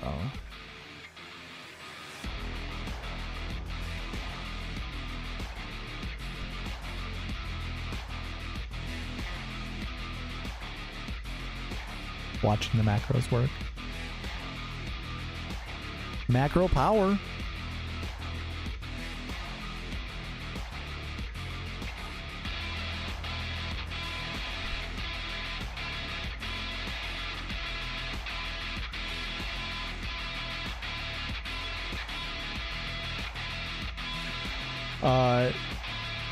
I don't know if you do the Rainmakers thing anymore.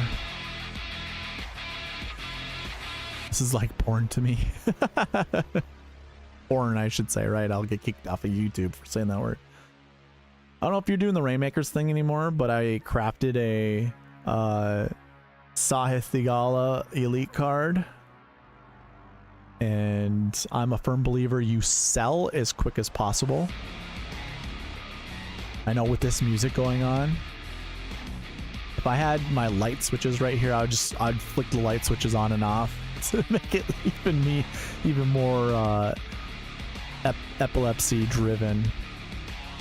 Yeah, no, I sold it for $350. That's nice. And I bought the token for $30, I think it was. No, $37, $38. I missed out on buying the damn tokens when they were dropping. I didn't even see they were dropping. They were $25, $24.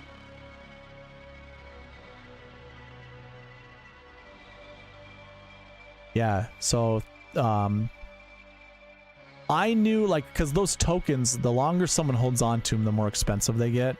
So they do drops every month for the tokens, and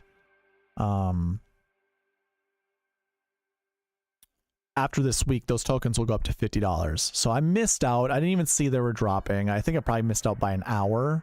So I think I looked at it at noon and the last token was sold at 1054, 1058 or something like that. So I'm like, you know what, whatever. I went to the secondary market and I bought the tokens for $38. I'm like, well, shit.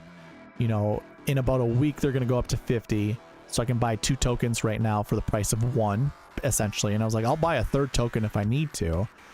And I went to go craft all my cards because I still had elite cards from 2023. That was what the trade-in recipe was. And so one of them was Sahith. So I'm like, yeah, I'm not gonna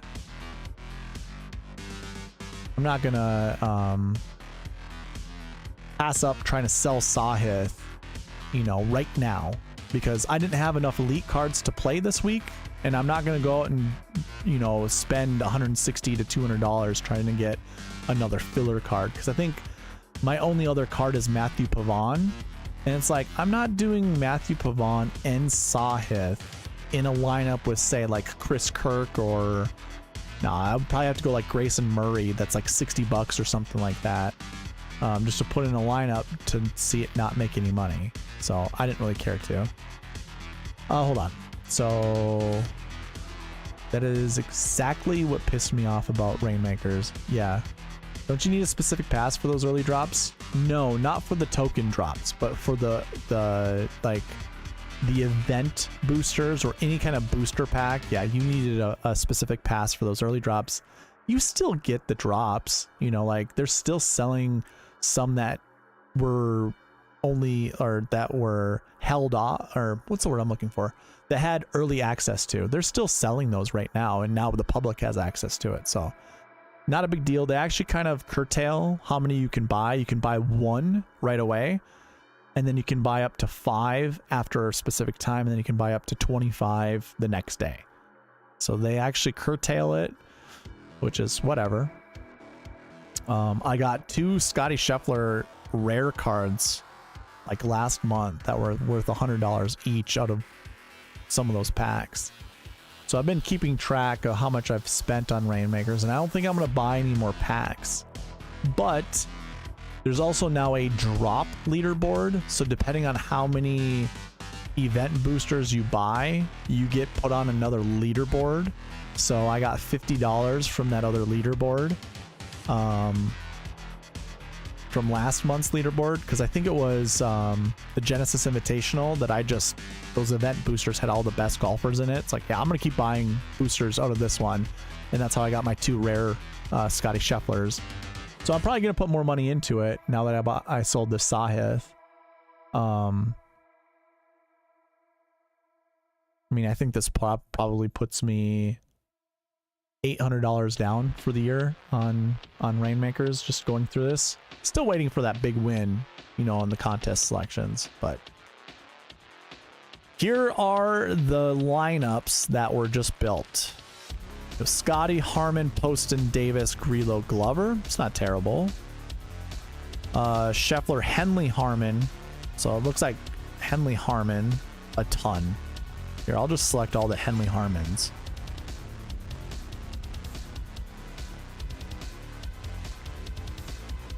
So it was Henley Harmon for a long time, and then I think it looks like Harmon probably got the boot. And if it wasn't Henley Harmon, we got some Henley Davis in there. Grillo, just a staple in all of these. Even when he wasn't the second to lowest guy, he ended up being that. So Grillo going with Henley Harmon and Scheffler. That was kind of your main. And then Cam Davis. You know, I actually don't hate it. I really don't hate it.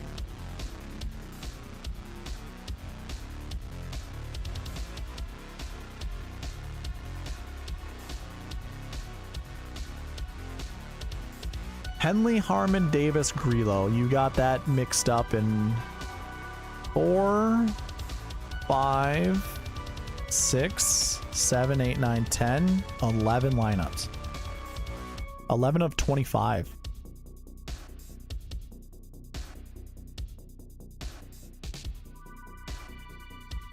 Oh no, Byron, it was not guaranteed a Sahith. That's just another, it's a lottery thing. Yeah. Because I can't remember. what other one I crafted. Well, I crafted a Pavon and yeah, Sahith now. I still have 2 elite tokens, I believe, so I have to wait till next week. I don't mind that core around them. I don't either. I may just do $21 lineups with Scottie and these 4 guys. Yeah, I mean, hey, $20 to put on Scottie, you know, it's like one lotto ticket. Not a big deal.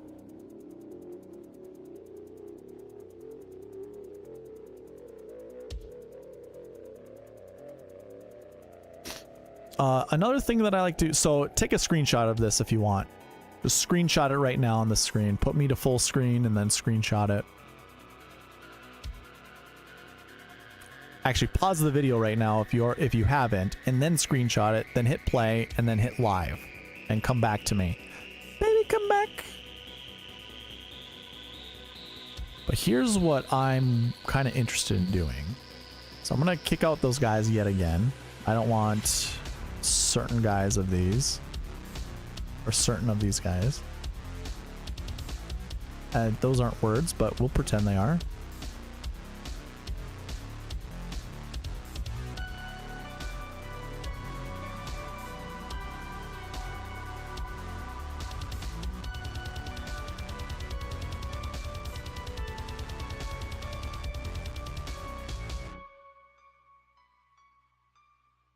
Let's do some homework here. We can do Scottie Fleetwood lineups, maybe? That we can. Gotta include Garnett.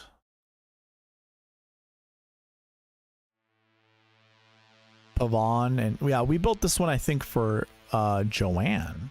Maybe, maybe not. Toasty.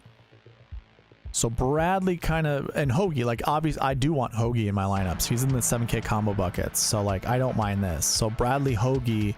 So this right here, this would be another core that you would have. Like Dunlop and Seamus Power. Like I don't mind that at all.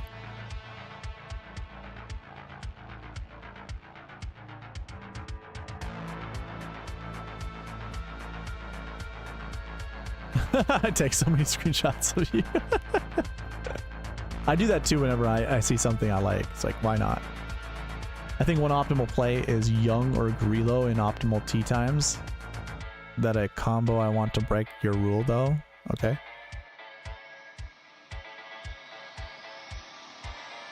You want to put Grillo and Young together? Are they in the same line? Oh, Grillo is 7 and okay, I see what you mean. And then it breaks. So like we can only build 4 lineups or 5 lineups with Grillo. I mean, we could probably do more. You'd have to mix and match all of these. I'd have to go back into each one of these and try to change them out. Yeah, can't do many Scottie Fleetwood lineups. Let's see some Scottie Homo lineups. Try Scheffler. Yeah, I'm gonna go down the list here. I just want to see what all of this looks like. So can't do Scheffler Homo with the buckets. Interesting. How about Scheffler Fitzpatrick?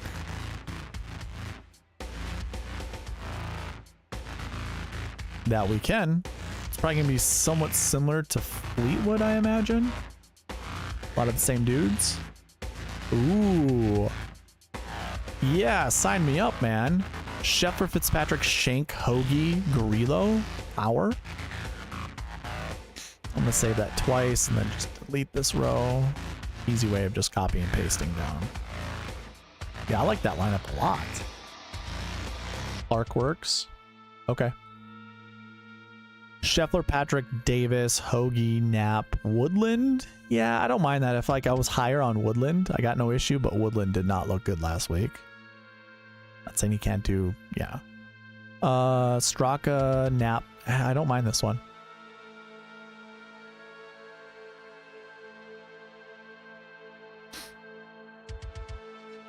Brennan Todd with Toasty and Knapp. Okay, so Knapp is going to be kind of a key player with Fitzpatrick, looks like. Probably going to break it sometime soon, I imagine.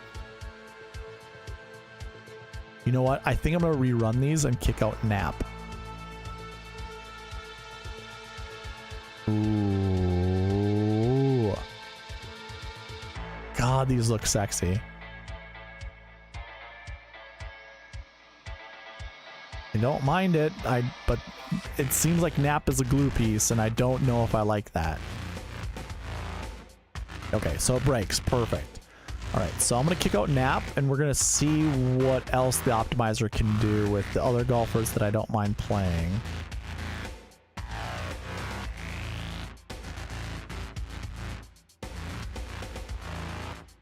Okay, let's see.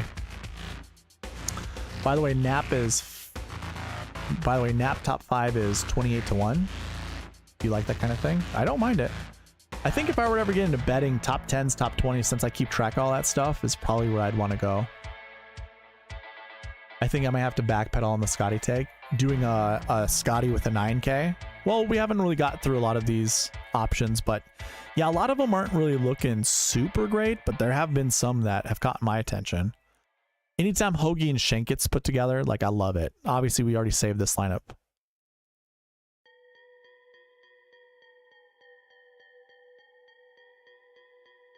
Okay, so we get Dunlop with Woodland, but Matthew Pavon and Cam Davis. It's not bad. It's not bad. I don't want to save that, though. Sungjae, Shank, Taylor, and Toasty. Hell yeah. Sign me up for that one. I like that.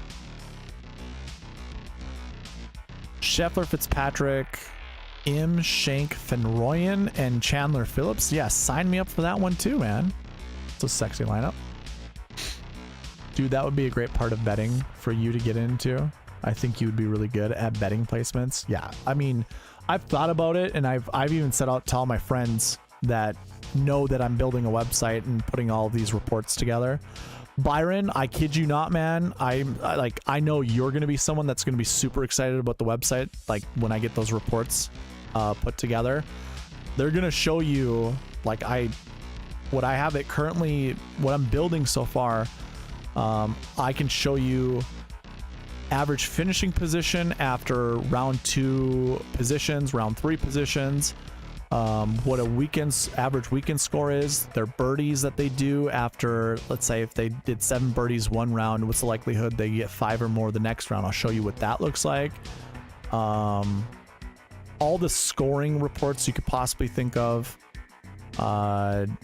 keeping track of their top 10 rates and their likely breakthrough to get into another, like, to have another top 10.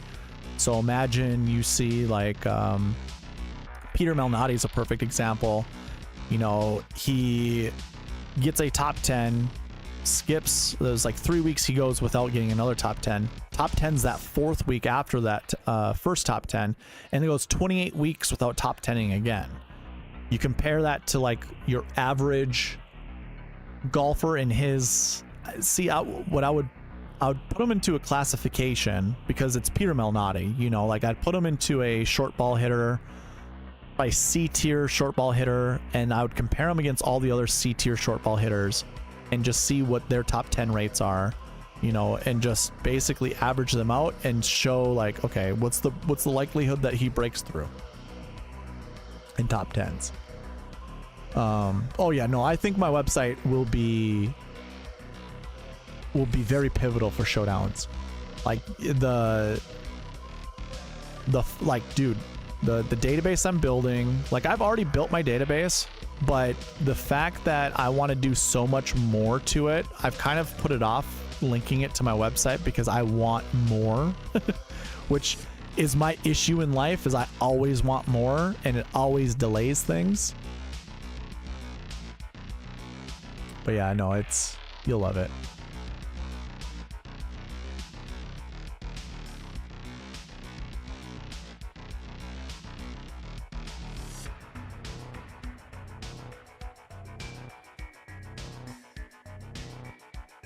Yeah.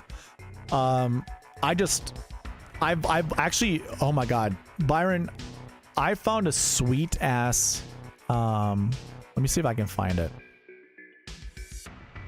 I'll go here. I found a sweet ass formula that you should get a hold of. I don't know if you already know it, but if you don't, it's fantastic.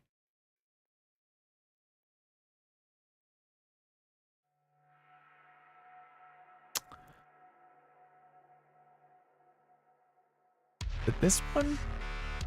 It might be called the engine. Might not be this one. It is this one.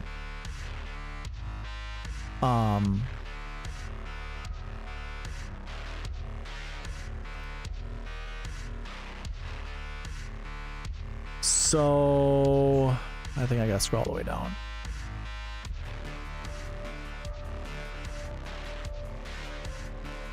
Can't zoom in. That sucks. Like I can't zoom in for the formula, but essentially what it does is, let me zoom in on the spreadsheet at least. So it basically looks at, okay, let's look at this round 2 score. And what we should do, let's rank it. Let's rank what this round 2 score is compared to every other golfer that is in the Tour Championship. Now, when you think about that, if you want to make a full update that includes a full database of tournaments, you got to think of a formula. So here, I'll show you it. I think you can see it better on the screen if I just double click in here. So if I have it, if something's blank, just make it blank. Otherwise, you make it a count ifs. And so your range would be, oh, you can't really see it, but F2 to F6. So basically the tournament season, we're looking at just the Tour Championship 2023, right? So in this, we're looking at that. And then we want to find, obviously, what, if you go horizontal, what that that cell is there. And then we're looking at 02 to whatever, and the score after. It's what's the position after round 2. So obviously we're adding that up. And then you got to have this equal or parentheses with a less than sign, and then the end symbol, and then you repeat 06418, which is that cell that's right here that you can't see, +1. And it gives you the ranking of this total right here. And it's only looking at, so you get to look at the entire database and then rank order them based off of what that tournament is. So you just boom, plop it in, because obviously when you're creating a database, you want that formula to work just for the stats you want it to look at, and you want the capability to not have to go into every little range and update it for every range. So like top 10 DraftKings points, top 20 DraftKings points, how many average DraftKings points does someone score after a cut, or when they make a cut, stuff like that. It's freaking awesome.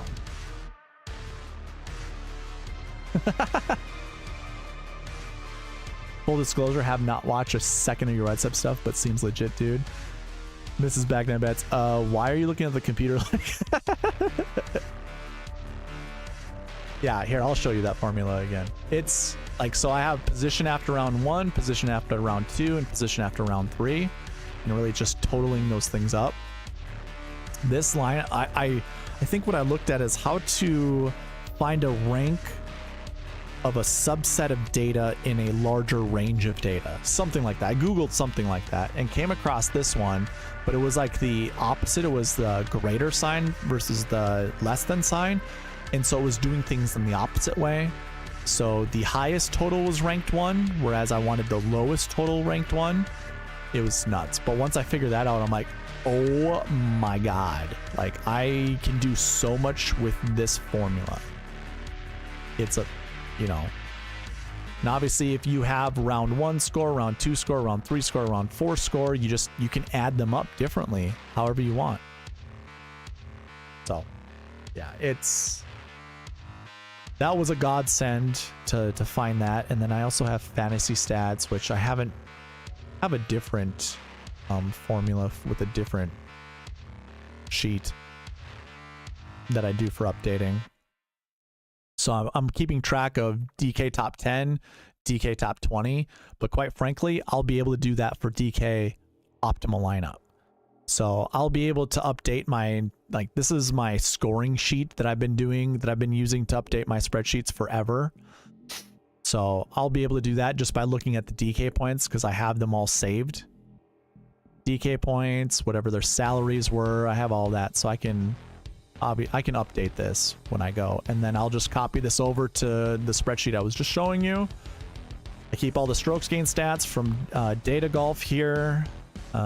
This all here is just redundant. I just have round 1 through 4. This is my old school way of doing things. But once we put the database connected to the website, that will be no more. All my spreadsheet stuff will be no more. I will just have to update or append every single week with the website or with the data that I'm doing to put in into the website. That's all I'll have to do. It'll save me time, which will be fucking sweet.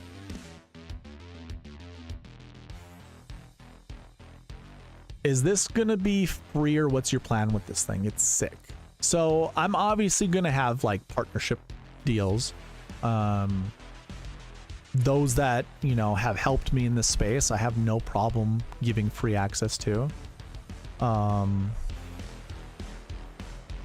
yeah, but it will be like to use. I'll do the same thing Rick does, like Rick Run Good. He has a cheat sheet that's free to everyone. I will continue to provide a cheat sheet that's free, but if you want to use the database tools, you will have to pay. So I actually have it. Do I have the website up? I do not. So I'll show you, Byron.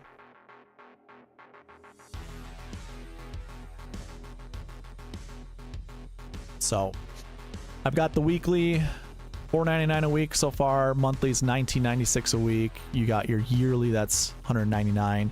You can become a founding member right now if you so desire.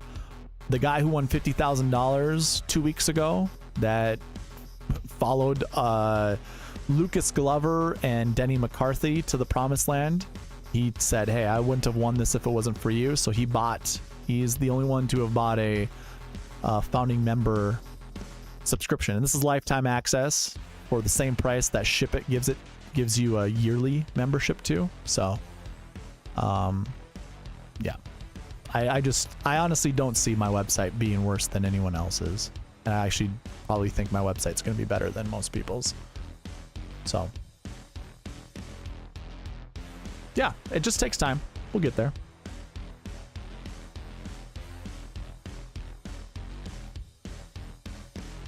You're a really good marketer. I feel like I really haven't marketed anything ever. I'm just to like let you in. I've had this dream, this whole thought process for over 4 years. It's just when the summer hits, I'm on the golf course and I cannot not golf. I have to golf. I like to play competitive golf, so I'm always golfing. That doesn't leave me much time to work on database stuff. During the winter time is when I actually have time to do that stuff. But I'm a type B personality. I'm not a type A personality. I hate working, and I have a 9-to-5 job. So I don't, I get burnt out real fast. And like, this is fun. I enjoy doing this with you guys, talking to you all and, providing my opinions and stuff. But like, geez, last night I was doing all the database stuff. I was even trying to do Corrales Punta Cana. And it's just like, God, it eyes go cross-eyed over after some time. It's like, I just want to go to bed, or I want to stay up and like watch a movie just to like pass, like not work, because usually towards the end of the night, I just don't want to work. And I'd much rather veg out doing something. So it's been a long time coming. I had season goals 2 years ago to build a website then, and we finally got it here because I pushed myself with the whole Masters live streams Thursday nights. It's like, I'm getting this shit done. Like, no matter what, I'm getting it done. I'm getting a website up and running. By the way, I paid for my website 3 years ago, and now it renews this year. So I haven't even gotten it out there for people. The that one founding member pays for 3/4 of my renewal fees. So I'm super thankful for that guy. That was huge. And the whole website building stuff takes way more time than you think. Just to make it a fast website or to have the loading speeds be faster, there's so many settings, dude. So many settings. Gino, are you still in the chat? I will answer your question. I saw Byron going along with this. Yeah, dude, I want to golf with you. I won't be too far away from you most of the time. I'll be in the cities, and I know from there to Des Moines is what, 4-hour drive? Like that's doable. And if I were to have to get a hotel in Iowa, I got no issue with that. Or if you want to come up to Minneapolis, I don't have a place there yet, but you know, maybe some point. Let me rephrase that. You thought out the tiers of your products really well. Yeah, I am one. I'm a huge firm believer that if you can do it yourself, why pay for someone else's product? So that's why I haven't paid for a single fantasy golf product, period.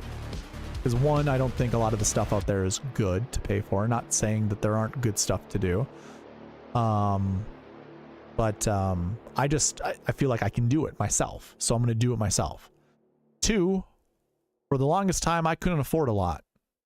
And I know the struggle, especially with not knowing what you're getting with a lot of the products. When you think you're going to purchase something, you have no idea what you're actually getting, and only to be disappointed. I hate that. So one, I want to make it affordable. You know, like the $1 a day bullshit that Ship It Nation says, I think that's too much. Especially from what I saw. Like I was able to see someone pull up Ship It Nation for me.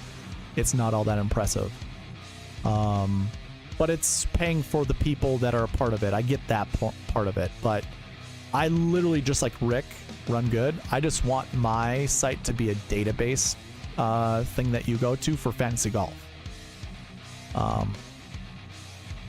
But I also, like I said, I want to make it affordable. I also want to be able to pay myself on the back end of it, just like what you kind of you want, Byron. I love if this was my full-time thing. You know, I want the website to be a full, you know, I would love for it to get to a, I guess the dream would be to basically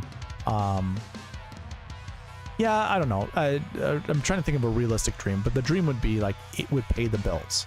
I would love if the website pays the bills. That'd be awesome. So that's what I'm kind of trying to turn it into. And constantly update it. And I think I'm going to have Thursday night live streams where I'll take members' ideas. The founding members will always have an opinion. Will always have, what's the word I'm looking for? I guess the short word is they will have say as to what we do with the website. So, yeah. Let me go back to Gino. What do you think of this in a 3 max 150 entries contest? 3 max 150 entry contest? Scottie X, Eckroat, Glover, Phillips, Knapp. Holy crap. Looking for an answer from a game theory perspective because I'm not sure if I should play it that way. That's... wow. Let's see here. Well, one, I want to check to see how well... Here, let me run this through. I just want to run as many of these through as I can. Let me bring back Simpson. I want to save that one. And this one had Patrick Rogers. So, from a game theory perspective, I guess how many are actually going to be playing Scheffler? Let me pin that to the chat. That way all of us can see it. You don't have to scroll up for it.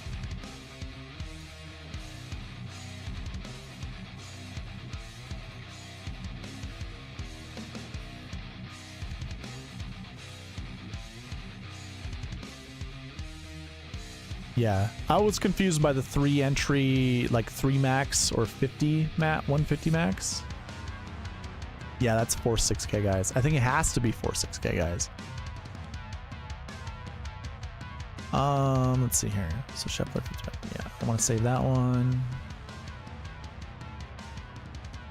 I would say this.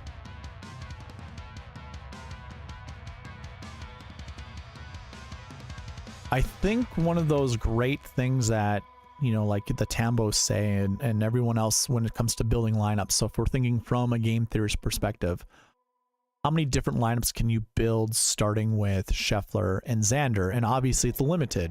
Like it literally, you can't build, you know, those that many different lineups with Scheffler, Xander. Well, first of all, let me see.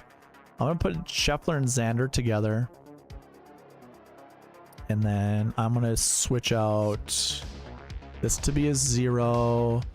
And for 6Ks, let's put 4, 4, 4, sure. And I just want to see if the buckets will just let us build that way.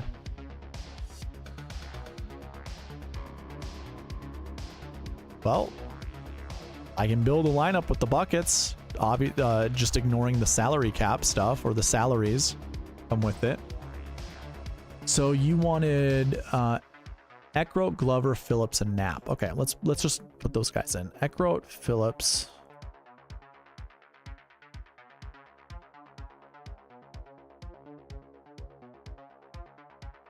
Knapp and who? Glover. Yeah, no, Glover's great. Glover should be in the 7K range.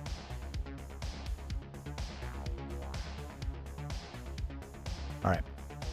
So let's see if it follows the buckets. It kind of almost does. 2. The last year ones, we want 2 for our min. That's kind of what we're looking at. It chose 2, so that's great.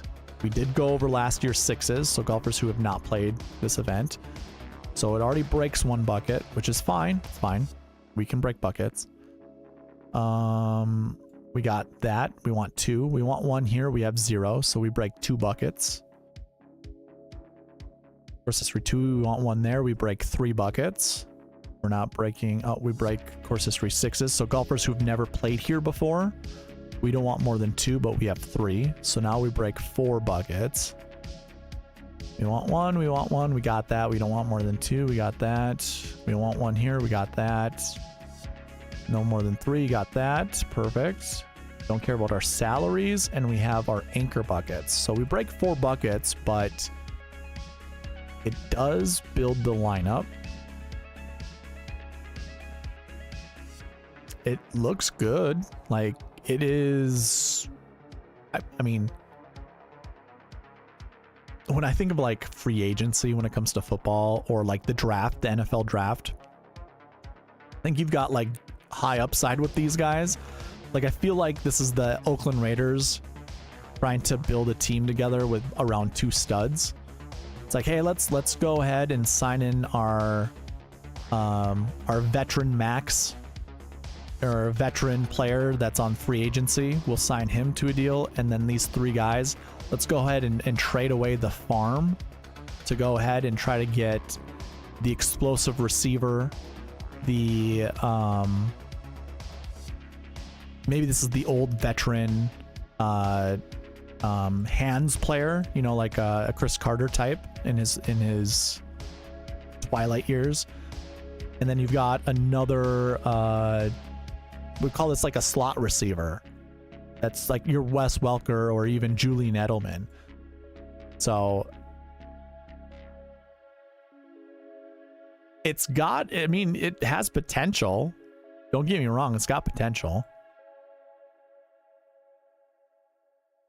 I don't mind it. I don't mind it. I don't hate it. But I think most people are probably going that route.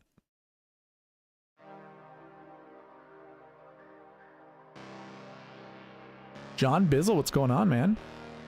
Darbo's chatty tonight. John, I think I was building lineups for you earlier in the stream, and you were nowhere to be found. I still built you 5 lineups, but yeah, I can build you some lineups.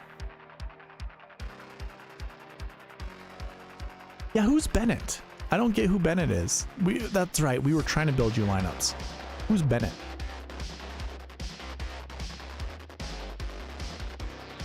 I was more massive contest minded on that one, but I'm not planning on entering massive contests this week. Might just pivot off of it, but I'm intrigued by it. Is full sicko build though. Yes, it is. It is definitely a full sicko build. Hey John, I don't know who Bennett is. 6K?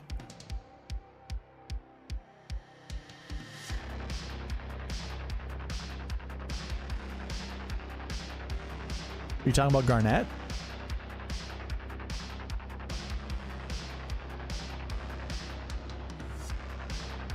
Are you talking about Garnett, John? That's the only NETT golfer that's down here.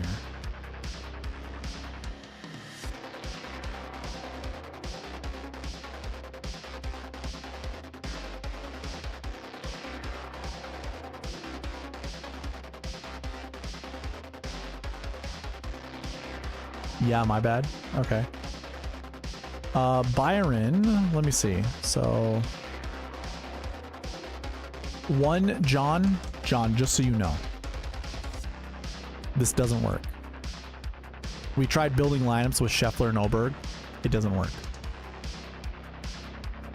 I can't put those golfers together. The buckets don't let me. But I guess what I could do is rearrange some things.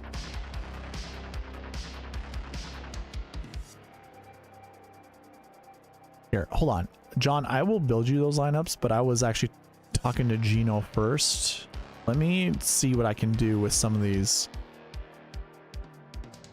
Okay, so Gino, this is something that actually works with my buckets, with the bucket system. Fowler, Fenroyan, Eckroat, and Phillips. I don't think you're going to build... Like, I don't think you're going to put these guys... No one else is going to put those guys together like that. I'm going to kick out Fowler and see what else happens.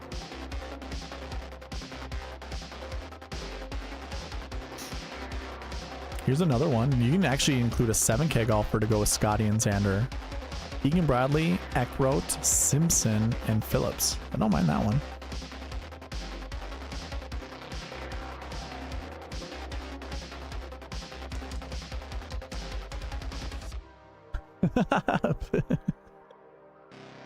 We're not doing Malnati ever, not even if there's a fire. Yeah, it breaks. So those were the three lineups that I could build that weren't terrible. Now, Mr. Bizzle, we can break some rules to try to get this lineup together, but it is not pretty.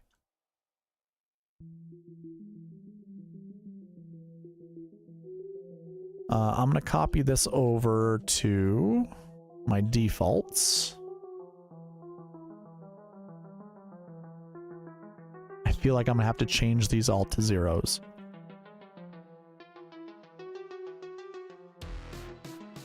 To make this work.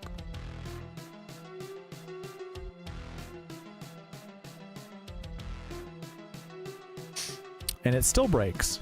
Why is it breaking?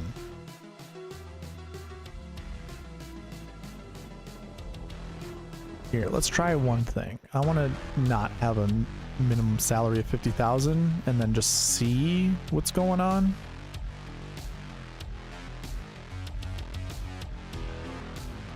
I know what it is. Of course, this re6s, right? Nope, it isn't. So this would be fine. This is fine.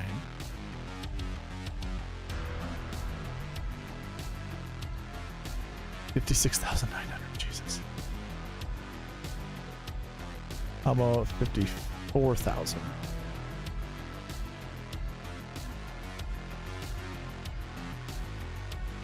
Okay, that works.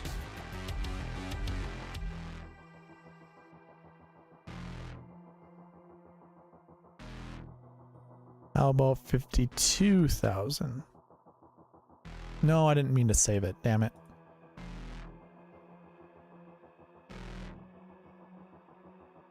That one works too. Scheffler, Oberg, Henley. Okay, so how about 51,000?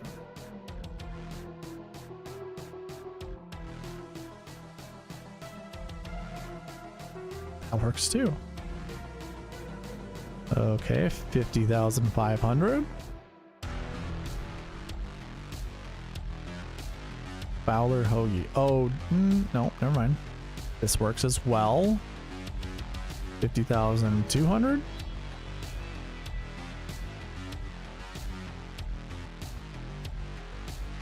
Broked. 50,300. Yeah, you're welcome, dude. Broked. 50,400. I imagine it's got to be the course history sixes or last year. It's all the sixes. 2, 2. So we're maxing out on those.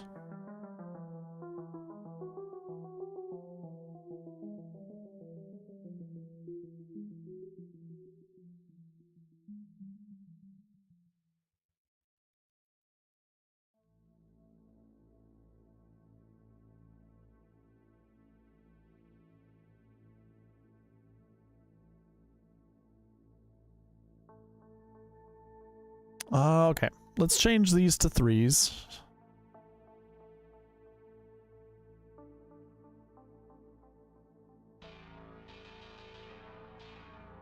Okay. And try to fit this under. I bet you that's what it is.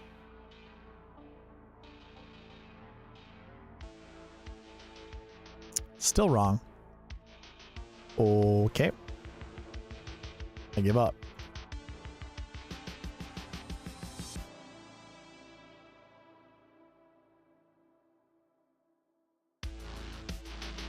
I guess with those guys, I probably need another 6K golfer, right? That's probably what it truly is. Whatever. Whatever. 3 6s. Yeah, that's what it was. Okay. That's why.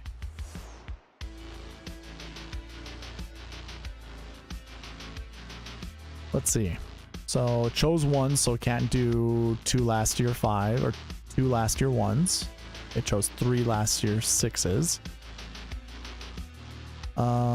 Can't do or did not choose a last week 2. Didn't choose a course history 2. We're breaking more buckets than we did for Gino. Obviously 3.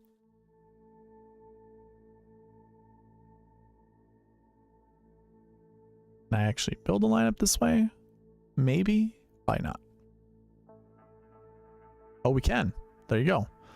This follows the buckets, and we just add one more 6K golfer. And Adam Shank's not bad. So here you go, Bizzle. I'm going to build you 5 lineups. Svensson's not bad. To go with Fowler, let's kick out Fowler, though. But Fowler's probably a glue piece, if I'm going to be honest with you.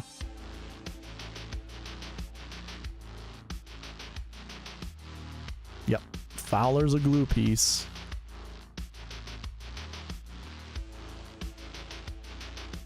I will open this up to 3, 3, 3. See what it does. We built you 1. Here's 2. Same lineup. Never mind. Can I still kick out Fowler?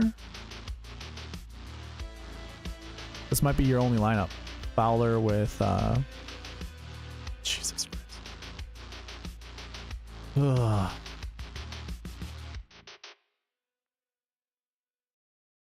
Listen, you could pay for a streaming app and a music app, or just get YouTube Premium for $13.99, which gives you both. YouTube Premium. Try 1 month free. Okay. So we remove those. Here's lineup 2. You get Scheffler, Oberg, English, Rose, Simpson, Garnett. Can I put in Hoagie? Holy moly. Really trying to stretch it out. Scheffler, Oberg, English, Van Rooyen, Power, Garnett. It's a good one. Alright. So this is for sure probably not going to work. But we'll try.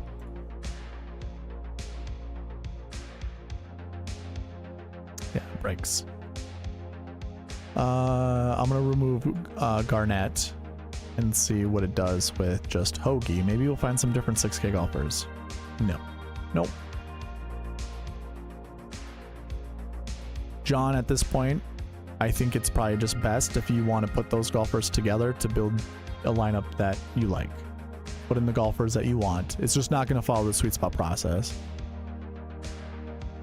So I have manipulated this more than I'd feel comfortable doing. Like if I'm truly giving you advice and building lineups, I've manipulated it more than I need to, more than I think is smart to. I'm actually very content with not putting Oberg and Scheffler together. Like, I don't think I'll build any of my lineup starting with those golfers.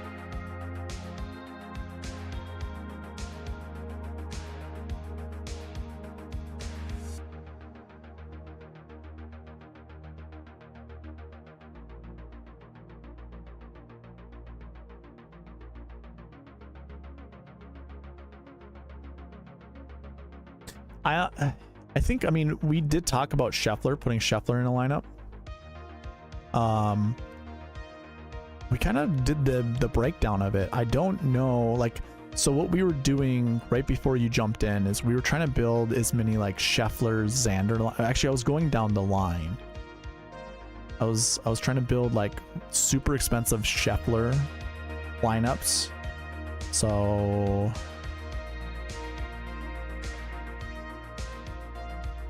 what was I doing actually? Oh, just building Scheffler lineups, and then I was locking out certain players. I just locked in Scheffler and just saw what it was creating.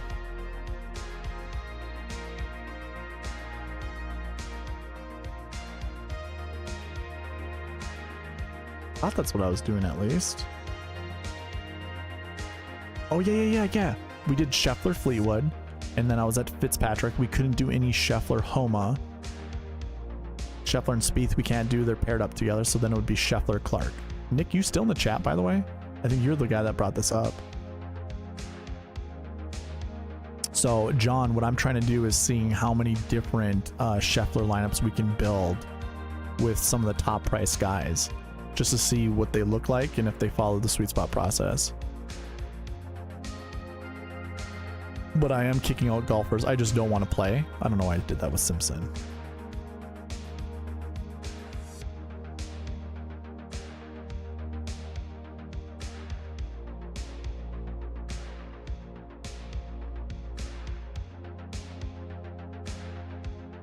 That's how it went. Can you rank my saved lineups? Sure. The buckets tell us it's Fleetwood and someone else.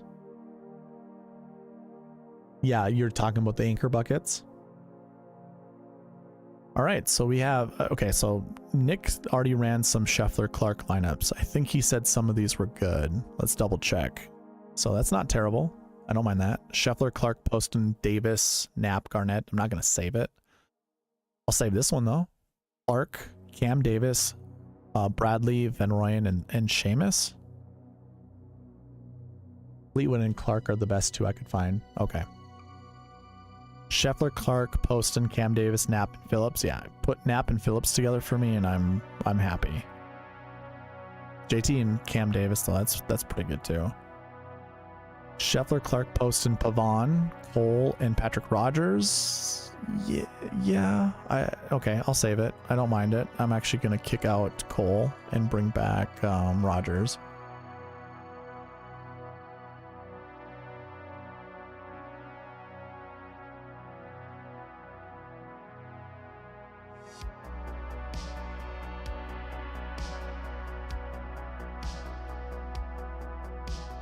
Scheffler, Clark, Poston, Davis, Knapp, Barnes. I don't mind that one either.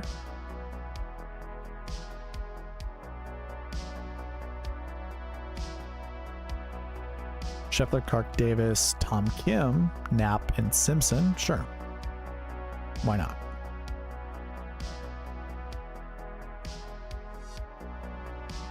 Scheffler, Clark, Davis, Bradley, Van Rooyen, and Toasty. Sure. Don't mind that one. Can you force Clark, Davis, Grillo? Or just go with Chef and see if that works? Sure. Ooh, like that one.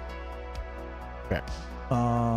Let me just bring back everybody just because I'm probably gonna have to. Clark, Davis, Grillo. Clark, Davis, Grillo.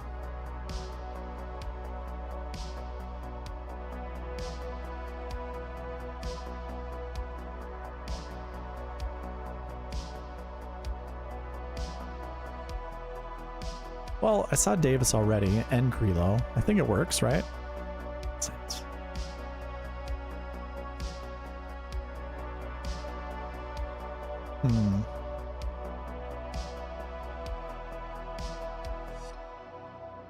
Davis is 1s and 2s, so does that mean we have too many 1?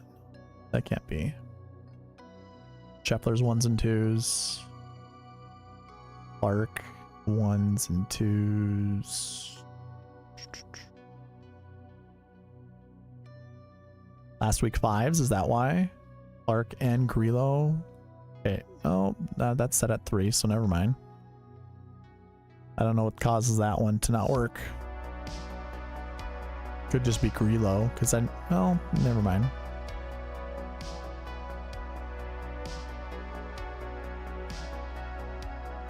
Yeah, I'm not sure. Do all lineups follow the Marquee Tee Times? Yes. The Marquee Tee Times are in all of them. The whole SweetSpot process is in the optimizer. Here, let me see what it does, Nick. I'm kind of curious why it's not working. 3 out of 4, no worries. Don't force it. It was just curious. It was a natural fit. Let's see what is causing the issue.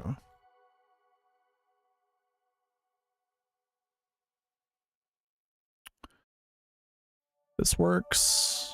Nothing else is over. That works. That works.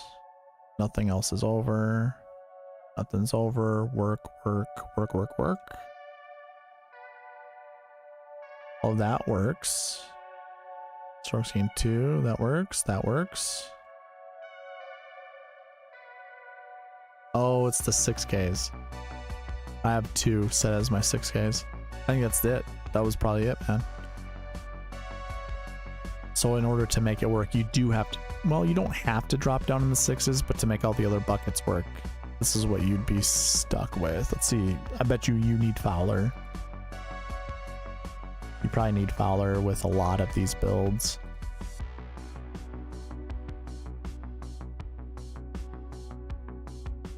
Nope, this one works. Kitayama, Grillo, Hodges. And then it doesn't. So it was just those 2 lineups.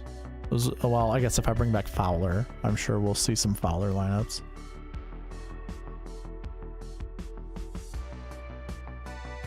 And hey, 3 6Ks, I don't mind that.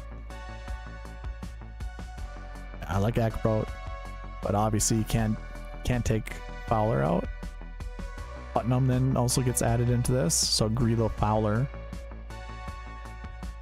Yeah, okay, so you got all the options, but you have to include Fowler. Fowler's your glue piece.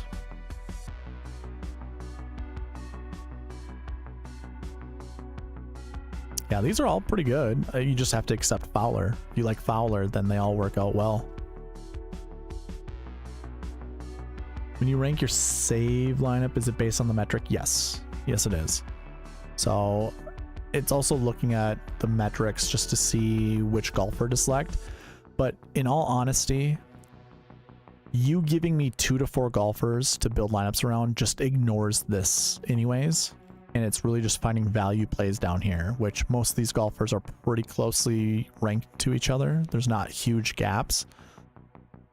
But the optimizer not only takes into account the metric, but it also takes into account the buckets that they're a part of, and obviously the salaries. So there's a lot of pieces that it looks into.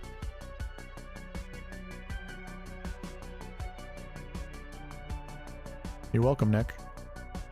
I think I'm probably just gonna call her quits. It's midnight, so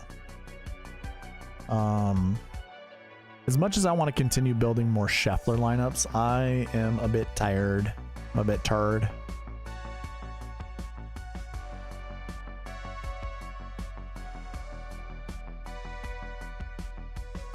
yeah, it's a fun stream.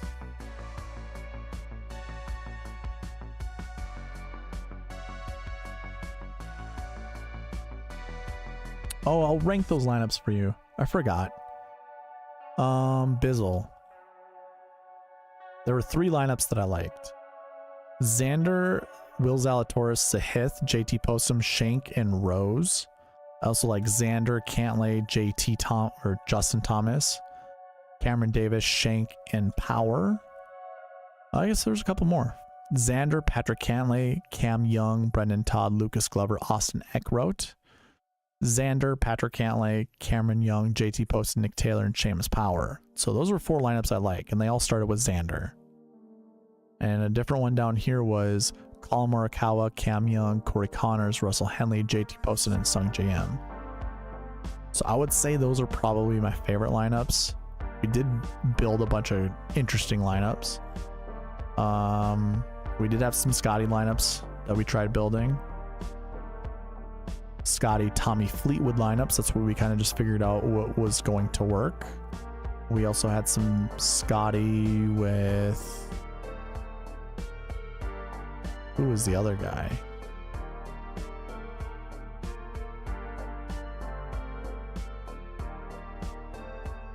Hoagie. Scottie and Hoagie. So we put some Scottie and Hoagie lineups together. So, I mean, you were interested in Hoagie. So Scottie, Zalatoris, English, Hoagie, Van Rooyen, and Patrick Rogers. Sahith, English, Matthew Pavon, and Seamus Power. JT, Day, Cam Davis, Barnes, Burns, English, Straka, Taylor, Henley, Benny Ann, Grillo, Hadwin. It's probably my favorite one of the Hoagie lineup. Scottie, Finau, Harris English, Taylor Moore, Tom Hoagie, Webb Simpson, Sahith, JT Poston, Hoagie, Pavon, and Garnett. So this is kind of down your alley. Didn't have Oberg in it, but it had Hoagie and Garnett. Scheffler, Burns, Cam Davis, Keegan Bradley, Hoagie, Hadwin, and then Scheffler, Henley, McCarthy, Hoagie, Garillo, and Glover. So I actually like that one too. It was a ball striker one. Yeah. I think when I go ahead and build my lineups, I think again, I'm going to use those 7K combo buckets. I do like Hoagie this week. So I'm probably going to try to include Hoagie, Sungjae, or Seabez in my lineups. I'm going to just completely fade Pavon and Day. And probably Adam Shank. So you know what? I'll just do this right now. I think if I was to anchor lineups, I want to see what kind of Hoagie Shank lineups I can build. Like which ones are the best.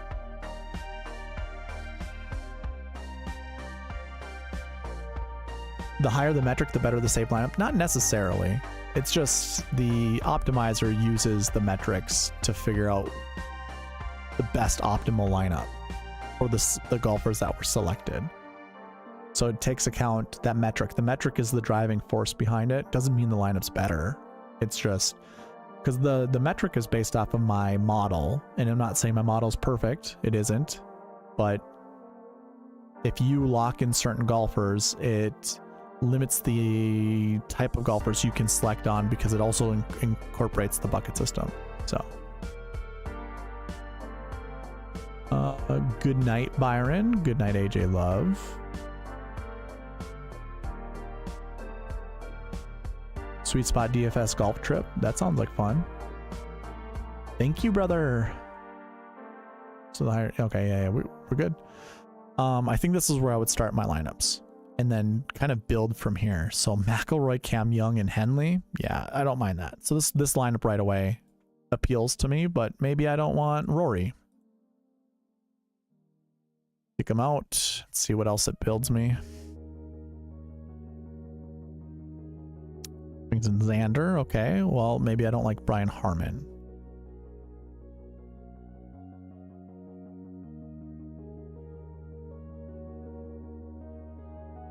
flips it all around. Scheffler, Henley, Davis, Shank, Hoagie, Grillo. There we go. That might be my one Scheffler lineup.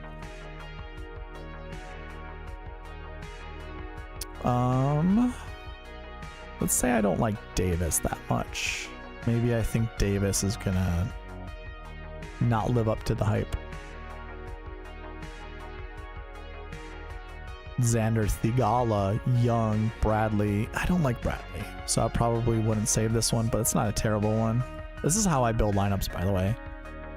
I first kind of like dig into it and see what lineups look like and then find my favorite cores. This one's okay. It's the same thing as we've been seeing, but I don't care for Denny McCarthy. I do like Cam Young this week, so I don't mind going like 10K Cam Young. I don't want I don't want Finau. I don't mind Poston, but I don't want Finau.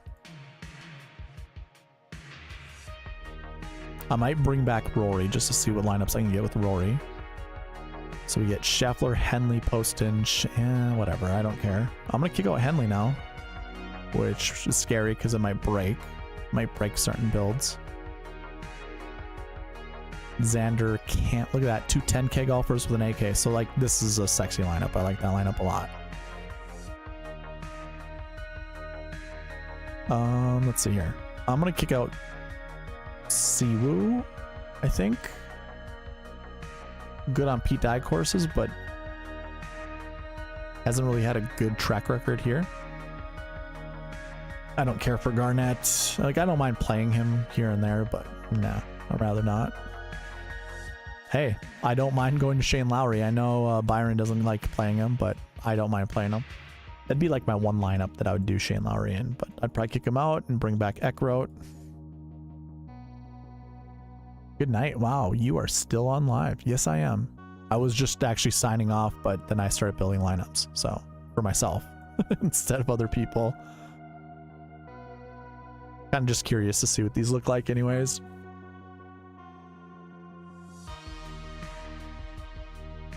Yeah, I see like this lineup. I don't mind. Kirk, Shank, Hoagie, Grillo. I'll probably just kick out Kirk here. No Batia, by the way. I'm gonna give him a little bit of a boost. This is like the 9th week in a row he's played though, so.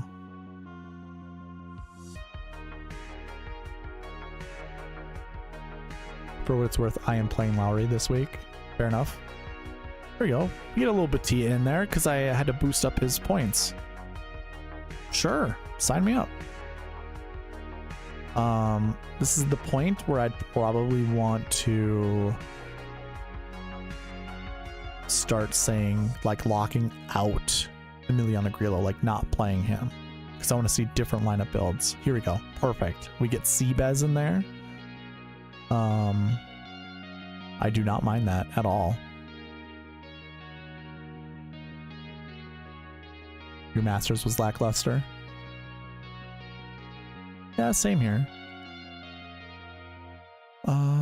I'm gonna lock out Seabez. I do like him, but he is in those 7K combo buckets up top with Hoagie, and I don't want to compete Bez with Hoagie. Ooh, Scheffler Fitzpatrick. There we go. I love that.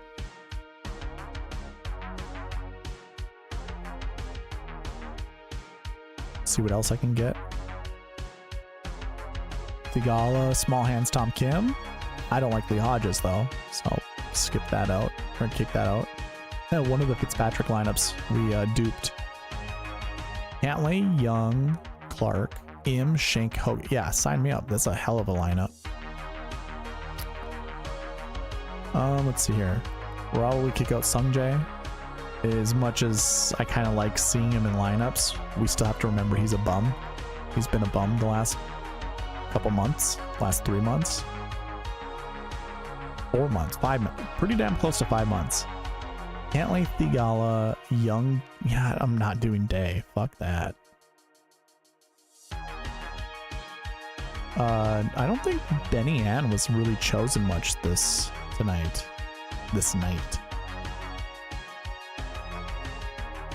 Finally, a Justin Thomas lineup. Xander, Cantley, Thomas, Shank. Like, how much upside does that sound like it has? I don't mind that.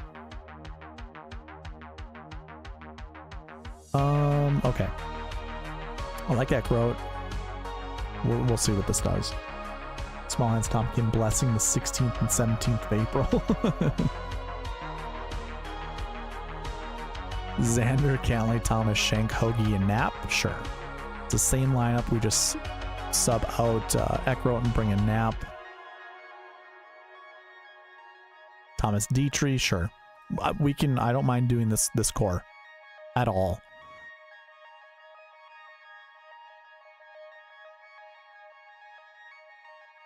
Love this lineup too. These are okay. So this is like the sweet spot lineup builds right now. I'm really enjoying this. I forgot that I was like relaxing, like reclined back there. Xander, Thigala posting. Gotta kick someone out. All right, so what other lineup builds could we actually do by kicking out all of these people?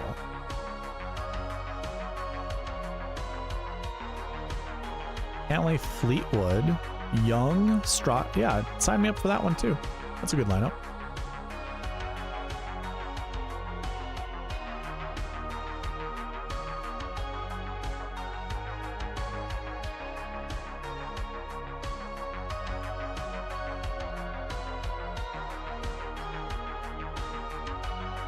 Cantley, Fleetwood, Cam Young, Shank, Hoagie, Hadwin. I don't think I want to leave $500 on the table, but it's not bad.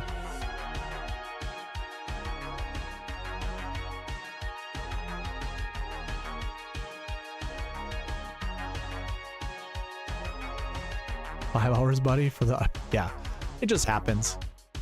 Sometimes it just happens. Xander, Cantley... Okay, yeah. We like that one, too. Add, you can add Nick Dunlap in there for me at any point in time. We are... the bladder's full, so we're going to be calling her quits pretty darn soon. Oh, Cantley, Clark, Zalatoris, Shank, Hoagie, Grillo. Sign me up. Leaving $400 on the table? Really? Bucks. I don't want to leave that much money on the table. It's a sexy lineup, but I don't want to leave that much money on the table. Whatever. All right, so let me bring back some of these guys. No, maybe not. I just want to see Grillo.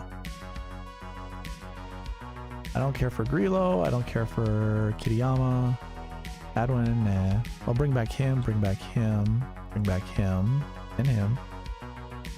And Power.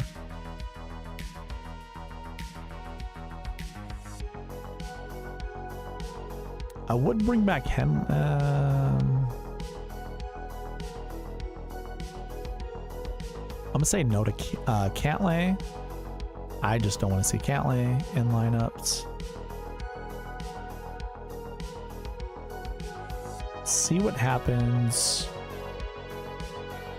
I'll bring back Siwoo and Batia and Bez.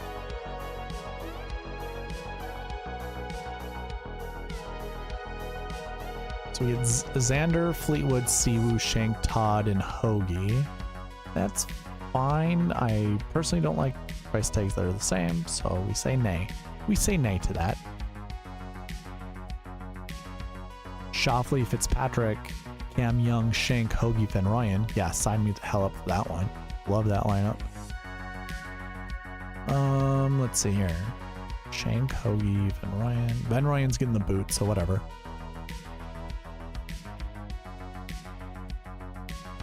We put the Napper in there. That's fine.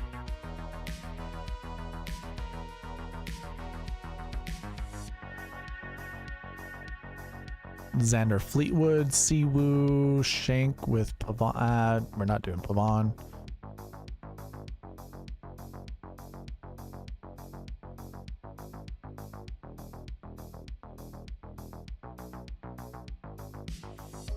Xander, Fitzpatrick, Young, Shank, Hoagie, Dietrich. Don't mind that. I'm actually gonna move the price tag a little bit different. Save it though.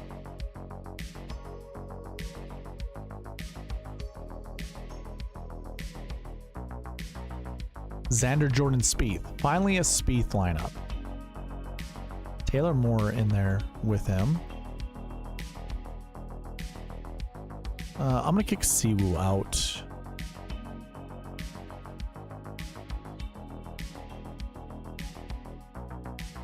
Scheffler, Thigala, Harris, English, Shank, Hoagie, and Power. Did we already save this one? No, we did not. Wow. Get a little Scheffler love in there. We're getting more Scheffler love. Simpson gets added to the mix.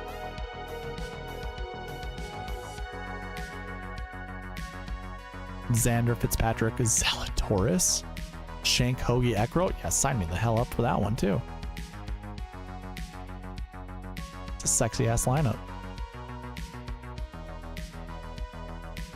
Spieth with Toasty, isn't that a spicy lineup? That's a super spicy. I think that's what you get with Spieth and Toasty together, spicy. S-P-O-I-C. Yep, sounds about right.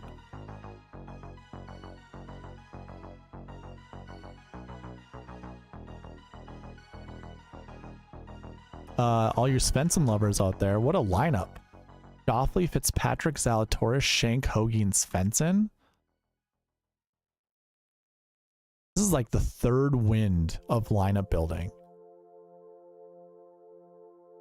I don't mind Gary Woodland. I'm not going to play him this week, though. Morikawa, Spieth, Thigala, English, Shank, Hoagie. That's a sexy lineup, too. Wow. Okay. Let me look at the 7K combo buckets one last time. So instead of Tom Hoagie, we put in Seabez and see what happens.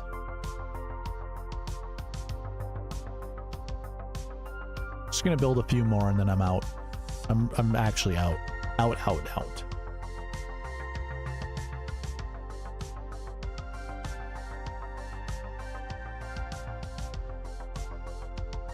Sure.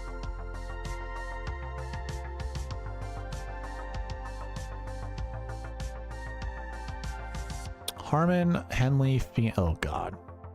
Oh, please, no. Oh, no.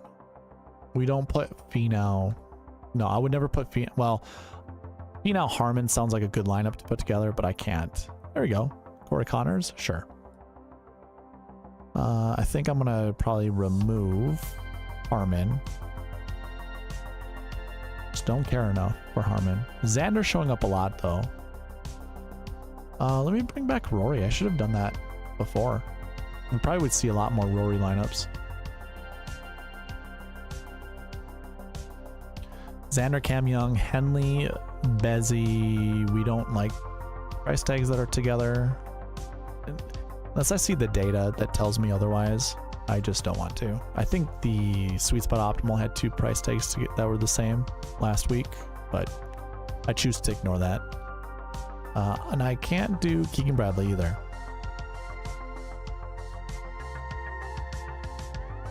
Can you rank the save lineups by metric after last lineups? Sure. Here. I'll go here first, just to show you this one.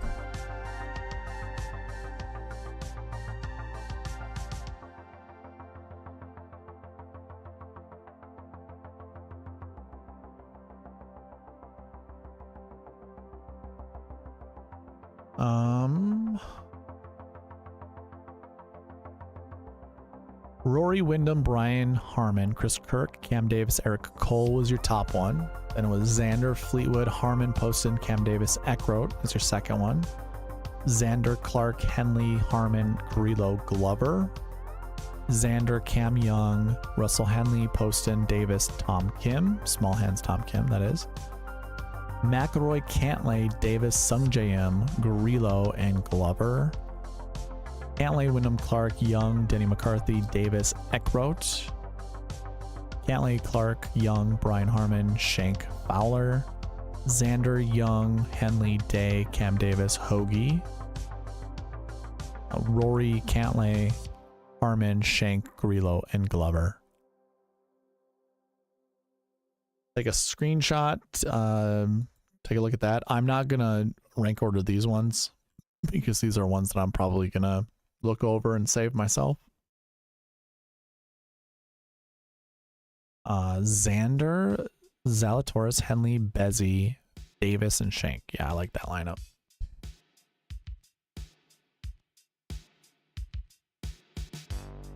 I'm gonna kick out Henley though. A lot of the same old. Obviously, Xander's a huge value in this field for his price tag. Here we go with the Fowler lineup. And actually, you know what? I'm going to save it. I think that's ugly as hell, but let's save it because sometimes those lineups do well. Where's Fowler? All right. Two more and I'm out. Got to. Rory and then Xander. Bezzy, Shank, Grillo, Eckroat. Yeah, sign me up. It's one. Here comes the last one if it's good.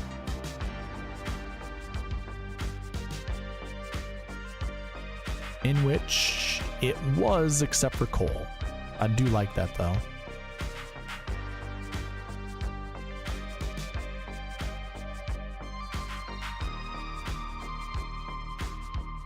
McIlroy, Theogalis, Siwoo, Bezzy, Straka, Shank. I don't want to see Straka.